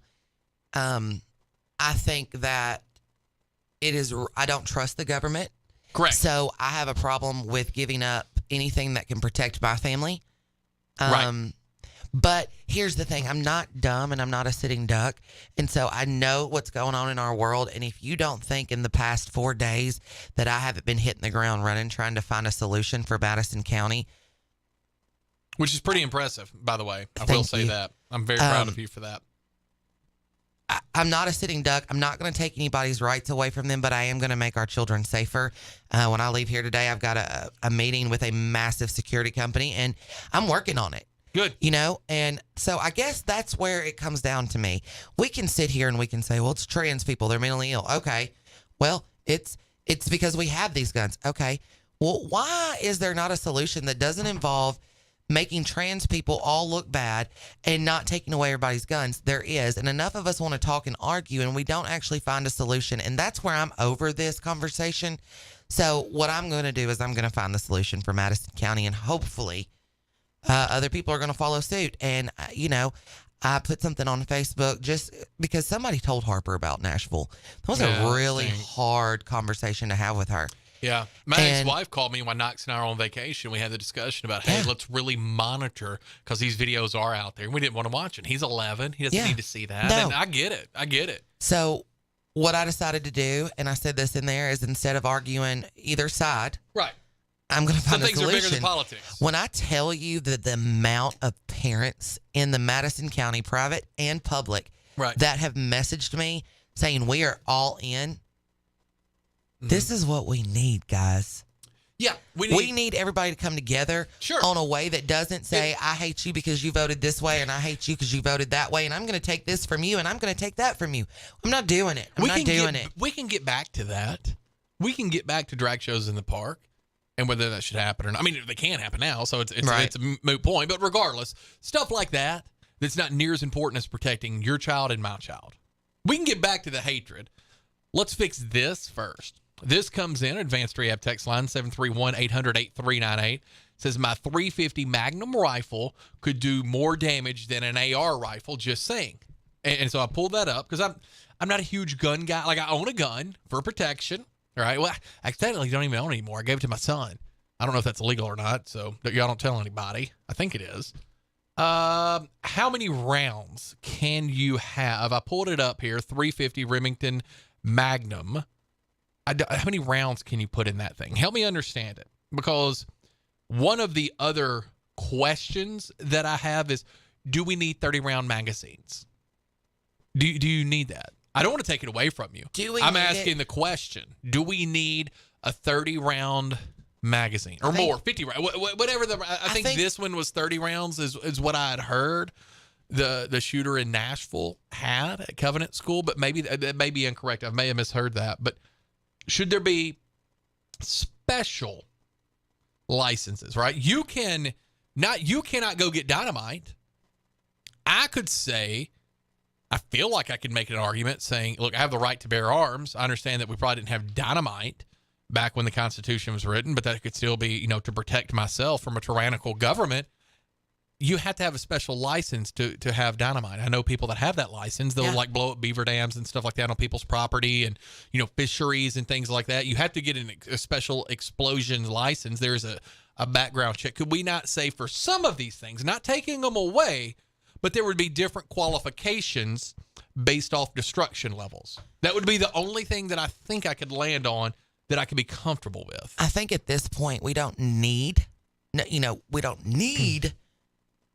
30 rounds in a magazine. However, we don't know what the shape of our country is going to be in a year. I mean, look at everything with Russia and China, and you never know.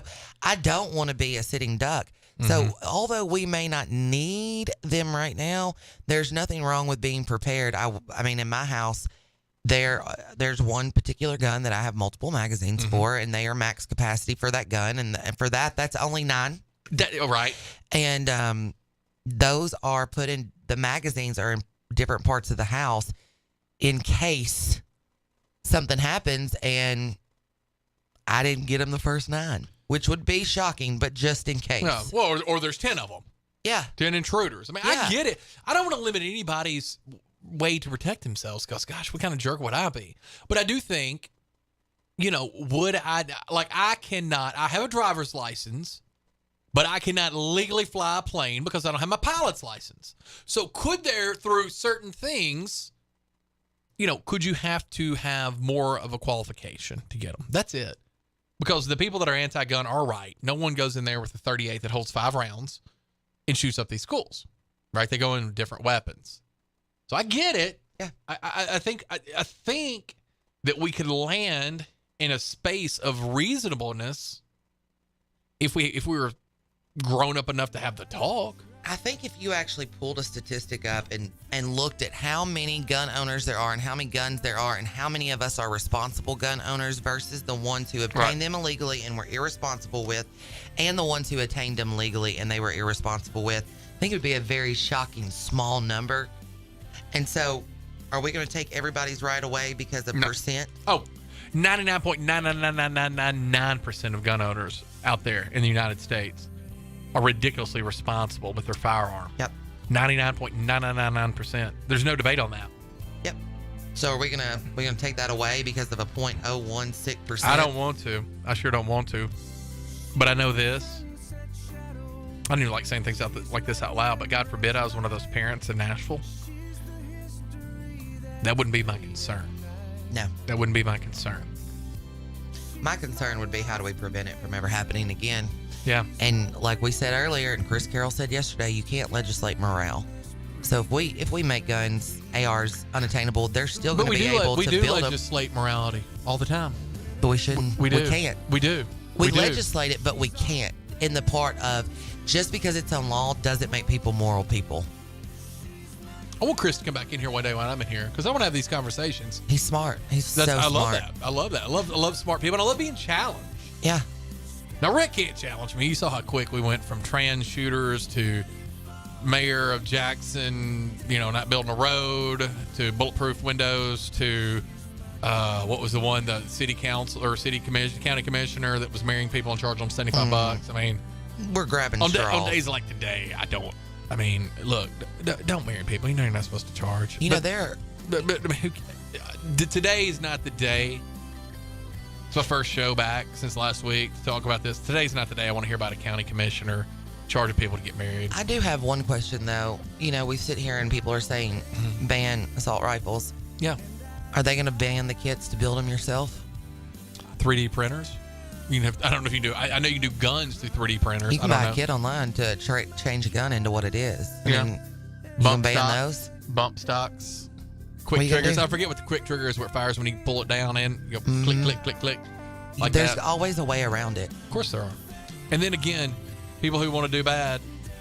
Most of us out there listening right now, with the exception of probably a couple of you, we're not big on math. We don't do math. Math's illegal, but we understand people do math. Bad people are going to find bad things to do. I get that. So I don't want us to be less safe. Criminals are always going to criminal. Are we 100% convinced, though, that these school shooters would still find a way? Yes. To get these weapons? We are? They've done it in the past. They have. The majority of them did not get those guns legally. That's interesting. I didn't know that. And you know what? That's probably not talked about. It's just when they legally own them, that's when it's talked about. Yeah. It's so hard to find good, accurate information now because everything has butter on it, right? It's like whatever makes it better for whatever your point of view is, that's what you find out about. For you know what I mean? Depending on what channel, whatever. We butter on everything. I think me and Bob, or maybe Tom, I can't remember, but somebody this week we talked about that certain people are going to go to certain news stations because that's what fits their ideology. Yeah. So it depends on which channel you're on. You're going to be challenged here. But that's good. That's good for you. It's good for your brain. Same reason you should treadmill, you should talk radio. I do not treadmill. To walk or talk. So at least you talk radio. I tread. You tread water. 731-265-6496 is our CWA development call-in line. Our advanced rehab text line, 731-800-8398.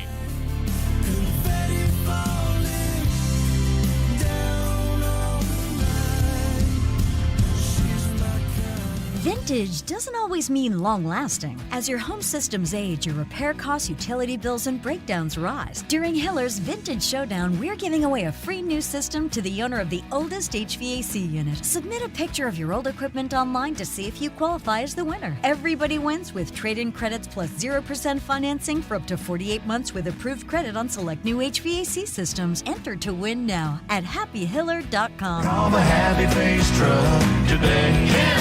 What do you think he'll get you this year? Candy? Flowers? No, I was thinking something more sparkly. Wow, congratulations. How many carats do you think he'll spring forward? Girl, forget the ring. I want some of that shiny 45 Automark bling. At 45 Automark, get a jewelry box full of $1,000 savings just by walking in and saying, "Show me the bling." We've had an 18-year clean Carfax successful marriage to our customers, and to keep the romance alive, we're taking $1,000 off so our relationship thrives. Say, "Show me the bling," and carry this loaded leather sunroof Honda CR-V over the threshold for $11,900. Pick up this 60,000-mile 2020 Chevy Colorado for just $21,900. Don't fall for Mr. Megadigger with a sappy sales spiel and false love sting. When every drive in your Forever 45 ride will give you the feels like a sweet romance with $1,000 off because you said, "Show me the bling." So call 989-8059 or come to 45 Automark today. Wear your $1,000 off the perfect for you ride with that love's in bloom at first sight feeling that'll make you swoon and leave you reeling. Dealer!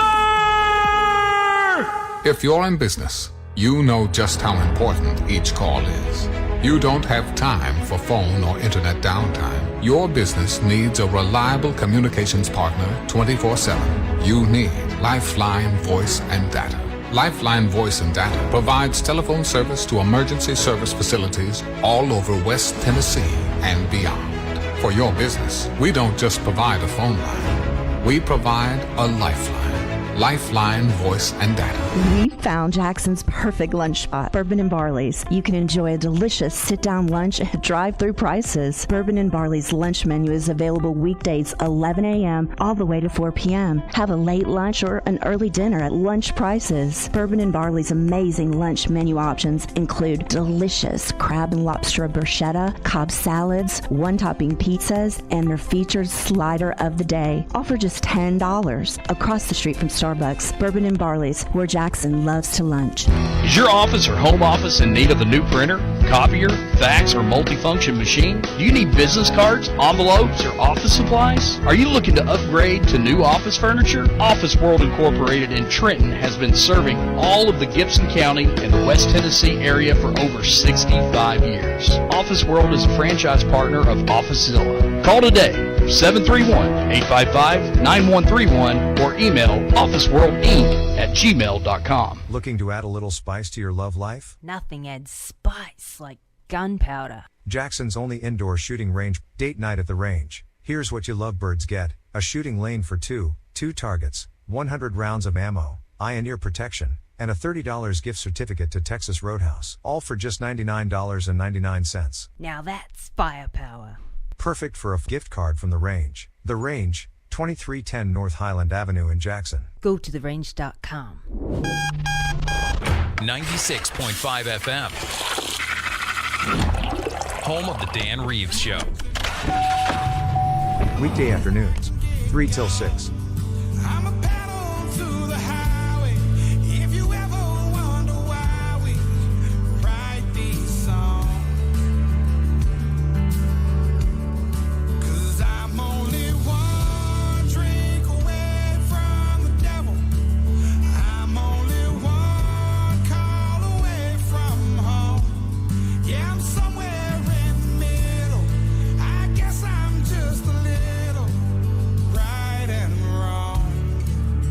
Welcome back into Walker Talks.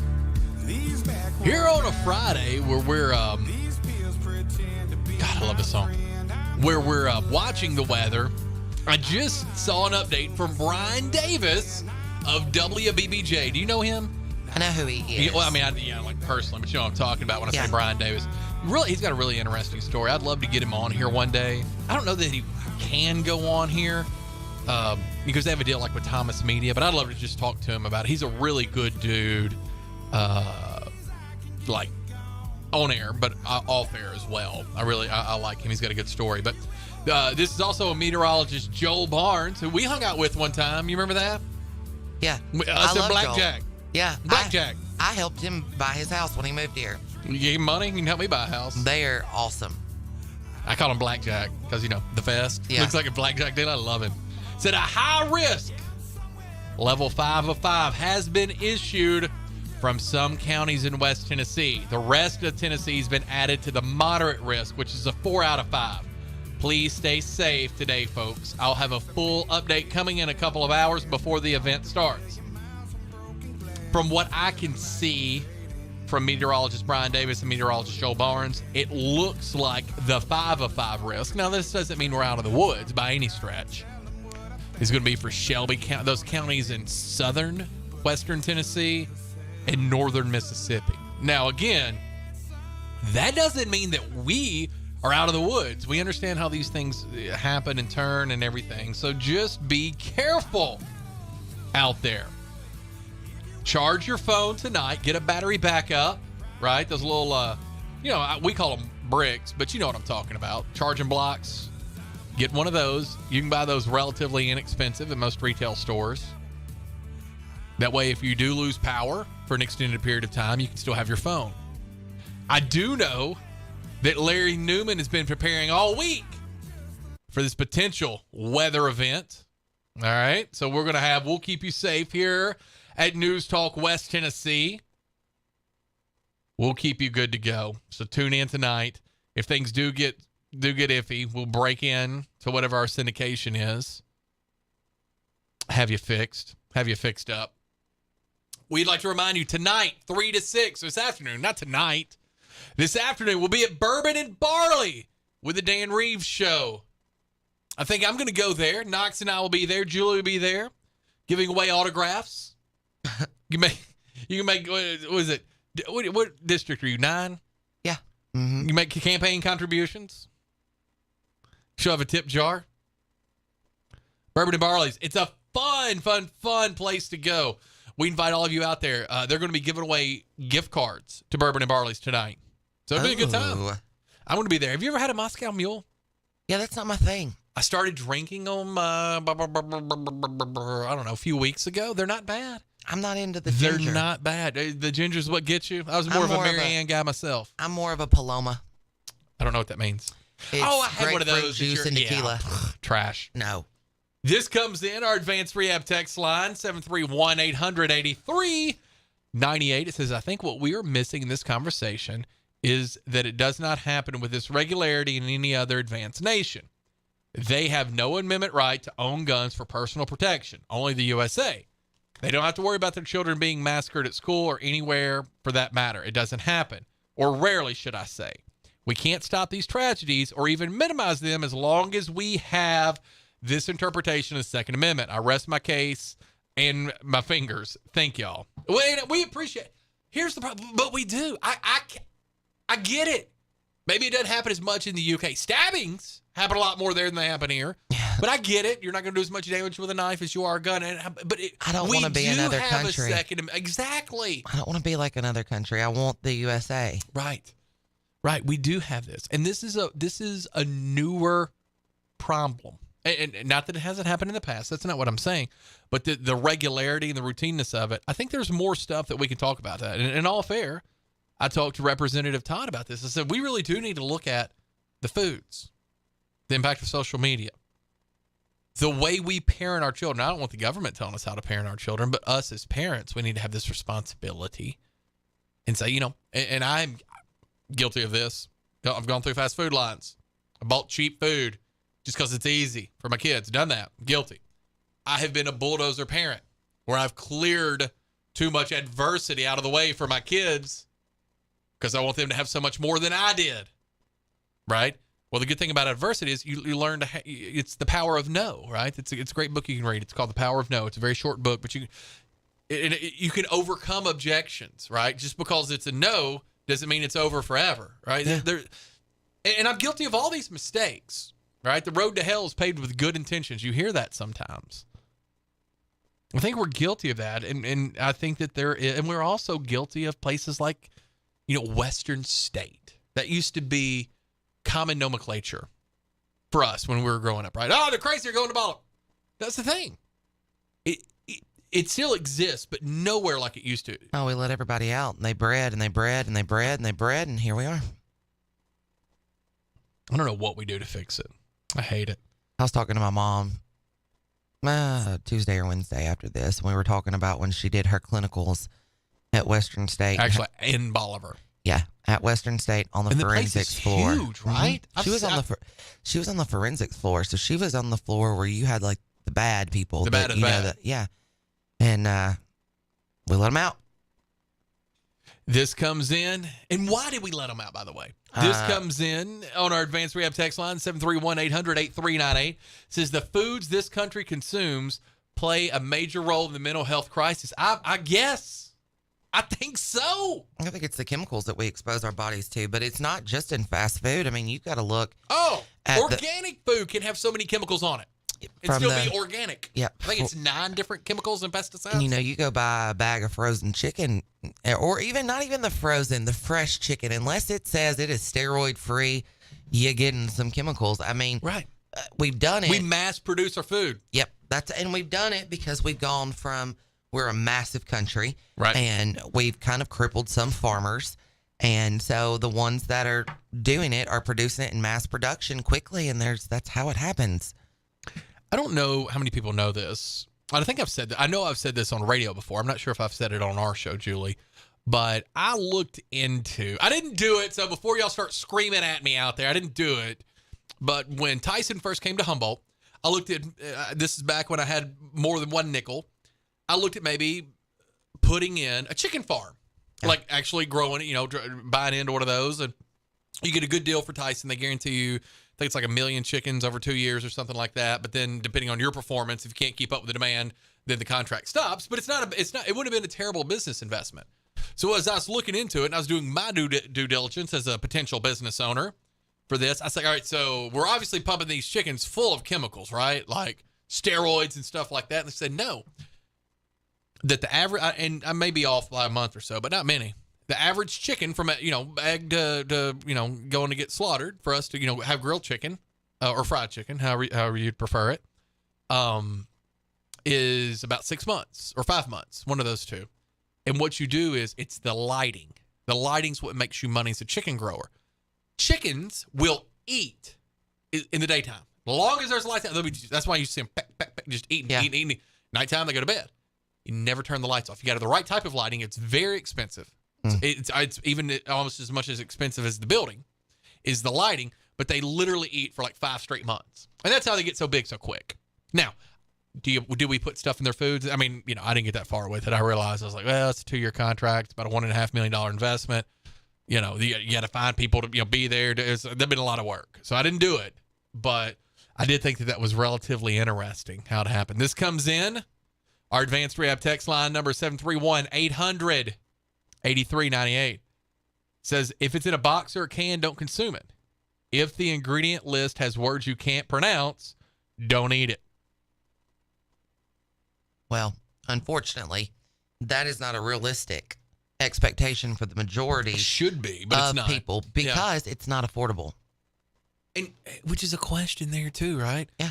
Why is I guess because it's a supply and demand, but why is healthier food like a cut up chicken breast? They have to be treated differently. The vegetables can't be sprayed with certain pesticides that are cheaper. It's more labor intensive, and so the cost of it is higher. We get that. I mean, it makes sense. So you can sit here and say, okay, well, look, don't eat the mess. But when you've got 5 kids and you're looking for organic chicken nuggets and organic french fries, I mean, it's just, that's a part of our problem. What's good for us is not affordable, and what's bad for us is so easily available. Bull called in one time, and he was talking about cigarettes. He said, you don't even get addicted to the nicotine. You get addicted to one of the pesticides, I believe is what he said, that they put on there. I think you actually get addicted to the motion. I think if you look, sucking in and all that. I think if you look at the amount of people that smoke who probably have some kind of undiagnosed ADD to ADHD, I think it would be insanely high, and you get this oral fixation or even of something to do. That. Yes, something to do when you're bored or when your mind and your body's not busy. College. Yeah. I think it's a mental addiction as well. I don't know. I could be convinced that we do put stuff on foods to make us, especially the cheap foods. You know what I mean? The junk foods that we eat. I think that's why little girls are starting to go through puberty and show quicker. Right. And I said that used about to be my the average. It didn't used to be that way. The average female foot size used to be like 7, and now it's like a 9 and a 10. That's the average? Yeah.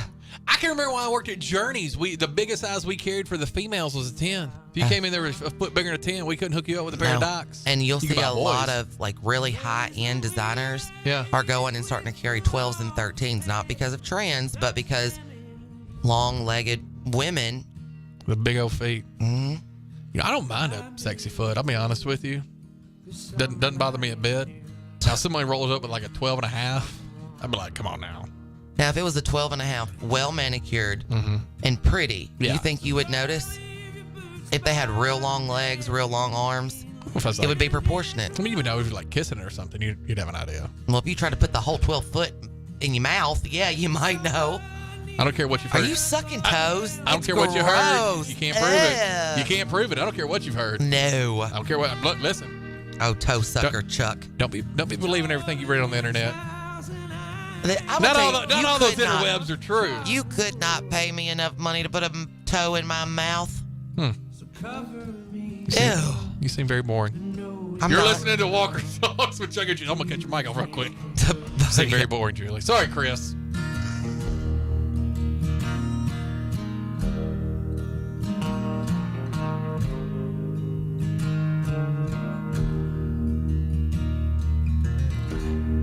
Put your faith to the test when I tore off your dress in Richmond on high. News Talk West Tennessee includes newstalk965.com and Newstalk 96.5 FM, covering local news, sports, and weather on an extensive network of platforms, including radio, social media streaming, digital TV, live stream, podcasts, all on your devices. Our local and live weekday lineup includes Daybreak with Greg Wood and G-Unit, Walker Talks with Chuck Walker and Julie Holt, The Dan Reeves Show with Gina Langley and Larry Newman, Dave Ramsey, Jackson-Madison County Schools Game of the Week, UT Vols Sports, and the Memphis Grizzlies. Beverly's local live News Talk West Tennessee and NewsTalk965.com. Hear it first on News Talk 96.5 FM. We might be talking about you. King Jewelers is not your typical jewelry store. It's an iconic symbol of love. Custom-made jewelry to suit the most discriminating taste. Or you can redesign an old piece that's just sitting in a jewelry box. Create something completely new and unique. Grover has over 40 years experience as a certified jeweler. Visit KingJewelerJackson.com. King Jewelers at 16B Conrad Drive, Jackson. Follow King Jewelers Jackson on social media for special savings. Hi, I'm Terica Smith, a local attorney and proud JMCSS graduate, but I'm also a JMCSS parent. We chose Jackson Madison County Schools for educational options that are innovative and challenging. Whether it's the Academic Academy at Northeast or early college and career opportunities at JCM Early College High, JMCSS offers classes and programs that will prepare my son for college and beyond. Plus, JMCSS is a level 5 district and tuition free. It just makes sense. Hi, I'm Greg Hammond, Chief of Public Information for the Jackson-Madison County School System. With an increased focus in the fine arts, athletics, workforce development, and early career opportunities for students, there's never been a better time to choose us. Tuition-free, Jackson-Madison County Schools. Visit jmcss.org today to schedule a tour or call 731-345-7011.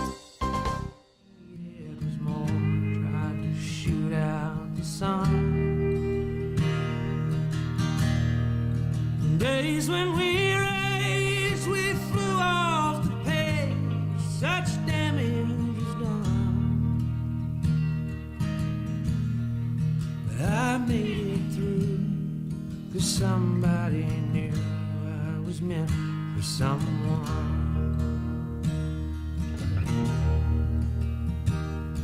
So girl, leave your boots by the bed. We ain't leaving this room. I'm going to tell you, Morgan Wallen normally makes everything better. I'm a big Morgan Wallen fan. I like his stuff. I don't care about like the little rap stuff he does, but he was great on Cover Me Up. But Jason Isbell, the writer of the song, this is the version you need to be listening to. Do you like this better than Morgan Wallen's version? No. You like Morgan Wallen's better? Yep. I just think there's such a connection when there's a songwriter in the song. You know what I mean? I feel like it's a deeper connection, but maybe I'm wrong. Plus, I like Jason Isbell. You're listening to Walker Talks with Chuck and Julie. About 8 minutes left in our workday here. Oh, that's not true. We've committed to go to Bourbon and Barley this afternoon. We may just be like greeters. I may be just serving tables, just get a little bit of extra money coming back from vacation. Think they give me one of those aprons? Like when I was at Po Folks, I used to have an apron on. I used to have like your little order pad in there, straws. Bet you would. Yeah, man. I bet they would. Yeah. I mean, why not? I'll serve the heck out of a table. And don't let me behind the bar. Because y'all just thought Coyote Ugly. I mean, I'll be up on that thing dancing, spinning the bottle. It'd be like if Cocktails meets Coyote Ugly. Get enough tips, I'll take my shirt off. This comes in, it says sugar is in cigarettes. I didn't know. I 100% believe it. We try to get we do things to hurt ourselves, and we allow this. And we have an FDA, a Federal Drug Administration, and they do the food and stuff too, right? Food and Drug Administration. I said federal. Food and Drug Administration. I just don't know, man. We're going to have to tweak, not twerk, but tweak some things.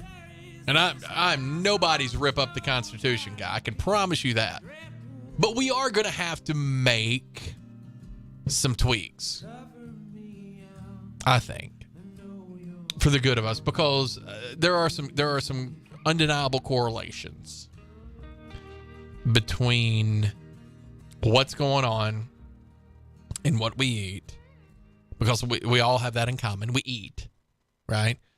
You don't get to be 28 years old, which is what this shooter was at Covenant High School, without eating something, right? I think there are some correlations between social experiences, between how you're born, what you consume. I get worried sometimes. And I get worried as a parent. You know, I know you do too. And all of you out there. Yeah. You worry as parents, man. Are we making the best choices for our kids? But then you also, you know, you want your kids to have experiences. And there are times when you're on your way to vacation. You're going to swing in fast food company X, whatever it is. Yeah. You know, speaking of fast food, we tried to go to Whataburger when we were in Panama City. Uh-huh. We sat in the line for an hour and 15 minutes and we left. It was insane. Well, now they're all over Memphis. So just drive up to Memphis. I would. I saw 2 on Monday. I have warrants. What were you doing in Memphis on Monday? You had to work. I went Monday afternoon because I was going to buy a car. Did you? No. What? Why not? What kind of car were you looking at? You already know. Ugh. I figured it was the one. Good. And I'm glad you didn't, by the way. That was a good decision. The man thought that I was stupid and tried to like lowball the dog mess out of me on my vehicle. And I was like, and you done found out. I was like, bruh, no. I ended up, that part doesn't matter. I'm not going to go there. But anyway, one of the things that he was trying to sell it to me on was because it was Max McCurdy's, who was chief of staff for the Clintons.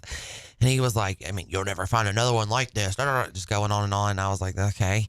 And he was what like, color was it? Black. And he was like, this was Max McCurdy's. I was like, I'm a Republican. Like, you're not helping me want this anymore by telling me. Don't you know how much I hate Democrats? No, that doesn't excite me. Like, he's never been somebody I put at the top of my list of people I admired. And honestly, even if you bought, like, when I was a kid, I had a thing for Pamela Anderson. Yeah. If I would have bought Pamela Anderson's car, it wouldn't make me any closer to her. Right. You know, and I don't know that it matters. He sat in the same seat as me. Cool.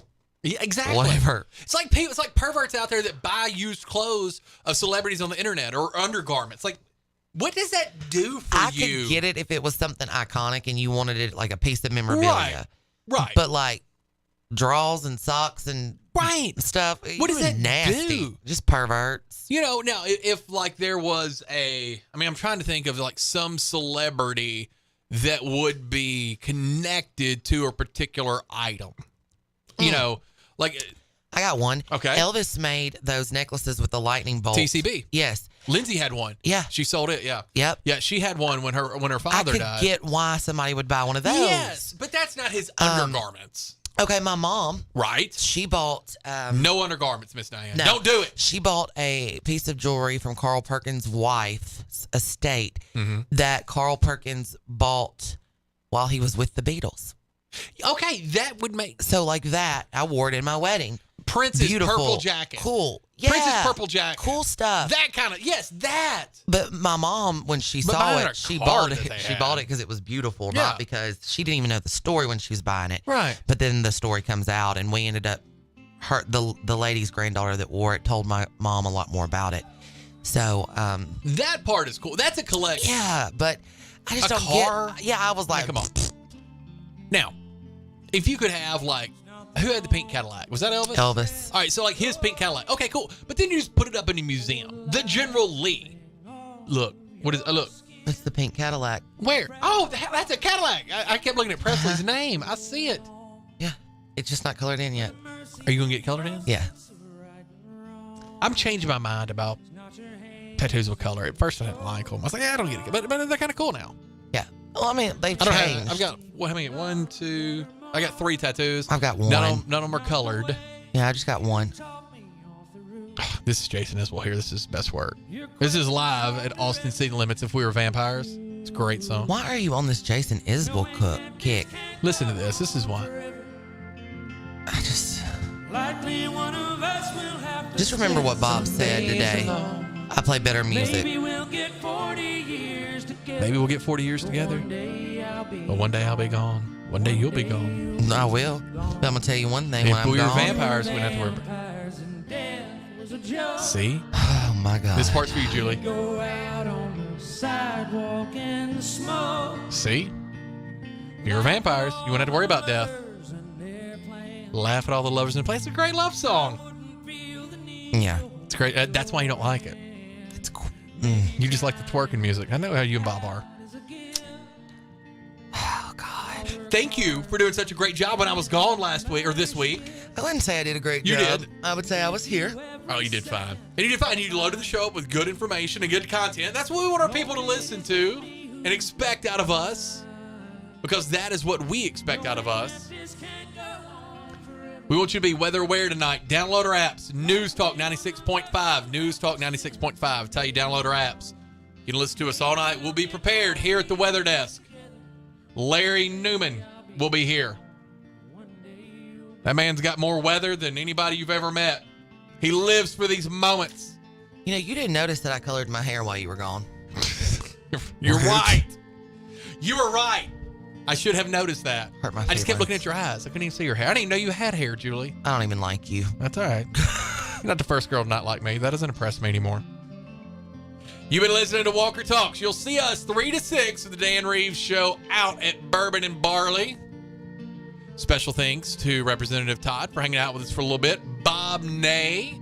Bob will be back on Monday at 10 o'clock. We may talk some more Trump. What do you think? I think we will. We need to get into Saudi Arabia doing their oil, accepting wine money now. They're getting off the dollar. I'm nervous. Yeah. We got things to worry about. We'll get through it together. You got choices out there on what station to listen to. Who entertains you from 10 to 1. We thank you for letting that be us. Have a great rest of your day.